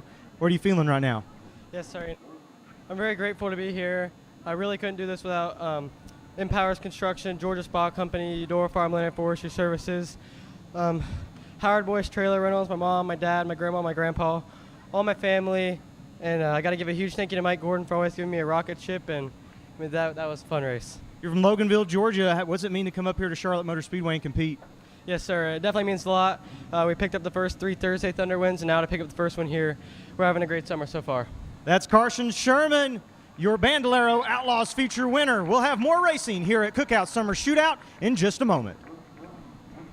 That's David Stiles. You can catch him on PRN's Garage Pass, the daily news show from the Performance Racing Network. Great to have David joining us this season here at the Cookout Summer Shootout. And David doing a great job down there with Victory Lane duties. Chargers, first up for them is a B feature. And I think this, again, is a non-transferring feature. The B feature, 15 laps in distance. Yeah, and again, the Charger is, again, a non-points division. So basically we split the field in half. And so this is the second half of the field, if you will. And again, this is all about getting laps. 15 laps is the goal here. Yeah, it'd be nice to win, but 15 laps is the goal. Corbin Cannon from Conway, South Carolina is on the point. Victoria Beener, she is a Hoosier hero this year. Victoria Beener from Fort Myers, Florida. Justin Dittrich in the 21. Ray Stoltz in the 47. Brandon Justice in the number 08. Michael Benton in the 62. Caleb Poherence from Waxhaw in the 27. Taylor Jalen in the 16J. Gideon Sousley in the 685. Gage Halpin in the 18H. Jonathan Polk in the 88. Riley Daublayer in the 25. Adriana Herlong in the number 20 or 31A. Macy Prowell, that's Macy Mouse, in the number 16. Jillian Crowder in the 7. And Chad Byram in the 63. Again, 15 laps the distance here in this B feature. Corbin Cannon, one of our graduates of Bandoleros, and he's I believe, a multi-time Winter Heat champion. In fact, 1 year in Winter Heat, he won every darned race, I remember, about 3 years ago. Every time we rolled the cars out of the truck at Winter Heat, he took a trophy home. And good to see Corbin making the move into the Legends cars, the racer out of Conway, South Carolina. Funny story about Winter Heat this past year. Oh. It's the, at least to my knowledge, the only event this year now at the Bank of America 400's back on the oval that runs the full Roval. And it was wild to watch Legend cars on the Roval. It was fun, don't get me wrong, but it was wild. I was able to, as you're well aware, USLegendsCars.tv has a lot of Legends car racing on it, and I was able to do those races here, the second batch of them on the Roval, and it was insane how good it was. I claim we ran the wrong cars on the Roval. Legends cars on the Roval are spectacular. I'm going to have to run it next year. I think so. Off turn number 4, green lights are on. Corbin Cannon and Victoria Biener down into turns 1 and 2 as they make their way. Oh, we got them all over each other in the back of the field. And unfortunately, yellow flag is out. Yeah, that one's not going to buff out. No, that's pretty good contact down there. A couple of drivers getting together. Now, the Charger division is generally kind of like the beginner bando, Steve. Yep. They're the first year, early experience Legend car drivers, and some have Bandolero experience, some have other race car experience, some have zero. And so it's a full mix of folks all over the spectrum as far as that's concerned. And you'll see some things in the Chargers that maybe you don't see in some other divisions. For instance, on that initial start, we saw Victoria Biener kind of go into turn 1 and make just a huge stop, effectively, try to find that hole in the bottom. And as you gain experience, you learn, maybe you don't want to hit the brakes quite so hard and maybe cause a stack. Not saying she did anything wrong by any means, she didn't. But you'll just see certain things that maybe don't look like the others. It's all part of the learning process in these Legend cars.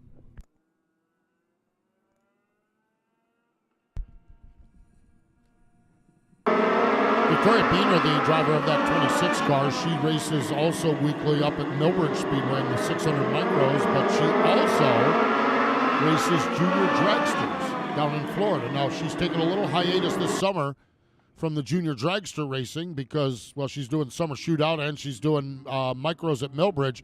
But great young racer. Got a chance to meet her up at the PRI show, the Hoosier Heroes program, and she is one of our Hoosier Heroes. Of course, Hoosier Racing tires are the tires we're using here at the Cookout Summer Shootout. So good to have Victoria Biener here running with us at the Summer Shootout.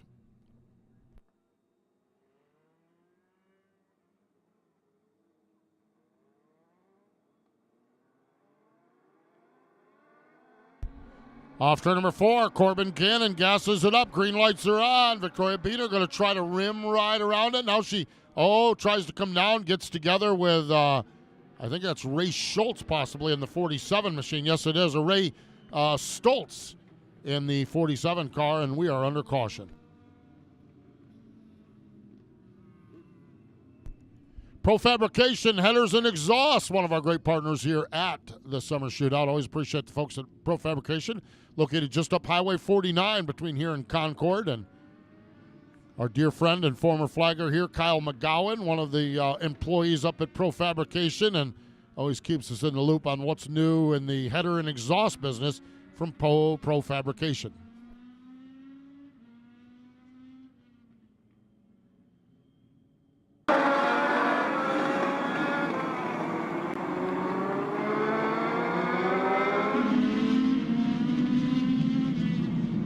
See those two cars just getting together as Victoria Biener just kind of crossed down in front of Stoltz.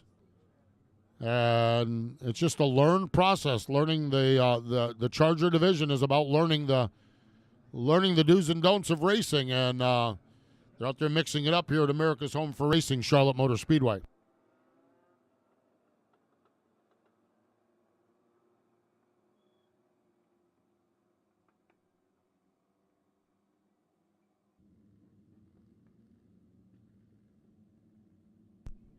Later in the program, we will have the Masters Division, proudly presented by Dilling Heating, Cooling, Plumbing, and Electrical, celebrating 70-plus years of service for the greater Charlotte area. So look forward to the Dilling Heating, Cooling, Plumbing, and Electrical Masters Division. They're coming up. That's the other end of the spectrum.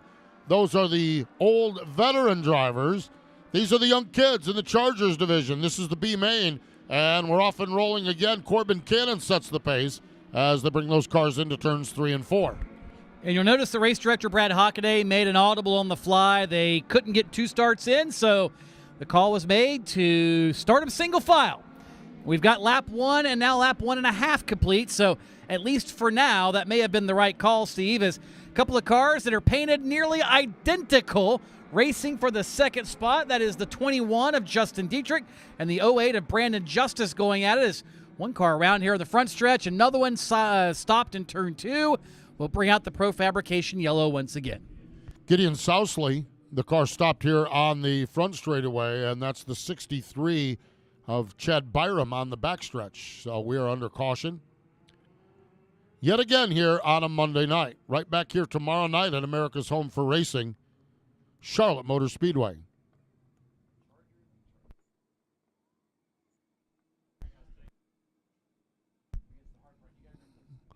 Oh, man. We got a caution period here. Time to send it back down to the stage. What's going on down there, my man?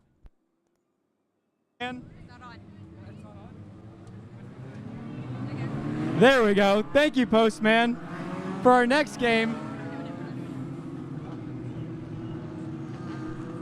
actually looks like they're about to go green, so back up to you in the booth, Postman.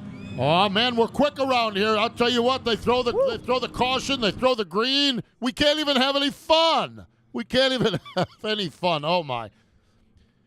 Corbin Cannon having a good time, that's for sure. 2 laps into this one, he sets the pace. Cannon, Justin Dietrich, and Brandon Justice, your front 3. Green lights are back on as the Chargers make their way up off from turn number 2. Cannon sets the pace.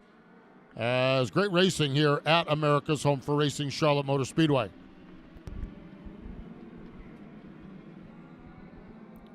Field works the way off turn number 4. Man, Corbin Cannon, we're a lap after the restart, Steve, and he has got nearly a second advantage.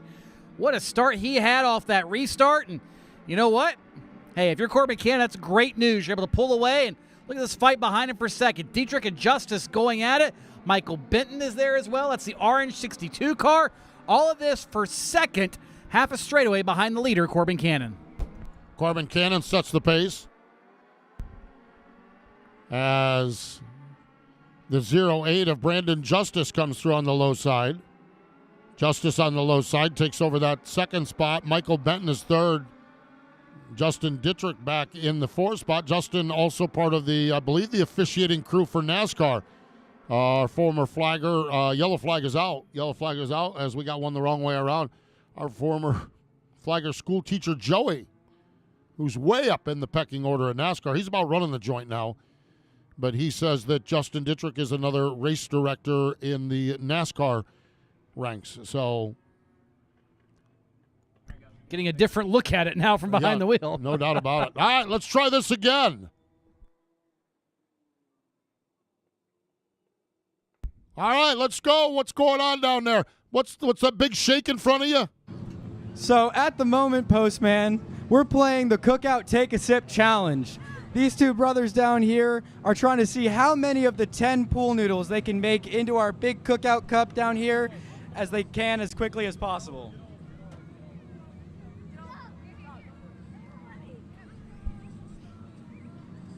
We've had a couple of mishaps. A lot of fans in the splash zone tonight. Yeah, right here, buddy. Keep going. Oh, almost got it.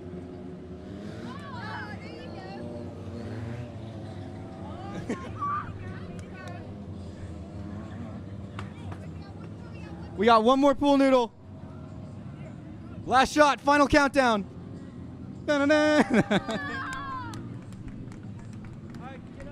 Thank you guys so much for playing. Back up to you, Postman. Oh, man, they're having more fun down there. on the stage. Great job.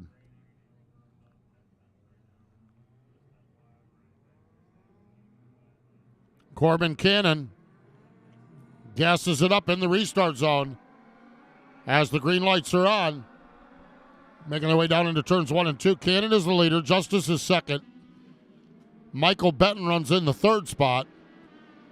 Fourth spot is Justin Dittrich, and Caleb Poherence runs in fifth.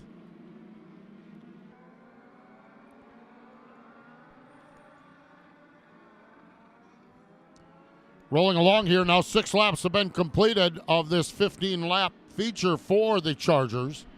And it's all Corbin Cannon out here setting the pace. Of course, Cannon, you mentioned, Steve, a Bandolero graduate, made his way into the Legend Cars this year and trying to figure these things out as much as he did the Bandoleros. A little further back, contact. That's for about the 7th or 8th spot, and we've got him around one more time. That is the second incident that Ray Stoltz has caught a piece of, and it will slow us with another pro-fabrication caution.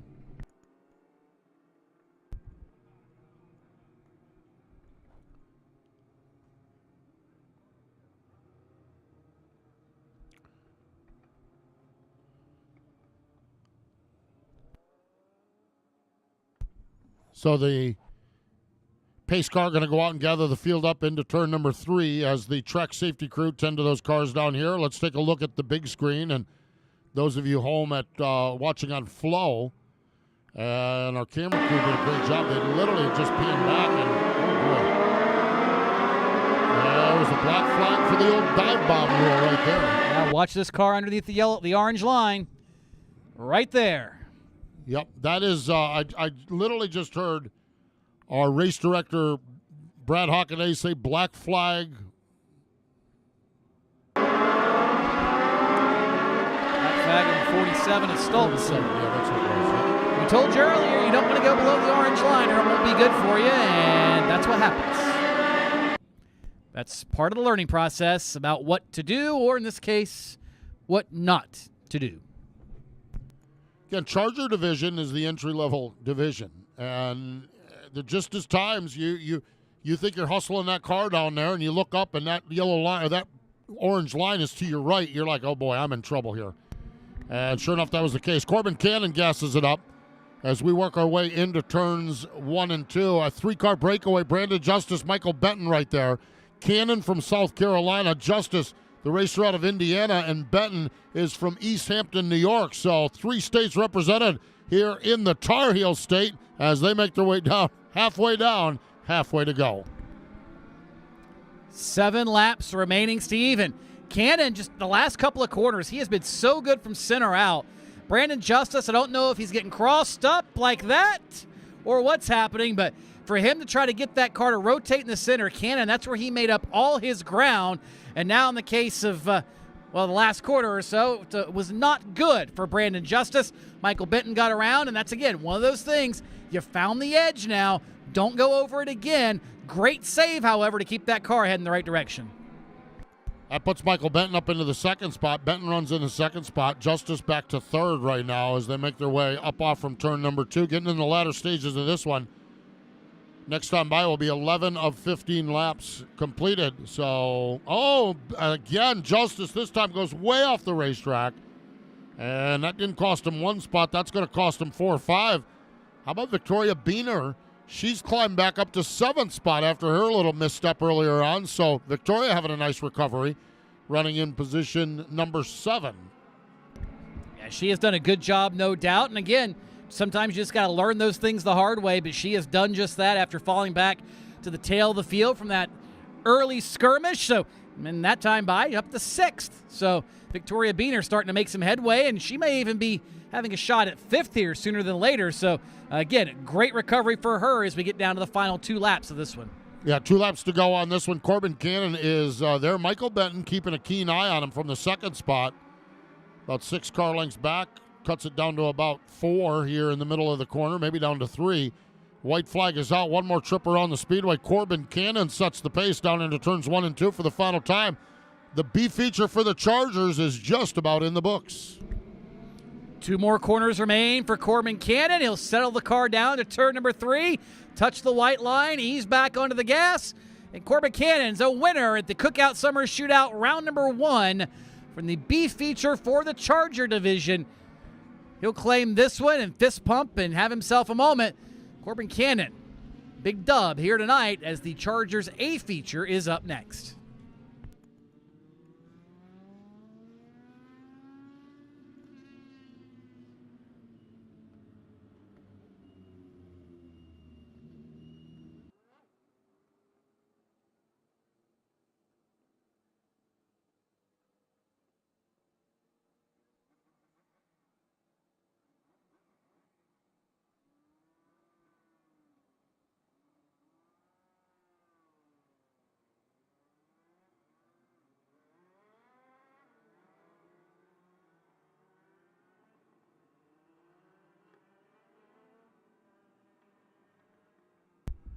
A feature event for the Chargers. This is a 20-lap feature. Nicholas Newsom is on the pole position in the number 31. Craig Bierla in the the 00 machine. Tryson Pinion in the number 5 car. Caitlin Stradley in the 28P. JT Bierman in the 9. Braden Scott in the 9S. Liam Mahan in the 7M. Addison Hairlong in the 131. Little apparently moisture falling out on the speedway, as you all know. As right now, track caution lights are out. If you want to see what's going on with the racing, you can slide up under the suites. Right now, the track, we're getting ready to go green, so you can slide up under the suites and stay dry and watch as they battle off from turn number 4. Nicholas Newsom and Craig Bierla race down into turns 1 and 2. Oh, and Tryson Pinion did not get a very good start at all in the Blue 5. I don't think he quite knew what to expect on a wet racetrack, but this is something that's not a surprise to the drivers. They have been warned. They have been told if there is moisture and if there's damp conditions, as long as it's not a monsoon or a lightning storm, we will be racing. These tires do have grooves in them from Hoosier Racing Tire. You can run them on a wet racetrack, and guess what? Class is in session. Yes, indeed. Nicholas Newsom is the race leader. Craig Bierla runs in the 2nd spot. 3rd spot is Caitlin Stradley. 4th spot is the number 9 of JT Beardman. The 9S of Braden Scott runs in the 5th spot as they make their way up off from turn number 2.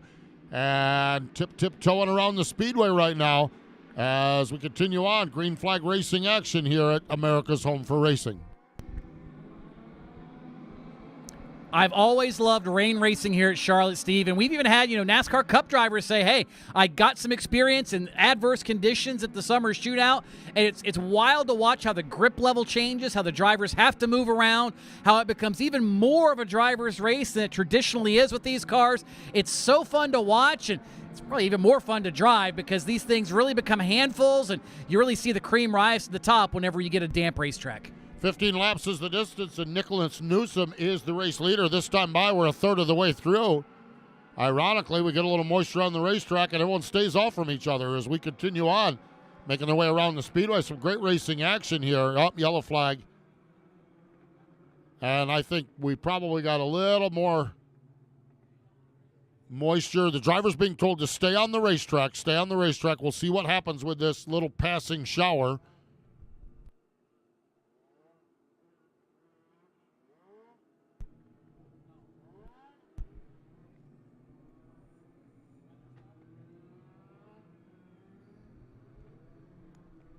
So right now, the driver's being told to stay on the racetrack. You can make your way to the concourse. You can also make your way up under the suites, as that's a great vantage point. I think, Steve, we're almost in a situation now. I keep looking out the window where it's a lot more wet in turns 1 and 2 than it is in turns 3 and 4. Oh, yeah, no doubt about it. And you can see it. And we actually saw it over 1010's Motor Club. It was raining over there about 5 or 6 minutes ago, and it's kind of headed this way. And if you're watching on FloRacing, you can see the rain in the camera shot. But guess what? We're still on track. We're going to kind of feel out how heavy of a rain this is. And as we've said, we have raced in the past in the rain, and we will continue to do so. There is a threshold, though, that is too much. And when it starts to puddle and starts to become a monsoon, that is the point that we say, okay, we're not going to race in it. But just a mild shower and a damp racetrack, we will race. So officials assessing the situation as we speak. Yep, so maintain, you could go down on the concourse. You could sit up under the suites, as now the cars are indeed being taken back to the garage area. So a phrase that was uttered way too many times, Coca-Cola 600 weekend, we're in a holding pattern.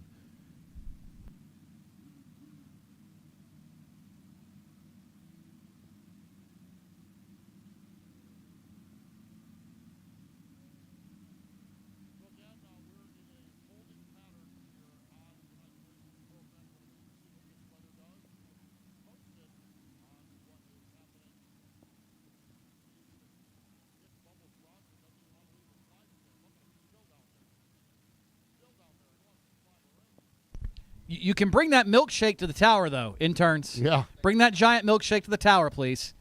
It is the mint chocolate chip or mint Oreo, I think. Yeah, perfect. We're Yes. good. Ideal. Mint Oreo. Oh. You know, and speaking of bribing announcers, we do share a birthday next week. We do accept milkshakes as gifts next week. Yes, indeed. Yes. Yes, indeed.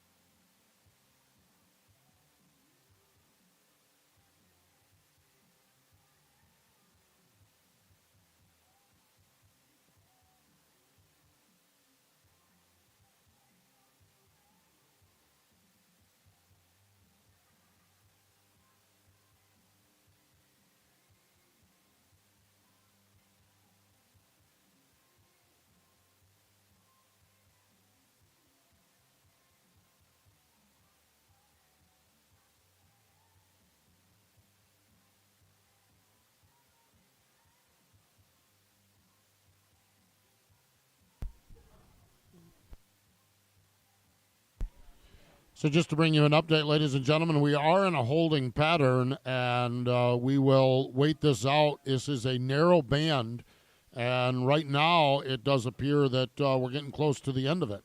And so what will happen then is we can race in wet conditions. We cannot race where there's ponding of tire or ponding of water. So the track crews will come out with some of the air blowers and move the water out of the way. And as long as it doesn't rain again, at that point we can race on a damp surface. We cannot have ponding water. So that's where we're at with it. We're in a holding pattern. Our hope and our plan and our intent is to continue on with round number 1 of the Cookout Summer Shootout.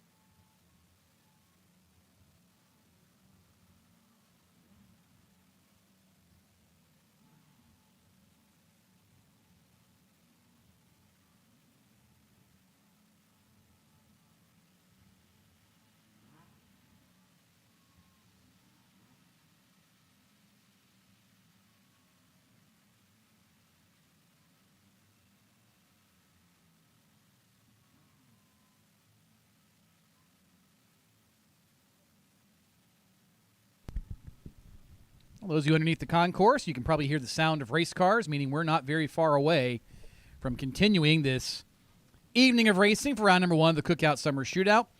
Officials back in place. Bubbles is back in his perch, and the field is making their way over to the lineup chute. So make your way back to your seats, grab yourself something cold to drink in the process, and we'll be racing here again in just a few minutes.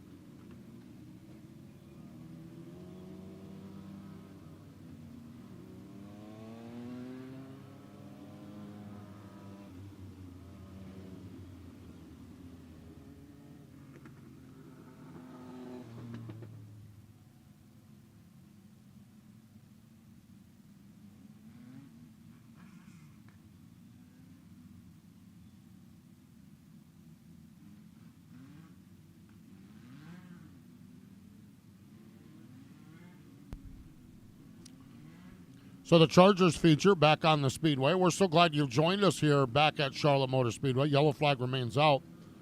5 laps have been completed. Nicholas Newsom, Craig Bierla, and the number 9 of, actually the number 28P of Caitlin Stradley, JT Beardman and Braden Scott, your front 5.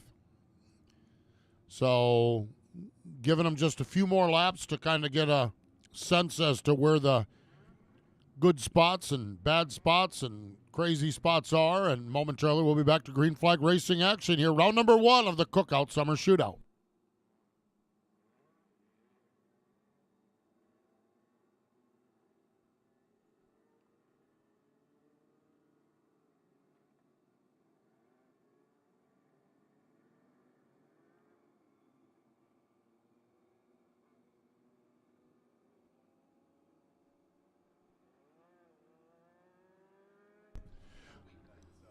Also, as we continue to roll, track caution lights are out. And just to give you a little heads up on the way this will play out, the goal is to finish the program, but our 10:30 cutoff time. So if we do not get everything done by 10:30. The rest of that program will be rescheduled, but we're going to race up until 10:30 this evening. Nicholas Newsom brings him into turn number 3. Craig Bierle off turn number 4. Dirt tracking him off turn number 4. The green lights are on. We're back racing here in round number 1. Oh, of no, the Summer no, Shootout. no, Oh, boy. no.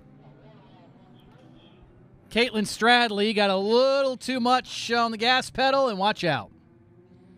We're still green. She made light contact with the outside wall.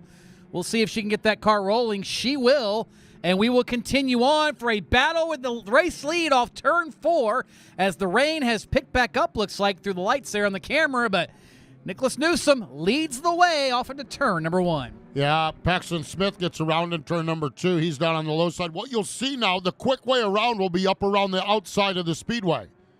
And you'll see the quick way around will be right at the top of the speedway. You don't want to cut the tires too much. Like, watch Craig Bierle, and they will, when we get track drying, if we get track drying, it'll dry from the outside in, but we're not getting track drying right now.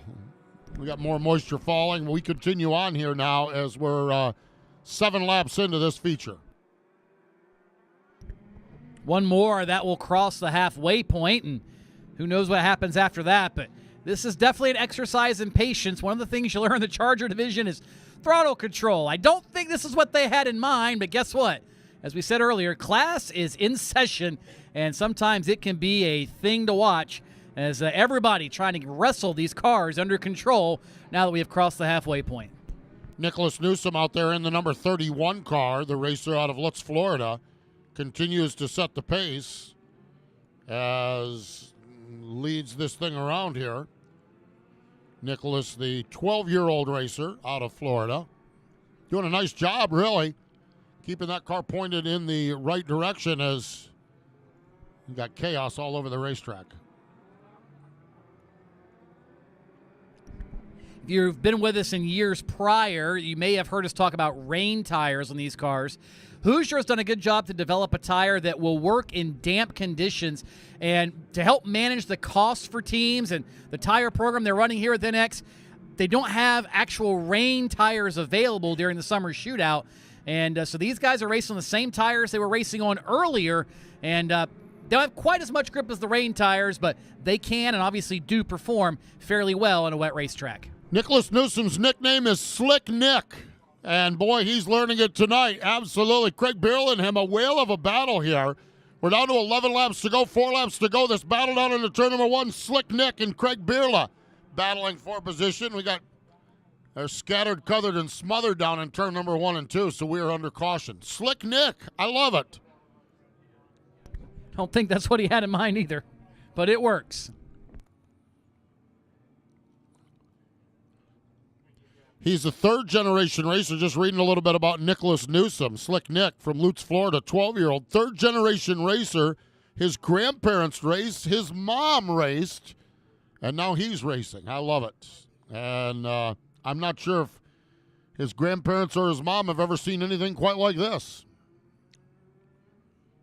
Slick Nick setting the pace here in the number 31.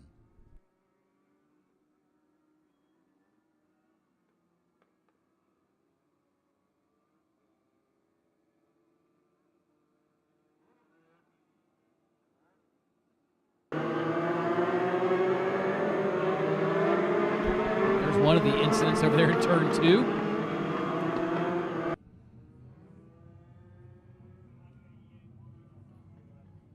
Yep, just a little bit of contact in the wet, and you'll have that.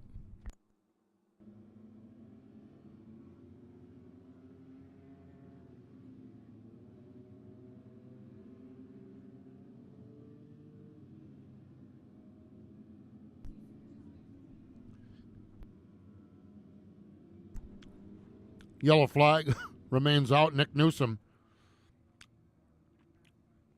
Craig Bierle. J.T. Bierman, Braden Scott, Liam Mahon. Your front 5.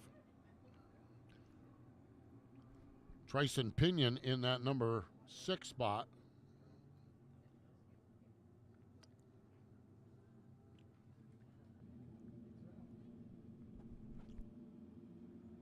4 laps to go, 1 mile to go. Tiptoeing around. Slick Nick.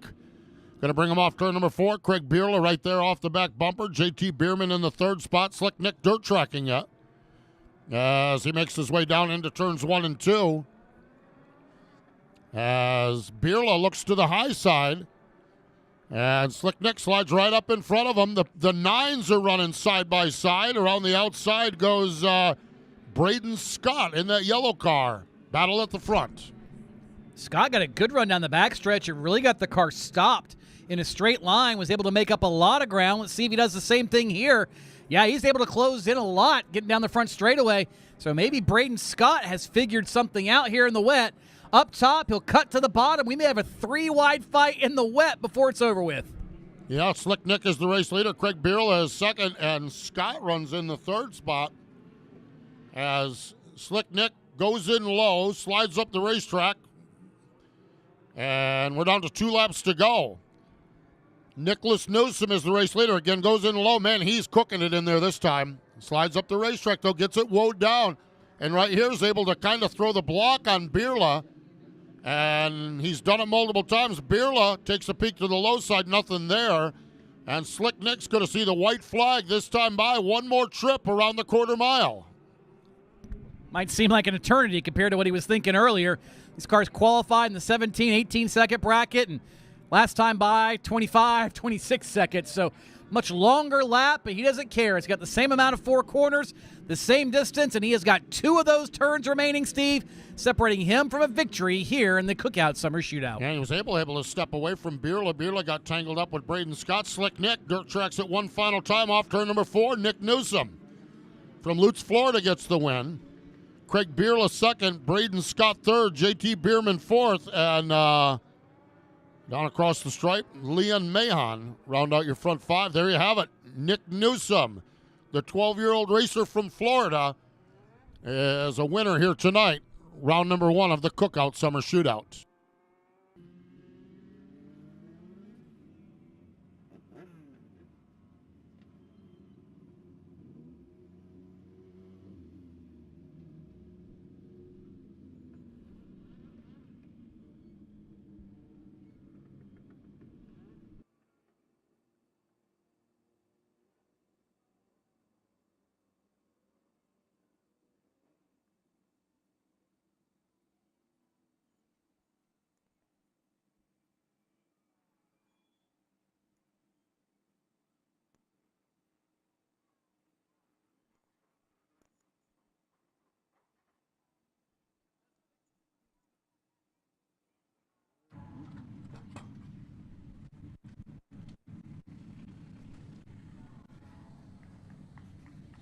Slick Nick Newsom getting out of the car, getting ready to roll the dice here as they get ready to celebrate this one on a rainy night here in Charlotte on opening night at Cookout Summer Shootout.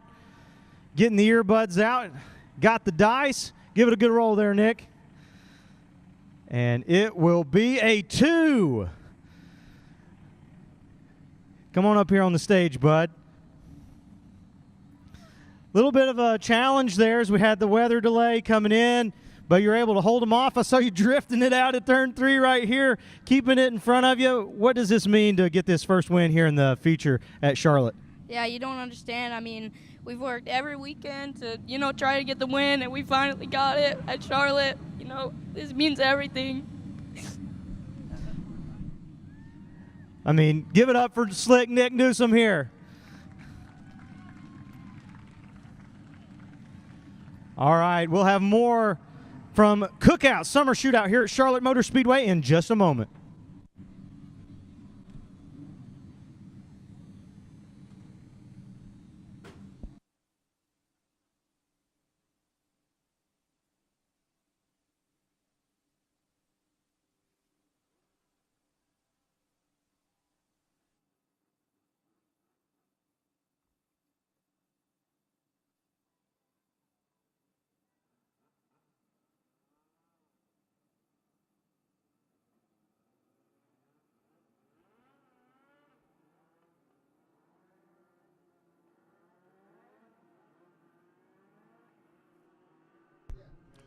We saw Slick Nick there do the dice roll. That's the invert for this race. It's the Young Lions feature. The Young Lions feature, the 2 invert puts Turner Brown in the 22 on the pole, Landon Thrasher on the high side, Colt Johnson in the 45, TJ Moon in the 22M, Case James in the number 15, Riley Hutchins in the 15H, Cole Dusenbach, or Dasenbrock it is, in the 24C. The 2W is Peyton Worm.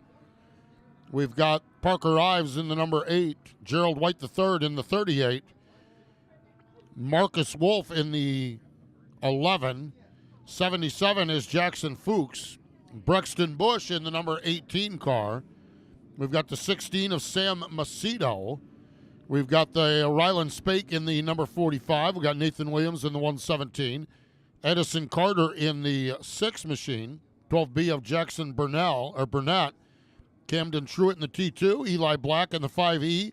James Monolo in the 04. Jack Smith in the number 19.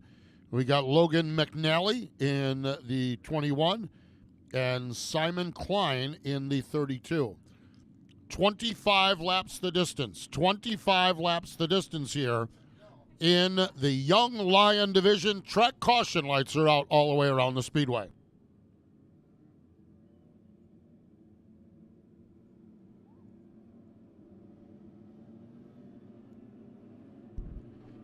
Pace car gets out of harm's way. Here they come into the restart zone. Dirt tracking them off turn number 4.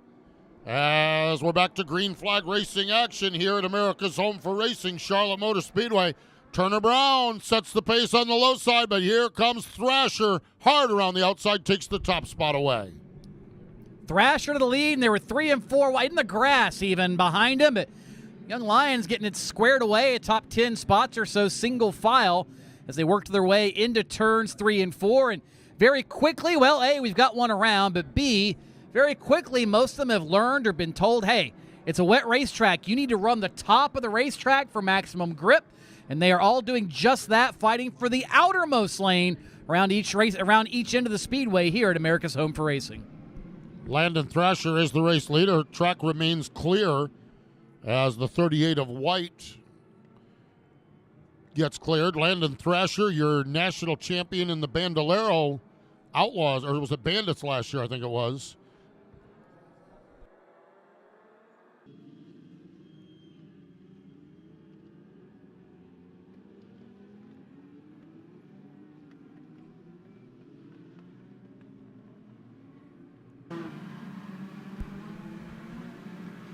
Landon Thrasher, your race leader, doing a nice job out here setting the pace. 3 laps down. Colt Johnson running in the second spot, the native of Concord, via Nashville, via Houston, Texas. Colt Johnson has moved around a lot in his young life. Always good to have him back here at America's Home for Racing, Charlotte Motor Speedway. That it is. Gets a lot of experience at different racetracks with that. He has been racing everywhere, and you know what? Makes a better race car driver. Look at this mess further back in the pack. As yellow is out, we've got one around in turn 2 that couldn't get rolling in time, and that will put us under the pro fabrication caution.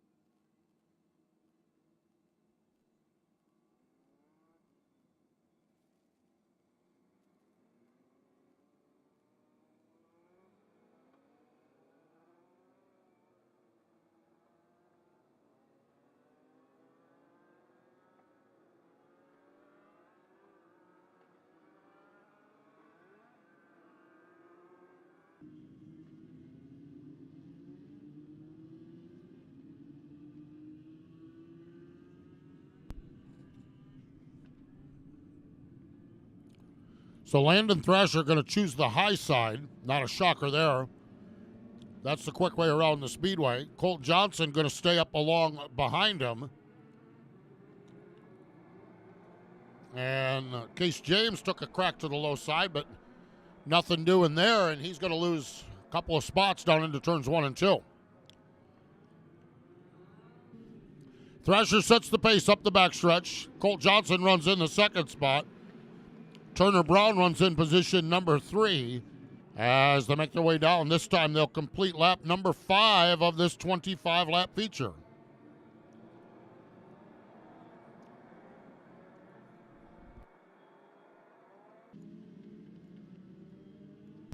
Colt Johnson there off turn number 2, riding in the second spot, trying to fend off Turner Brown. And those two have had lots of experience with one another. They were racing down at the Echo Park Speedway the last couple of weeks, getting plenty of rounds on the Thunder Ring down there. And here they are at America's Home for Racing, seeing one another yet again. It's funny, Steve, how no matter where the top drivers anywhere go, they always tend to run up front, and that's the case again for this pair as they continue to duke it out off turn 2. Yeah, no doubt about it. The cream rises to the top, and then when you throw in this is Charlotte Motor Speedway, the premier event, the Summer Shootout annual of Legends Racing, it's not a shocker that we find the best in the business that travel the country and compete with each other, and here they are right on the biggest stage of Legends Racing, running at the front of the field right now. Landon Thrasher is the race leader. Colt Johnson is second, and you mentioned Turner Brown. Right now, just kind of maintaining position with Colt Johnson. Gets a good run down into turn number 3, but they're really tiptoeing around. And again, that outside lane, the advantageous top side of the racetrack, as everyone minding their P's and Q's, actually doing a pretty good job here as we're 8 laps in of this 20-lap feature.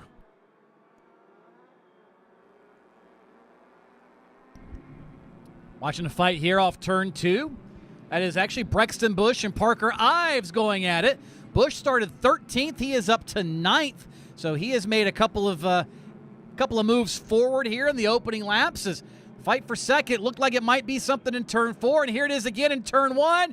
Contact, maybe, yes. Colt Johnson gets shoved out into the grass. He'll go around. The field will drive by. And for the moment, we stay green. We'll see if Colt Johnson can get that car fired off. We're staying green, and we continue on. Colt Johnson going to rejoin at the tail end of the field as we continue on with great racing action here at the Speedway. Landon Thrasher all by himself. He's that blue number 55 in turn number 3. He's about the only one that's got wide open racetrack in front of him and behind him. Whoa, the 22 of Turner Brown just about drove it off the racetrack in turn number 3. Just tried that a couple times. Now, Brexton, I think, just went off the track down here. B-Rex just drove it off the track.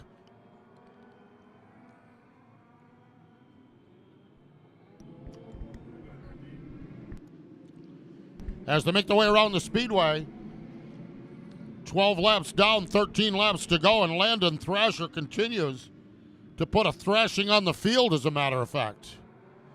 But look out the windshield of Landon Thrasher, and it's a minefield of lap cars.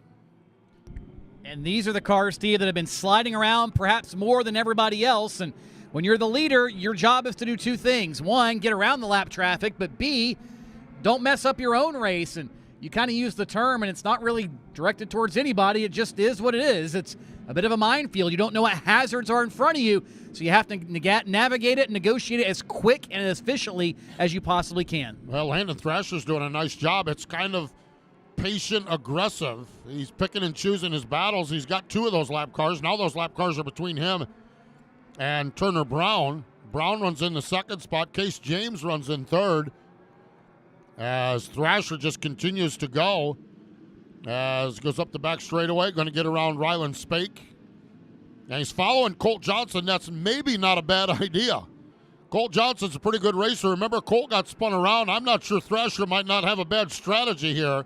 Let Colt open up the lines and just follow him through as we're down to 10 laps to go. Well, and he's got a quarter of a lap, about 4 seconds or actually, back to Turner Brown. So he's got plenty of real estate. There's no reason to rush right now.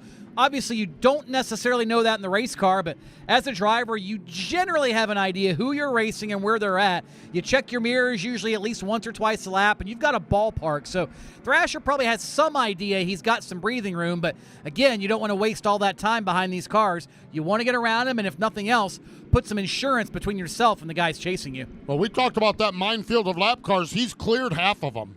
He's cleared half of them.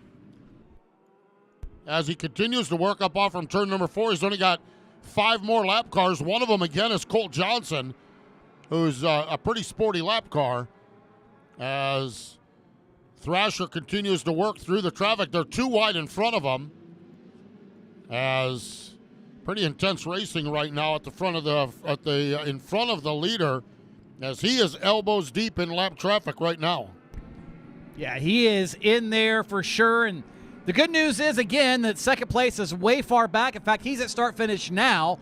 And Turner Brown also has his hands full with Case James. So he's not going to be worried about chasing down Thrasher as much as he is trying to fend off Case James to hold on to second. So that's also good news if you're Landon Thrasher, that the guys chasing you are starting to mix it up amongst themselves. Yeah, no doubt about it. Thrasher seems to have just settled in right now and still maintains an advantage of 2.742 seconds.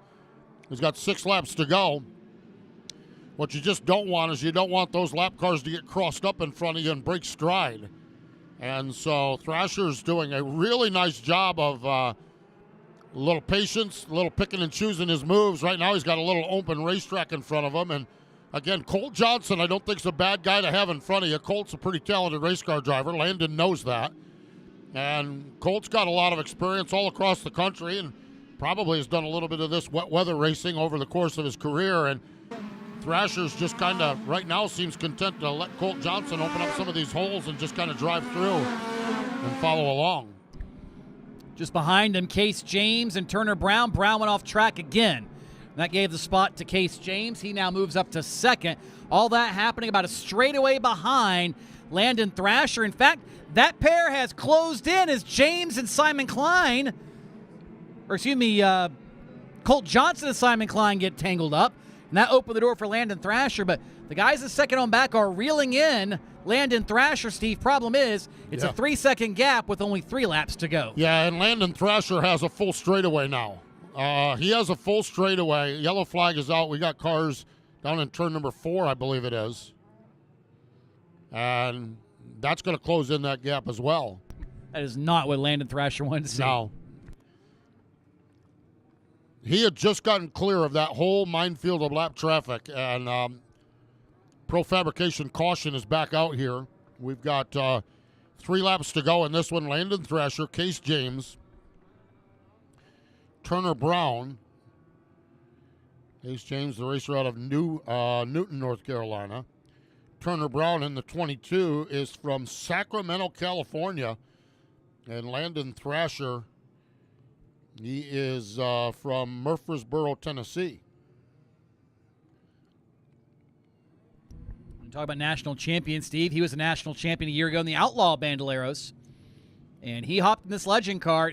They bought it last year. They started to play around with it last year. And in no time, Landon Thrasher went right to the front in everything that he drove as far as legend car races are concerned. So this is just sort of a continuation. Hop in the legend car as a young lion, and right to the front he's gone. So not really a surprise for Landon Thrasher. Yeah, and he had a dominant season last year here in the Outlaw division. He was just exceptional in this division, and just absolutely destroyed the field. I forget, he won like 6 or 7 or 8 times in the Outlaw ranks, as he was just that good. And that was all leading to a national championship, and they really put themselves in a spot with wins where they were in really good shape the second half of the season, and he just kept picking them up and laying them down.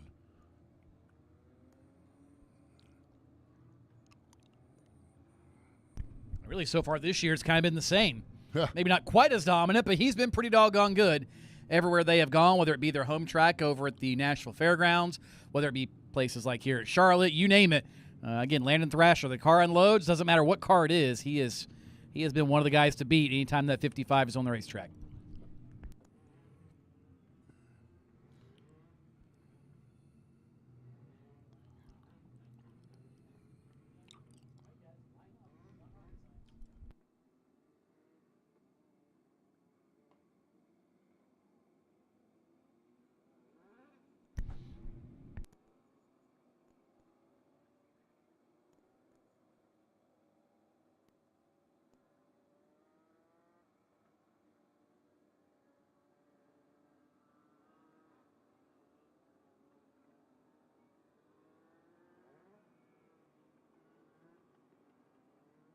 Yeah, just to give an idea, I've dialed up my race pass here. Landon Thrasher, 7 wins on the season. He's picked up wins at Highland Rim Speedway. Has been one of the places he's picked up wins. Of course, Nashville, you mentioned there, his home track of Nashville. Auburndale, he has a win earlier this year in Auburndale. And just been so stout. Indianapolis Speedrome, he has a win earlier this year. Kentuckiana Kart Racing in the Legends car, he's got a win there. So, young man has really, really done a nice job. It's been fun to watch him race. And you know what the similarity is between all those tracks? They're flat quarter miles for the most part. All right. The exception, Auburndale has a few degrees of banking. Everywhere else is pretty doggone flat. This is my race pass. Yep. So this does not have all of the races on it. My race pass has them with 33 wins last year. Yeah. And that's not all of the U.S. Legends cars wins because some tracks don't use the My Race Pass software. Shame on them, of course. But, you know, that's one of those That's things. an argument for a different day. Yes, exactly. But Landon Thrasher, that's how dominant he was last year. But right now, he's got Case James all over the back bumper. James gives him a shot in the keister down into turns 1 and 2. Man, and right behind him, Turner Brown picked up a spot, and everybody else has picked up, well, trouble. Yellow is out. The Pro Fabrication caution waves yet again. We've got a couple of them all tangled up down here in turns 1 and 2. Most of them able to get away, but it looks like Parker Ives is involved. That's the red car, and the 117 and Nathan Williams unable to get separated. They were running back in 7th and 8th before this incident in turn 1.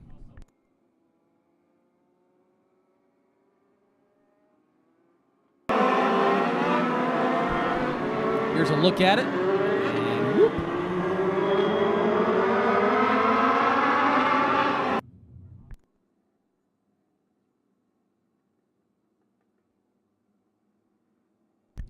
Looked like Parker Ives just sort of lost control, lost the nose for whatever reason, and got into, I think he got into the 12 of Jackson Burnett, and then it was kind of chaos behind him. Tough break, but it's part of learning on a wet racetrack.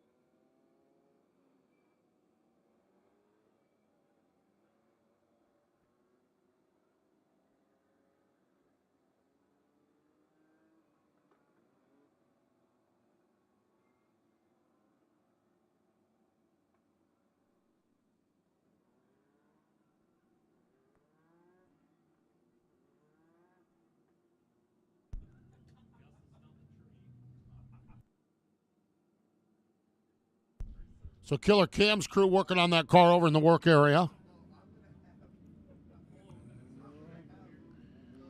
Still at 22 laps to go. I'm telling you,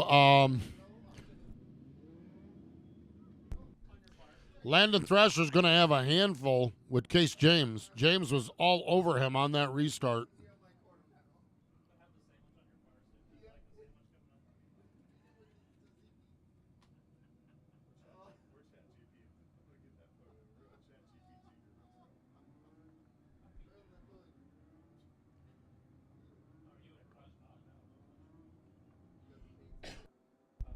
Case James in the second spot has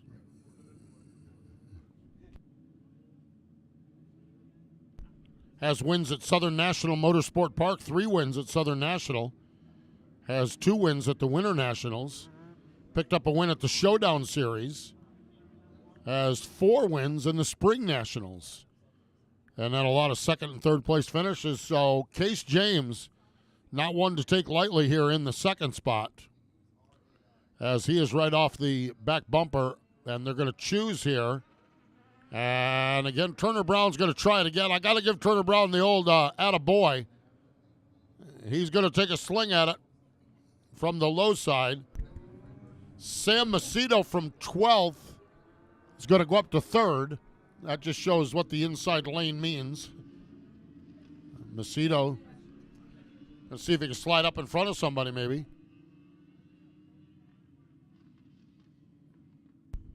Track caution lights have been extinguished.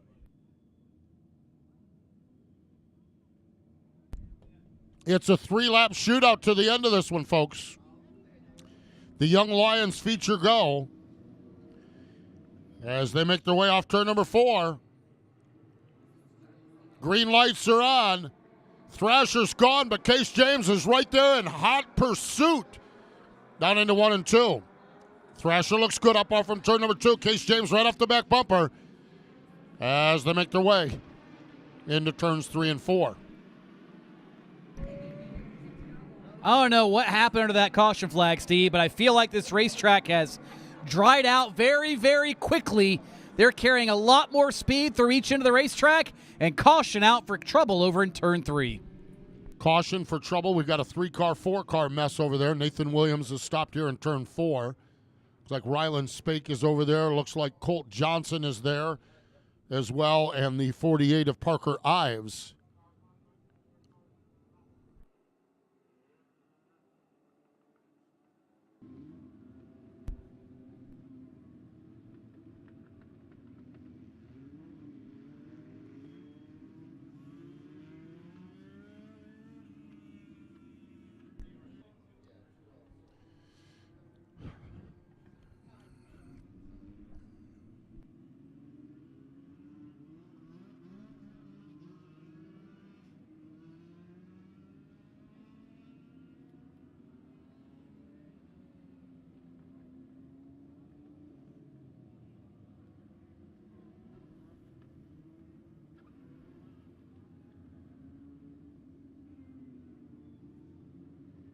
Yeah, so really having a tough time getting those cars apart over there. They're pretty well connected now, and you look and you can see actually on the front to the right side of the screen, the front end of the Ryland Spake car is just absolutely tore out from under that. The right front of Ryland Spake's car, they're going to need the Tommy hook on that one.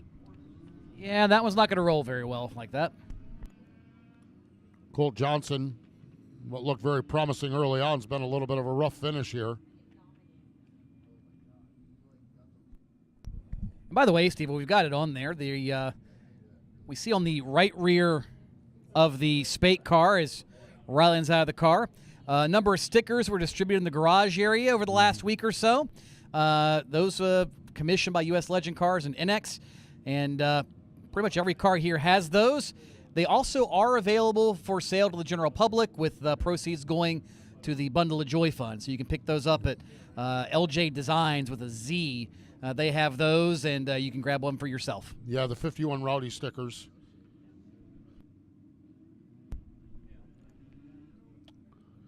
As Ryland Spake has climbed out of that race car, and unfortunately, there's the Tommy hook moving in.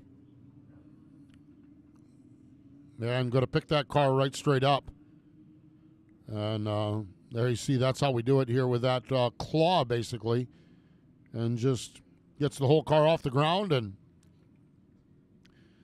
You never know, and that way we're not dragging a race car across the racetrack and potentially doing more damage or anything to it. It just picks it up by the roll cage there.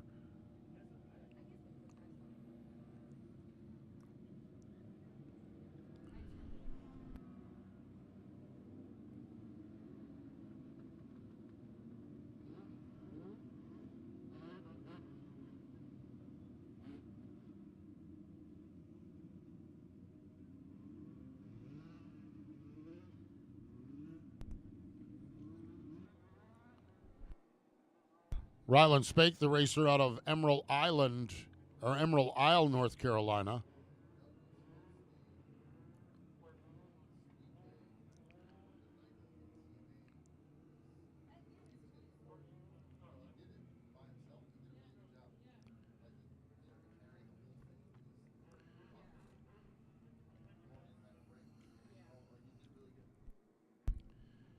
Last year, Ryland ran in the Outlaw division, picked up 7 wins across the country. Dominion Raceway, a number of wins, Southern National Motorsport Park, picked up wins with the Bandolero over there, and picked up a Outlaw win here at Charlotte on the summer shootout last year. So Ryland making the move up. Late last year, he actually picked up a win December in the Legends car at Echo Park Speedway. So Ryland Spake, unfortunately, on the business end of the hook, but another one of the young racers climbing the ladder, making his way up the ranks here in racing.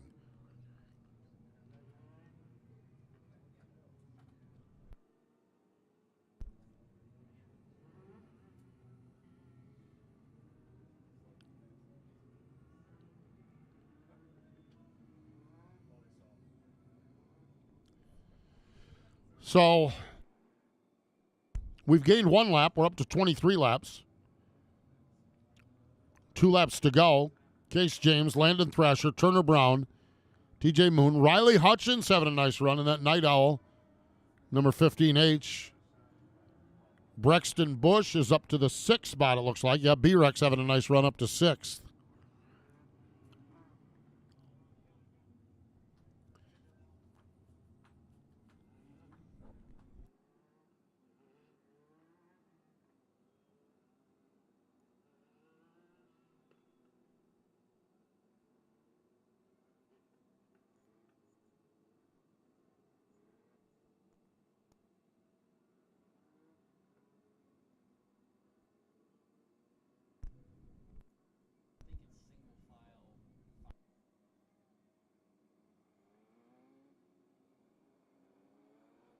So we're getting the 1 to go signal. Nick Bubbles Bronson, the flagger. In the right hand has the green flag. In the left hand has the time limit flag. So I believe we will see both of them in a tremendous display of flagging prowess and expertise. Oh, I thought he was going to do them at the same time. Well, he may. I didn't think he was that good. Nick Bubbles Bronson giving us the time limit flag. So next flag ends it. We go green. We go green, and the next flag does end it. Oh, he does. So he just waves the green flag and lets the pink flag unfurled there on the flag stand. So hopefully that next flag is in 2 laps with the natural checkered flag of this one. Case James is the race leader. Landon Thrasher's in the 2nd spot. Turner Brown is 3rd. TJ Moon is 4th. Riley Hutchins is 5th. As the white flag is out, 1 more trip around the speedway. And Case James has made the most of it after that late race restart, able to pounce on Landon Thrasher. And Case James going to sail that car on the top side of turns 3 and 4, and he'll emerge a winner in round number 1 of the Cookout Summer Shootout. Case James victorious in the Young Lions. He'll give him a chance to chat briefly with David Stiles down in Cookout Victory Lane.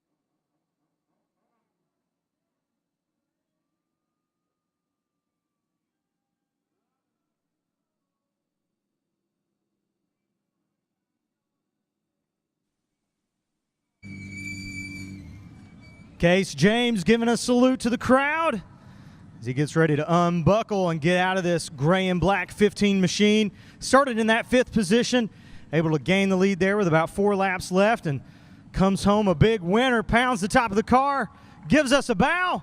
Let's roll the dice and see what the inversion has for us here, Case. He kicks it, bounces over, and it will be a 4. Getting the gloves off, Case. I know that there was a little attrition there on those last couple of laps with the cautions. What did it feel like when you finally were able to get up there and pass Landon Thrasher for the lead and come away with a big feature victory here in this one as the opening night of Cookout Summer Shootout continues to rage on here through the rain? What was that like getting the lead there for the first time? That was awesome. I knew I could pull away if I got the lead just because MPM Direct just gave me such a fast car. I just can't thank them enough. It's a pretty wild race. That caution with 3 to go really helped me. I feel like we had a fast car. We just needed a yellow. But, yeah, I'd just like to thank all my sponsors, RTM Constructions, M&T Cattle, MPM Direct, NERP Facility Solutions, 28. That's Case James, your feature winner. He was able to slice through the field. More from Cookout Summer Shootout right after this.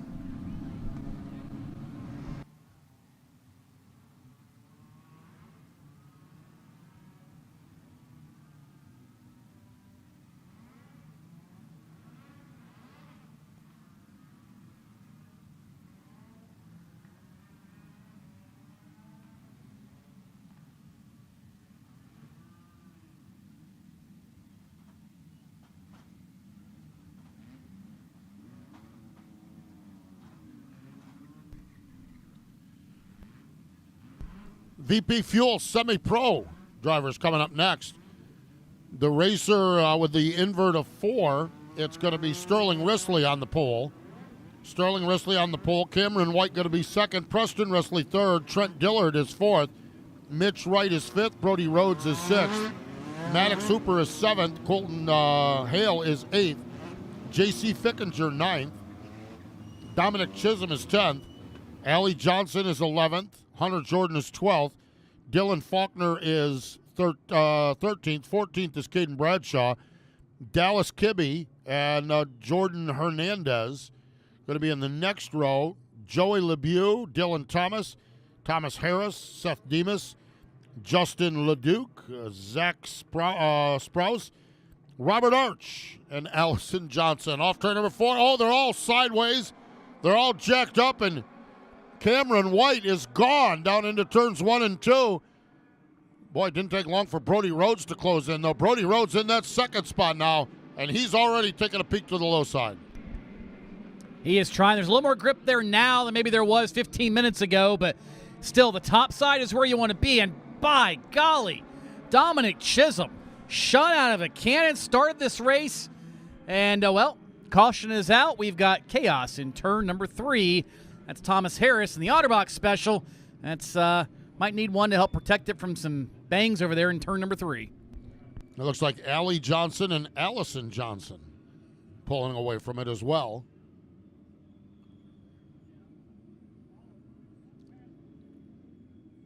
So Harris in that number 11 car. Pro Fabrication caution is out.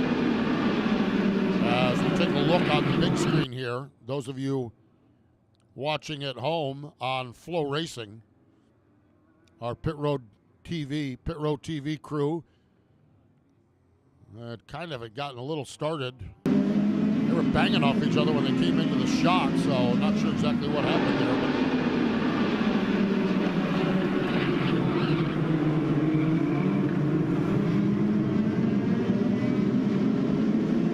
But there was a little crossed up in front of Harris, and Harris got in the back of somebody there.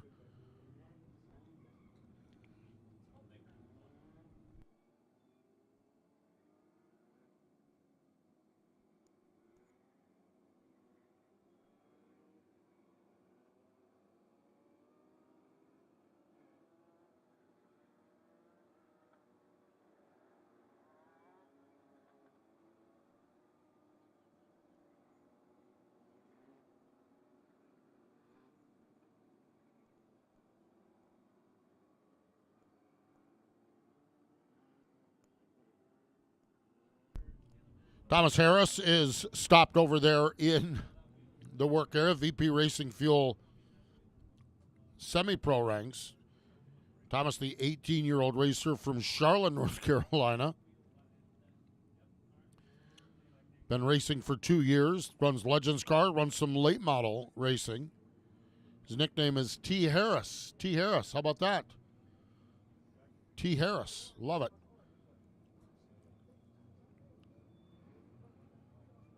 Favorite racing memory, finishing second, his first podium in Florida for Winter Showdown. How about this? He's 18 years old and he's working on his private pilot's license. Yes, Thomas Harris, T. Harris.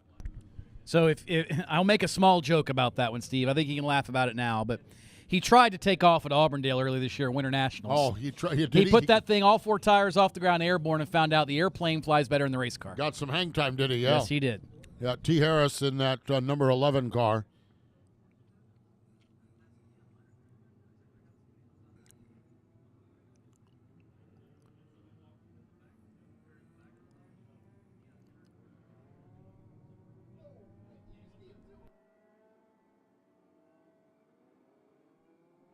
Track caution lights are out. Colton Hale going to go all the way up from 4th to the front row. Colton Hale going to go from 4th to the front row on the choose. As White, Chisholm, and Rhodes remain on the outside row, the front 3. And I don't think that's a crazy move on the part of Colton Hale or anybody else, Steve, because if you look down there, you saw that time under caution. The racetrack now has gotten to a point it's drying very quickly, the groove widening out. So he might find something down there on the bottom. It just depends what anybody else may do to force him down to the wet stuff. Yep, absolutely. A little gray showing up right there. And off the turn, Hale got it sideways, and he was 4th. And, well, he lost nothing in that whole maneuver. So it was worth the shot as long as he didn't lose anything. And now Brody Rhodes gets a run around the high side of Dominic Chisholm, so Brody Rhodes up to the 2nd spot. Yellow flag is out. We got him tangled up here on the front stretch. Yep. That's the 13 of Kibbe is involved. The 54 of Seth Demas pulling away, and that'll slow us yet again with the pro fabrication caution.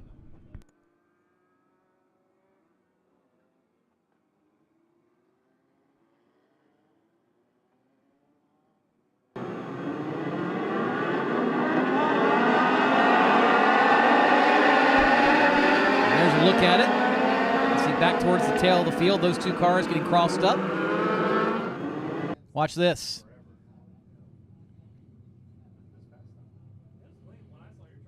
Looks like Demas maybe just got a little sideways, and 13 of Kibbe in the same boat. Synchronized spins off turn 4.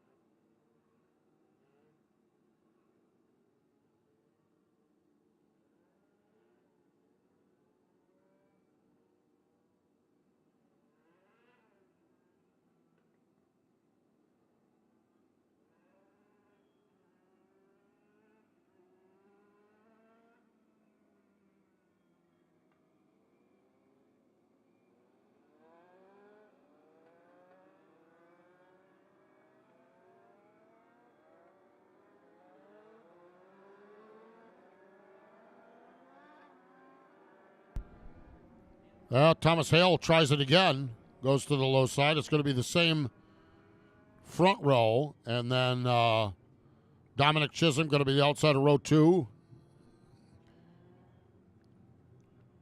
As we get things situated here. Into turn number 3. Off turn number 4. Green lights are on. This time Hale gets a little bit better start down on the low side. He was 4th on the choose. He's battling for the 2nd spot. As Dominic Chisholm has that spot, but Hale doing a nice job. Now he finds himself in a battle with Brody Rhodes for position number 3, and, well, he slides back up in the 4th spot right where he was when the whole shebang started, if you will. Yeah, he got the right sides up and a little bit of the dry stuff on the restart, Steve. I think that helped a lot. But again, back to 4th. But as you said, nothing lost ultimately, so it kind of worked out for him. And as long as that continues to be the case, he'll continue to make those same decisions.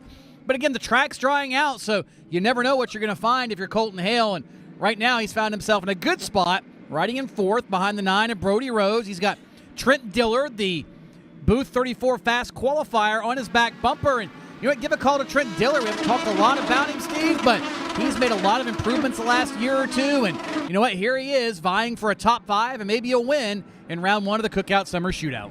Caden Bradshaw runs in the 6th spot, having a good run as well. But up front, it's all Cameron White. As we're 5 laps into this 25-lap feature, Cameron White is the race leader. Dominic Chisholm runs in the 2nd spot. And they found the sweet spot of the racetrack. Now, watch as this race unfolds, because slowly it will move down. You see, as a matter of fact, White just kind of apexes or crosses in through the wet stuff, and slowly that groove will move down. It's still the top, but it's the middle on exit. Of course, we got lap traffic ahead. Now this ought to get interesting.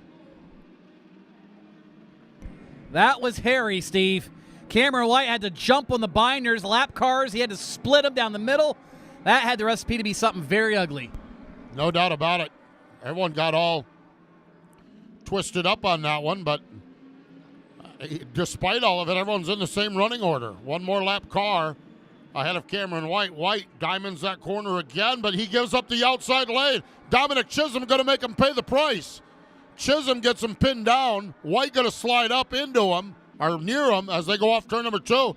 Colton Hale looking at the low side of Brody Rhodes. A 4-car slugfest into turn number 3. I was going to say, you better clear him getting into turn 3. 1 and 2 is widened out a lot faster than 3 and 4. There's room in 1 and 2 to run 2 wide, but still kind of a single car width lane in turn number 4. So good for Cameron White in his case. He was able to get clear of Dominic Chisholm. Chisholm's going to have to try this again, but I don't know if White learned something there, Chisholm learned something, but certainly that could have been a big moment for Cameron White by giving up the outside lane. Yeah.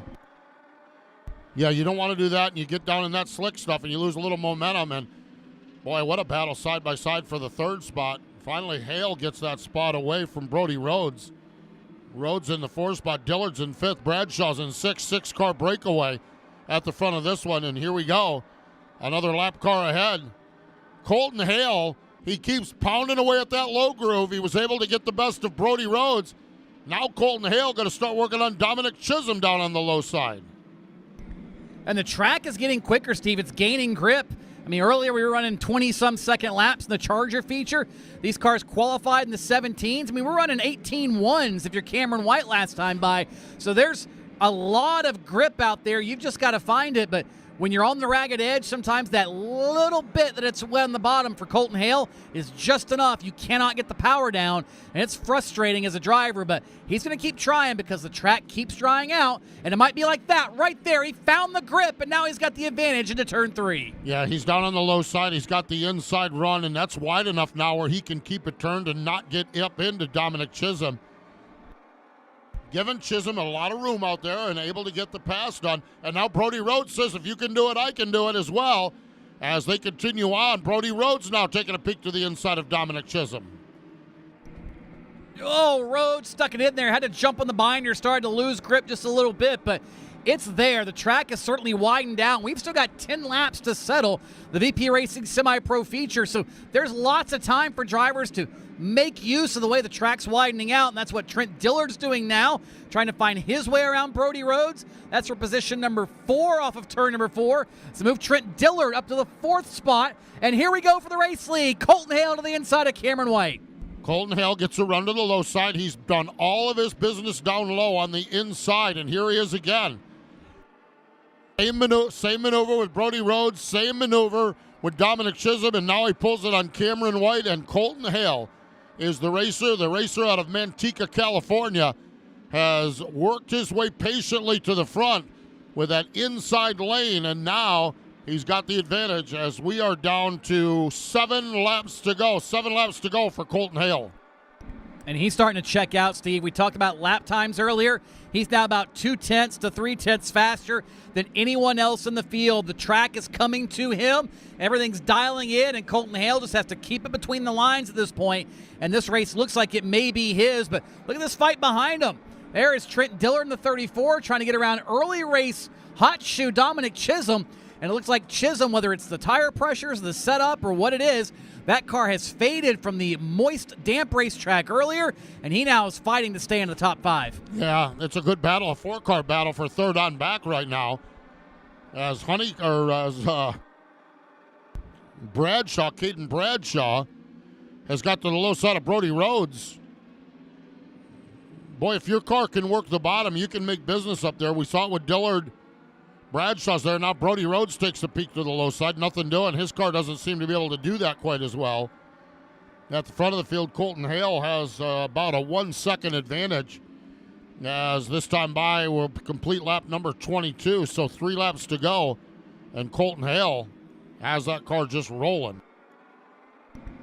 Yeah, he continues to click them off the front of the field. And when you're at this point of the race, that's what you want to do. Meanwhile, the fight further back, this for 4th. Dominic Chisholm and Caden Bradshaw.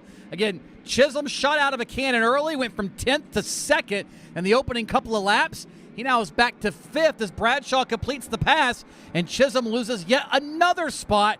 The good news for Chisholm, there's only 2 laps to go, and then the bleeding will stop. But he's done a good job early, just unfortunately, circumstances have not worked out in his favor. No, not at all, and they've worked out really well for Colton Hale. He comes down under the stripe, gets the white flag. One more trip around the speedway. Colton Hale eases that car off turn number 2. Here he is into turn number 3, picking up the victory. The racer out of Manteca, California. Colton Hale gets the win. Hale going to pick up the victory. Cameron White, a solid second-place run.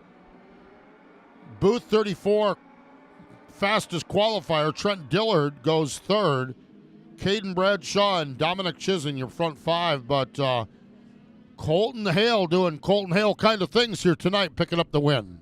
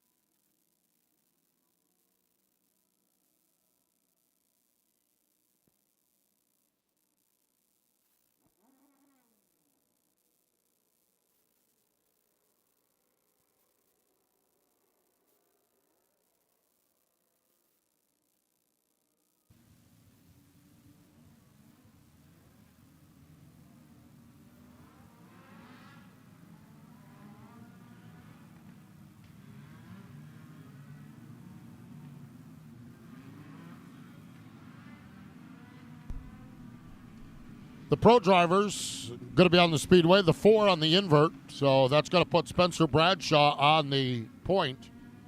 Spencer is the uncle of Caden Bradshaw. We just saw it on the racetrack. London McKenzie going to be right alongside. Then we got Benny Morabito and Neil Doolin. Sam Butler and Sean McIlerney. We've got Chase Bergeson and Keelan Harvick. Jensen Jorgensen, Danny Chisholm. Joel Smith, Nick Woodall. We've got Timmy Salamito, is the uncle of the younger Salamito's, been running all night long. Cameron Bolin in the 67, Tyler Reif in the 7NY.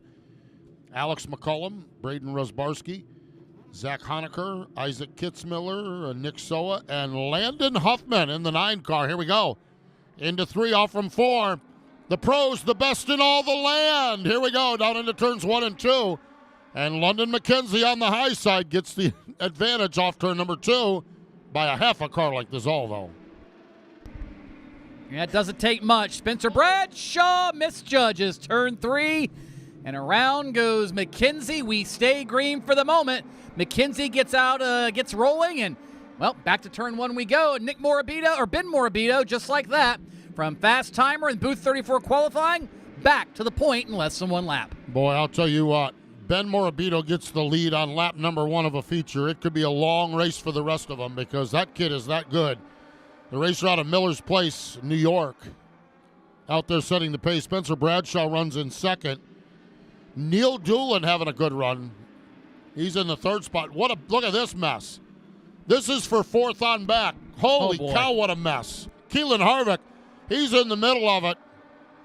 Kevin's probably, Delena's probably just turned away on this one. Nobody wants to see their kid in the middle of this mess. But one thing about Keelan, I will tell you, he is a seasoned pro at this, Steve, and he knows how to get the job done. He's got pretty good teachers, too, around him. But one thing about Keelan Harvick, he doesn't back down from a challenge like this, and this is really nothing different for him. Just mind your P's and Q's, hit your marks, and get around these guys. And you see him starting to plot his way, maybe on the bottom, maybe around the top. Keelan will find his way through there, no doubt. Takes a peek to the low side of the number 8 of Sean McIlerney. And Keelan Harvick pecking away. We saw he was right on the bottom of the speedway that time and was able to maintain pace. So that racetrack, especially in turn 2, is right down to the normal groove. Now, turn 4 is a little different. He slid up the racetrack there and lost a little ground, but turn 1 and 2 very, very wide. And this is really the first time in a long time I think we've seen the racetrack have such a split personality. Quite often it dries at a fairly regular pace on both ends, and whether that has to do with how fast the rain came across one end or the other, I have no idea, but it's rather wild to see turns 1 and 2 almost completely dry, and turns 3 and 4 still with a fair amount of dampness and cars having to run the middle of the top of the racetrack on that end. Yep, Keelan Harvick able to make a big move up into the 6th spot right now. This battle's still hot and heavy there. Jensen Jorgensen is in the middle of it. Danny Chisholm in the 87. 5th spot right now is Nick Woodall. He's kind of got some space. He's kind of on his own. Sam Butler's in the 4th spot. He's on his own. 2nd spot, Spencer Bradshaw's feeling a little heat from Neil Doolin. And up at the front of the field, Ben Morabito has said bye-bye, just like they do when you get off the big jet airplane. Bye-bye, as Ben Morabito is gone. Yeah, Ben, again, like you said, Steve, you get him out front early, watch out. Once he gets out front, it doesn't matter if it's a road course, an oval, he has matured into a very, very stout race car driver. And it's you put places like this where he has to worry about grip and rain and finding all that. I mean, he's very good at that as well. So not a surprise that Morabito is checked out to nearly 2.5 second advantage over this fight right here for second. Yeah, great battle for position number 2 as they work their way into turn number 3. Spencer Bradshaw having a really, really nice run. And Neil Doolin, man, he's one of the best in the business as well. Neil Doolin in that number 79 car, the Doolin mechanical machine. And Neil changed teams in the offseason, Steve. He had a lot of success over with CJ at 860 Motorsports, and a lot of folks question why would you change teams when you win a race or win races, you win a national championship. And Neil said, we just want to try something different. And guess what? He's a really good race car driver, and surprise, surprise, he's having just as much success at a different team. So not a surprise to see Neil Doolin battling for second here off into turn 1. Yeah, down the low side of Spencer Bradshaw. I looked at the World Wide Web and saw his smiling face a couple weeks ago down at Florence Motor Speedway. Picked up a win down there. So, yeah, he certainly continued his winning ways. He's in second spot. That's the good news. The bad news is it's 3.378 seconds behind Ben Morabito, and we're down to less than 10 laps to go. Lap 16 in the books as Ben Morabito now goes across the stripe. And he continues to stretch it out, Steve, every single lap, quicker than the guys behind him except for them because the announcers curse again. Doolin closed in that time, all of 1/10 of a second. At that rate, he's not going to catch him at the end of lap 25. It'll take till Thursday at that rate. We only have 8 laps to go, and so Neil Doolin, as he's cleared the traffic now, and but so has Spencer Bradshaw. I'll tell you who's picked up the pace is Butler as well. Sam Butler is there. He's picked up the pace, as He rolls in that 4th spot. And it's good to see Sam Butler back. He raced here regularly with us. He raced a late model up at Hickory on various weekends. We saw him all over the region and then just sort of quietly vanished for a while. And now he's back behind the wheel of a race car, various race cars. And it's good to see him back racing on a pretty regular basis around here. Yeah, Sam Butler, a really good race car driver and a great addition to the pro field here as we make our way around 6 laps to go as we continue on. In fact, 5 laps to go. Oh, no, we got a big mess. Oh, wow. There's parts and pieces all over turn number 4. I don't know what happened there. Woodall is involved. Keelan Harvick is involved. The 73 machine of Honecker is involved. Yeah, and it looks like Honecker's done. There's fluid spewing out the front of that race car. Didn't see it happen, but I can see the aftermath, and I can tell you it's not good.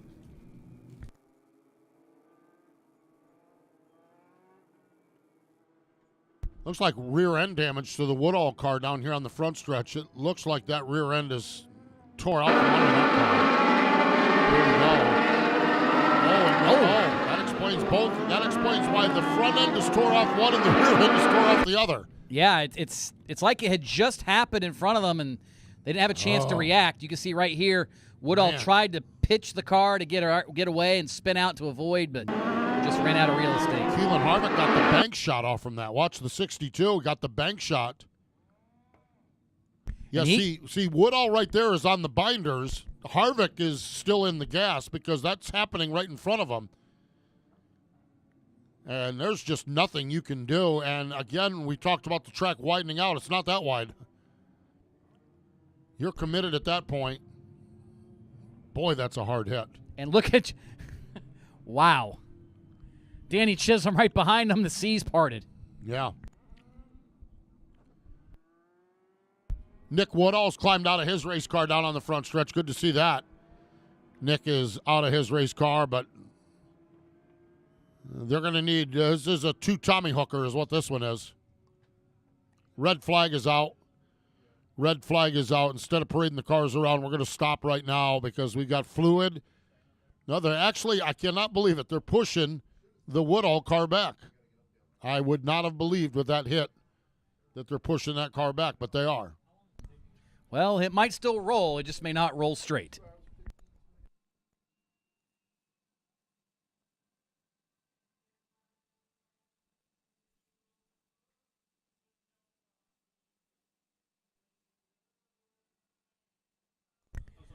Well, you know it's been one of those nights, Steve, when it's Kyle Petty singing on the PA system. Man, a DJ picked this one out from 30 years ago, and it was a good one. Man, wow.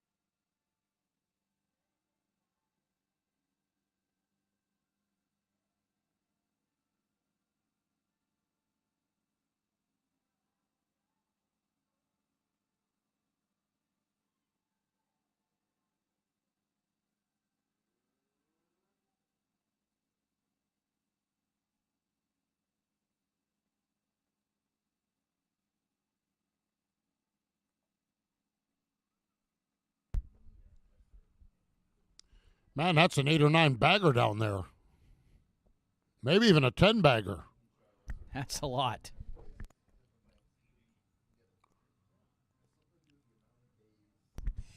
It's hard to believe it was so many years ago we went from an air-cooled engine in these race cars with the Yamaha engines that are in them, and Some guys still run those 1200s and 1250s. They are still legal, but the good news is we went to a water-cooled engine after that. We didn't have nearly as many engine failures. The bad news with a water-cooled engine is when you knock the radiator out of it, this is what happens. So it'll take us a minute or two, and, yeah, that's a lot of fluid down in turns 3 and 4. An area of the track that was already a little slick. So this should be fun to see how this works out for these final 5 laps of the Pro Division feature. Red flag is out. Nick Bubbles Bronson even taking a break down there. The hardest American man in all of American motorsports. He's even sitting down on this one. Yes, indeed. Bubbles is still, look, he's still teasing everybody with that hair. He's still teasing everybody with that long flowing locks. Nick Bubbles Bronson. He's a handsome man. There's no doubt about that. The fact you compared him to David Hasselhoff earlier, though, I still am shaking my head. It's more like Jim Hasselhoff, some old bum up in Salisbury. Well, I saw him during the rain delay, and he came in with his chest puffed out. Did you hear that? I'm as handsome as David Hasselhoff. Yeah, well, you can't believe what an announcer says. You can pretty much be assured of that. Nick Bubbles Bronson.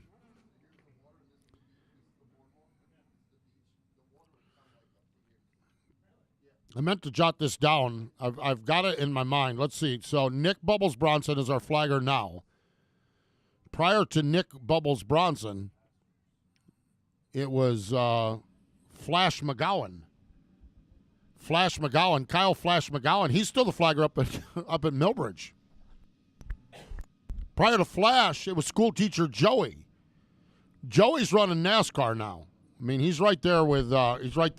He's like in line for Ben Kennedy's job, right? Yeah, exactly. Ben and those guys come to Joey for advice on things. And prior to that, not sure what happened to this rascal. Glenn, please don't squeeze the Jarman was the flagger here. And prior to him, it was Ragboy Randy Smith. Randy Smith Ragboy. So the long lineage of flaggers here at the Summer Shootout. And Bubbles Bronson, he is top 5 amongst the flaggers in the handsome category. There's only 3 entrants, but that's okay.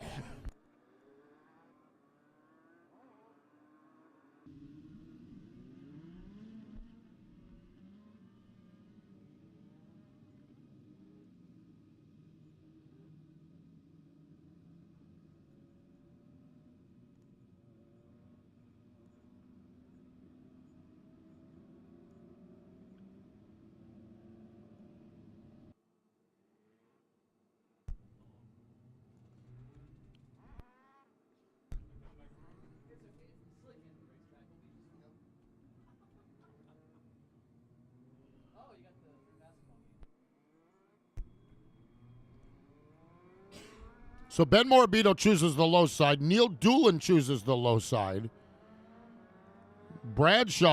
Spencer Bradshaw goes up top. Sam Butler in the 81 goes up top. So kind of a split decision on this one. We've got 20 laps down, 5 laps to go. The Pro feature. Ben Morabito going to lead us back to green. He's the control car on the inside. Pace car gets out of harm's way. Boy, right in that speedy drive was where they gassed him up, but both drivers did a nice job. As Bradshaw, and finally it cuts loose a little bit, and Ben Morabito's gone. Here's Neil Doolin. Butler down on the low side. We'll see where Bradshaw does on the high side. He might be in no man's land up there. Now we've gone from the outside being the advantage to the inside being the advantage, it looks like, on that start. Yeah, the track has dried out enough that I think you've got enough room to make the inside work, especially over in turns 1 and 2. And when you are the leader like Ben Morabito with all that experience, guess what? Well, you can use that to your advantage, and he did just that. Went very early, literally as soon as the wheels hit the restart zone, as we've got debris in turn 4, a couple of drivers getting tangled up and smashed up, and that'll slow us with 3 laps remaining.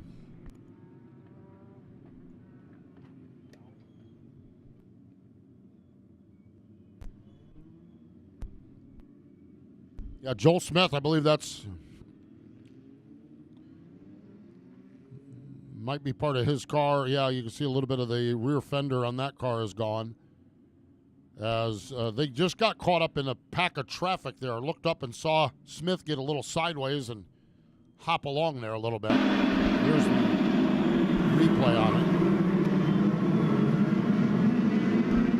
Yeah, Smith got up and just kind of hopped the bumper of Keelan Harvick.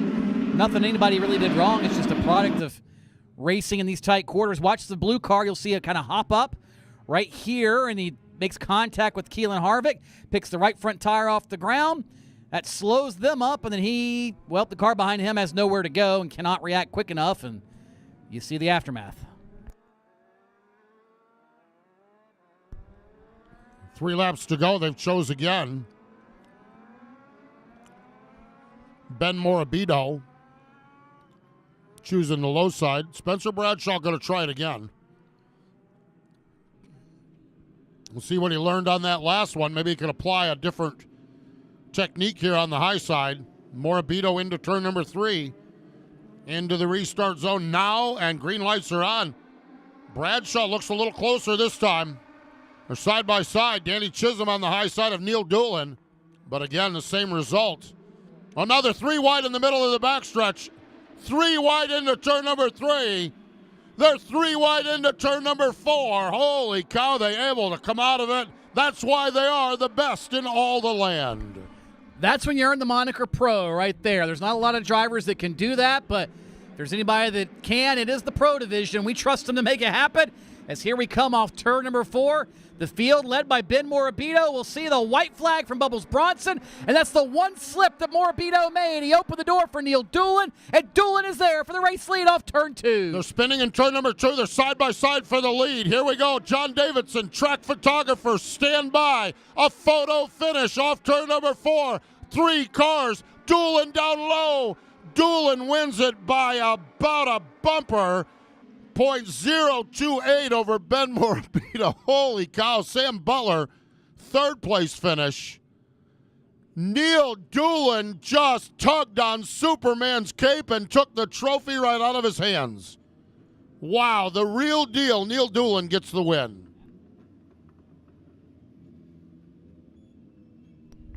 That was a good one, no doubt, Steve. We saw the black and checker from the start-finish line.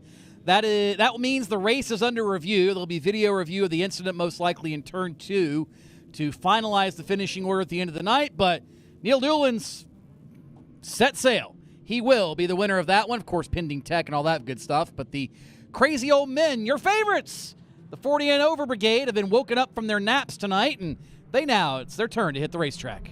Yeah, this is the Dilling Heating, Cooling, Air, Plumbing, and Electrical Masters Division.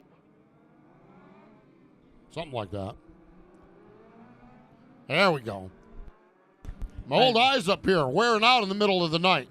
Let's see. Charlotte Motor Speedway Masters Division is proudly brought to you by Dilling Heating, Cooling, Plumbing, and Electrical, celebrating 70-plus years of service in the greater Charlotte community for 7 decades of keeping homes comfortable and customers happy. So the next time you need help at home, remember the name that's been trusted for 70 years, Dilling Heating, Cooling, Plumbing, and Electrical. The crazy old men of racing, Kevin Rollins in the 93, going to lead him up into turns 1 and 2, and he sets the pace onto the back straightaway. And Rollins shot out of a cannon on that start. Not a surprise, though. Rollins, the defending national champion in the Masters Division, and behind him, we got them all on the grass. That's Lee Jordan in the number 81. Brand new wrap on that car.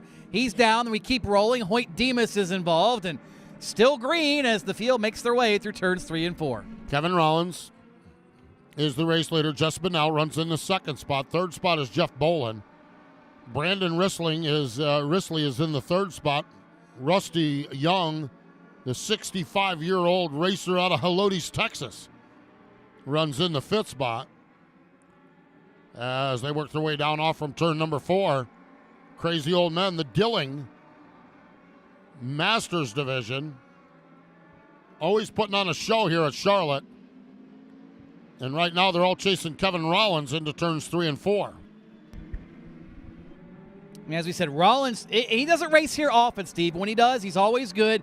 He is the defending national champion in the Masters division. It came down to, I believe, 1 or 2 points last year at Las Vegas Motor Speedway at the Bull Ring, but the 93 of Rollins able to pull it out, and he's in contention yet again this year. As this year continues to move on, he'll be up there on the top of it. And some of these same drivers, he'll be racing drivers like Brandon Risley and Robbie Faggart and these others. It's a prime time to get those national points by winning here at the Cookout Summer Shootout. Yeah, no doubt about it. This is a big one right here. And he's doing a nice job setting the pace. We're 6 laps into this one. The Masters putting on a show here tonight. Track has got a few spots in it, but pretty much traditionally what we're used to seeing. As Jesse Bunnell, Rawlings a little bit of a slip, and Bunnell has got a run on him. Bunnell massages the back bumper a little bit on the Rollins car down into turns 1 and 2. Yeah, uncharacteristic there for Rollins, but guess what? He's starting to recover. He's able to pull away that time from Jesse Bunnell, a good 4 or 5 car lengths. Not sure what happened to Kevin Rollins, but he's pulling right back out. It's almost like he took a nap or something. I mean, these are the crazy old men. Maybe he did fall asleep. Well, I don't know. Never know. You never Past know. his The bedtime. old Jericho might have been kicking in for the old Masters, that's for sure.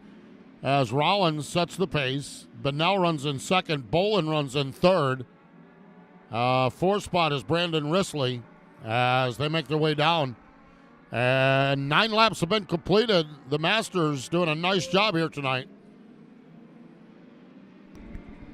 They are. They got rolling. I'm sure we're going to jinx it. It's been the announcer's curse kind of night. But, yeah, they got rolling early. They had a little skirmish there about mid-pack. But overall, that seems to have spread everybody out. And generally speaking, the Masters division, much different mentality, though, Steve.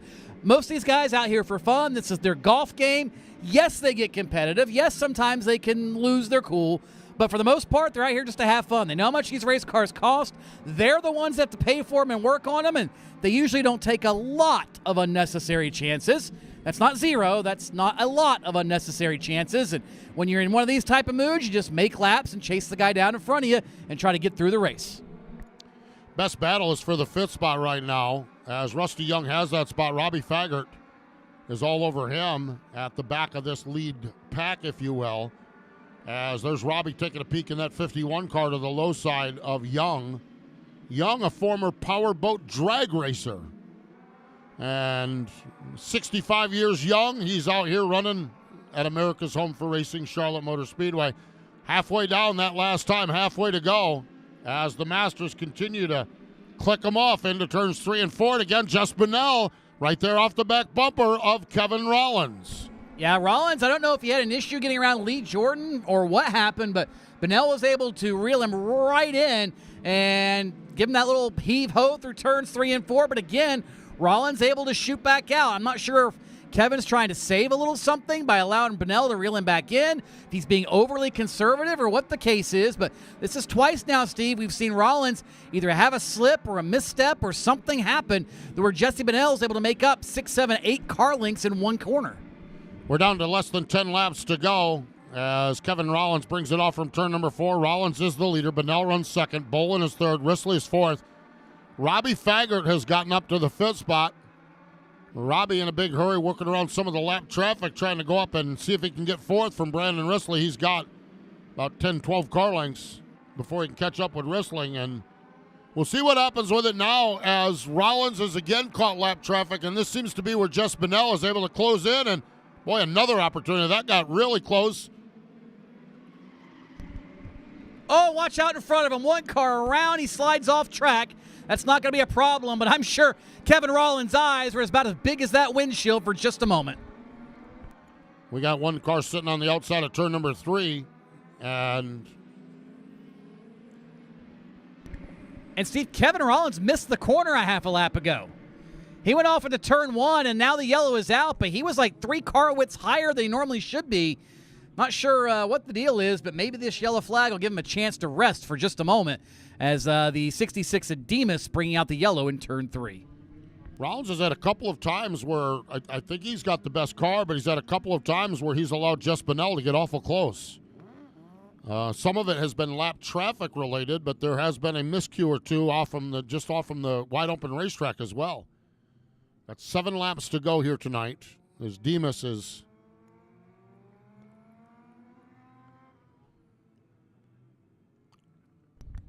Yeah, it looks like he's stopping probably to join the tail of the field.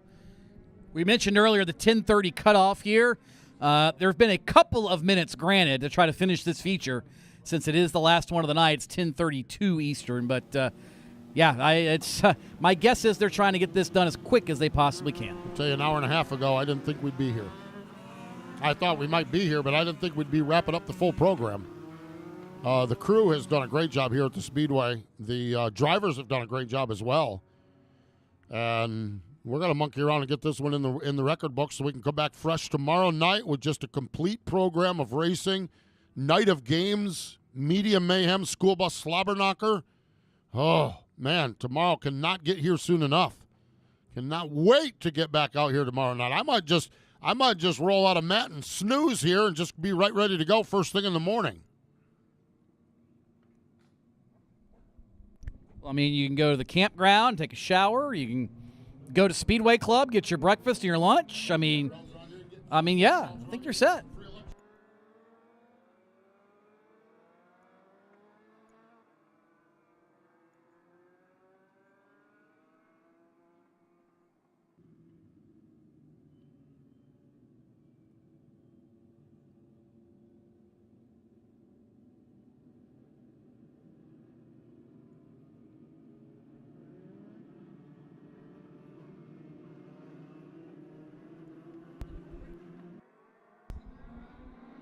Off turn number 4, green lights are on. Kevin Rollins is there. Oh, Bolin is down up there. Bunnell is there. Man, oh, man. Great job of driving. Brandon Risley is there. He gets tied up momentarily with Robbie Faggart. That allows Rusty Young to get to the low side of Robbie. Man, they are mixing it up here. The crazy old men have gotten all jacked up here at the end of this one. Well, it's go time, Steve. They had a rest. Crazy old men got a chance to catch their breath, and they said, I got this. 2 more minutes or so at green, and we can get this to the end, or so they think anyway. We continue a couple of cars sideways. One of them's over in turn 2, and that will bring out the yellow with now 19 of 25 laps complete.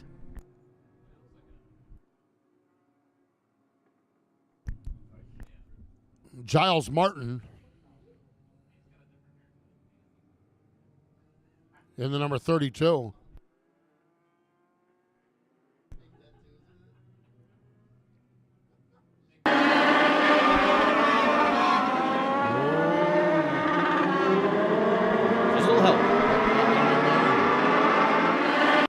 All going for the same piece of real estate, as they say. And remember, if he goes below the orange line, and that's going to be a black flag. We've seen that already tonight. And that very well may be the case. We'll find out. He was certainly below the orange line, it appeared. So Kevin Rollins doing a nice job in that number 93 car, setting the pace.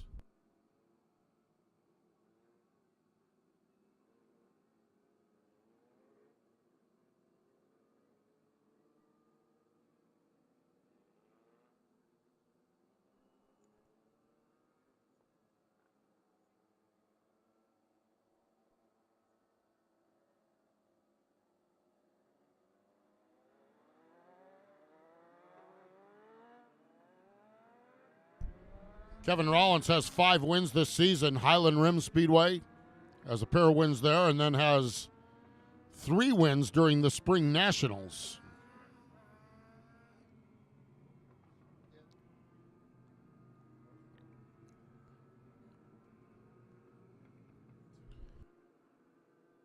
Rollins on the low side as we get set to go back to green flag racing action. As Jeff Bolin going to try to come down, and Bolin slides right in on the back bumper of Rollins. Takes that spot from Jess Bunnell. Brandon Risley is there. Here's Robbie Faggart getting his footing back, trying to get back into the top 5. He gets a run to the inside of Adam Welch as they run wheel to wheel. Man, oh man, Rollins got slid up the racetrack, and here comes Jeff Bolin down on the low side. New race leader off turn number 2. Yeah, Rollins got a little throttle happy on the exit of 4, lost control briefly, had to break momentum, break stride. It was just enough to allow Jeff Bolin to get around, and the same thing happened again to Kevin Rollins. I don't know if he's got a tire going down, if he's got something mechanically wrong with the car, but Kevin Rollins' car is not what it was 10 minutes ago. He is thrashing and fighting now to even stay in the top 5 as he has fallen back to 3rd ahead of Brandon Risley. Yeah, Brandon Risley gives him a little shot there. Rollins got a handful of race car right now. He has got a handful of race car as we're down to 3 laps to go. Jeff Bolin sets the pace. Bolin is the leader. Jesse Bennell runs in the 2nd spot. Rollins seems to have stabilized things right now. Brandon Risley was looking for 3rd. Now he's trying to hang on to 4th with Robbie Faggart off the back bumper. We're down to 2 laps to go, 2 to go here on Cookout Night at America's Home for Racing. It's been a good summer already for Jeff Bolin. He's already visited Victory Lane down at the Echo Park Speedway during Thursday Thunder. They're 3 rounds into their Summer 10 race series. And here we are, round number 1 of the Cookout Summer Shootout. And Jeff Bolin is just 3, now make it 2 corners away from visiting Victory Lane in round number 1 here at America's Home for Racing. Jeff Bolin takes that car into turn number 3. Jess Bennell drives it in there and gives him a little tap on the bumper. Nothing doing, and Jeff Bolin picks up the win. Jess Bennell is 2nd, Kevin Rollins is 3rd, Brandon Risley is 4th, and Robbie Faggart is 5th. The Dilling Heating Air Electrical Masters Division is in the books, and we are wrapping it up for the night here at America's Home for Racing, and I believe that is going to do it. Bolin going to stop down here on the front stretch. We'll see if we're going to catch a word with him, or he's going to give us some donuts anyhow. Now, going to take it on in. So that is going to do it. Ladies and gentlemen, we appreciate you spending your Monday night with us here at America's Home for Racing. We're right back here tomorrow night. Gates open at 5 o'clock, night of games. We sent the interns home during the rain delay so they could get rusted up, and they've got a big batch of games for tomorrow night. We've got Media Mayhem, School Bus Slobber Knocker, and, of course, a full program of Legends and Bandolero Racing.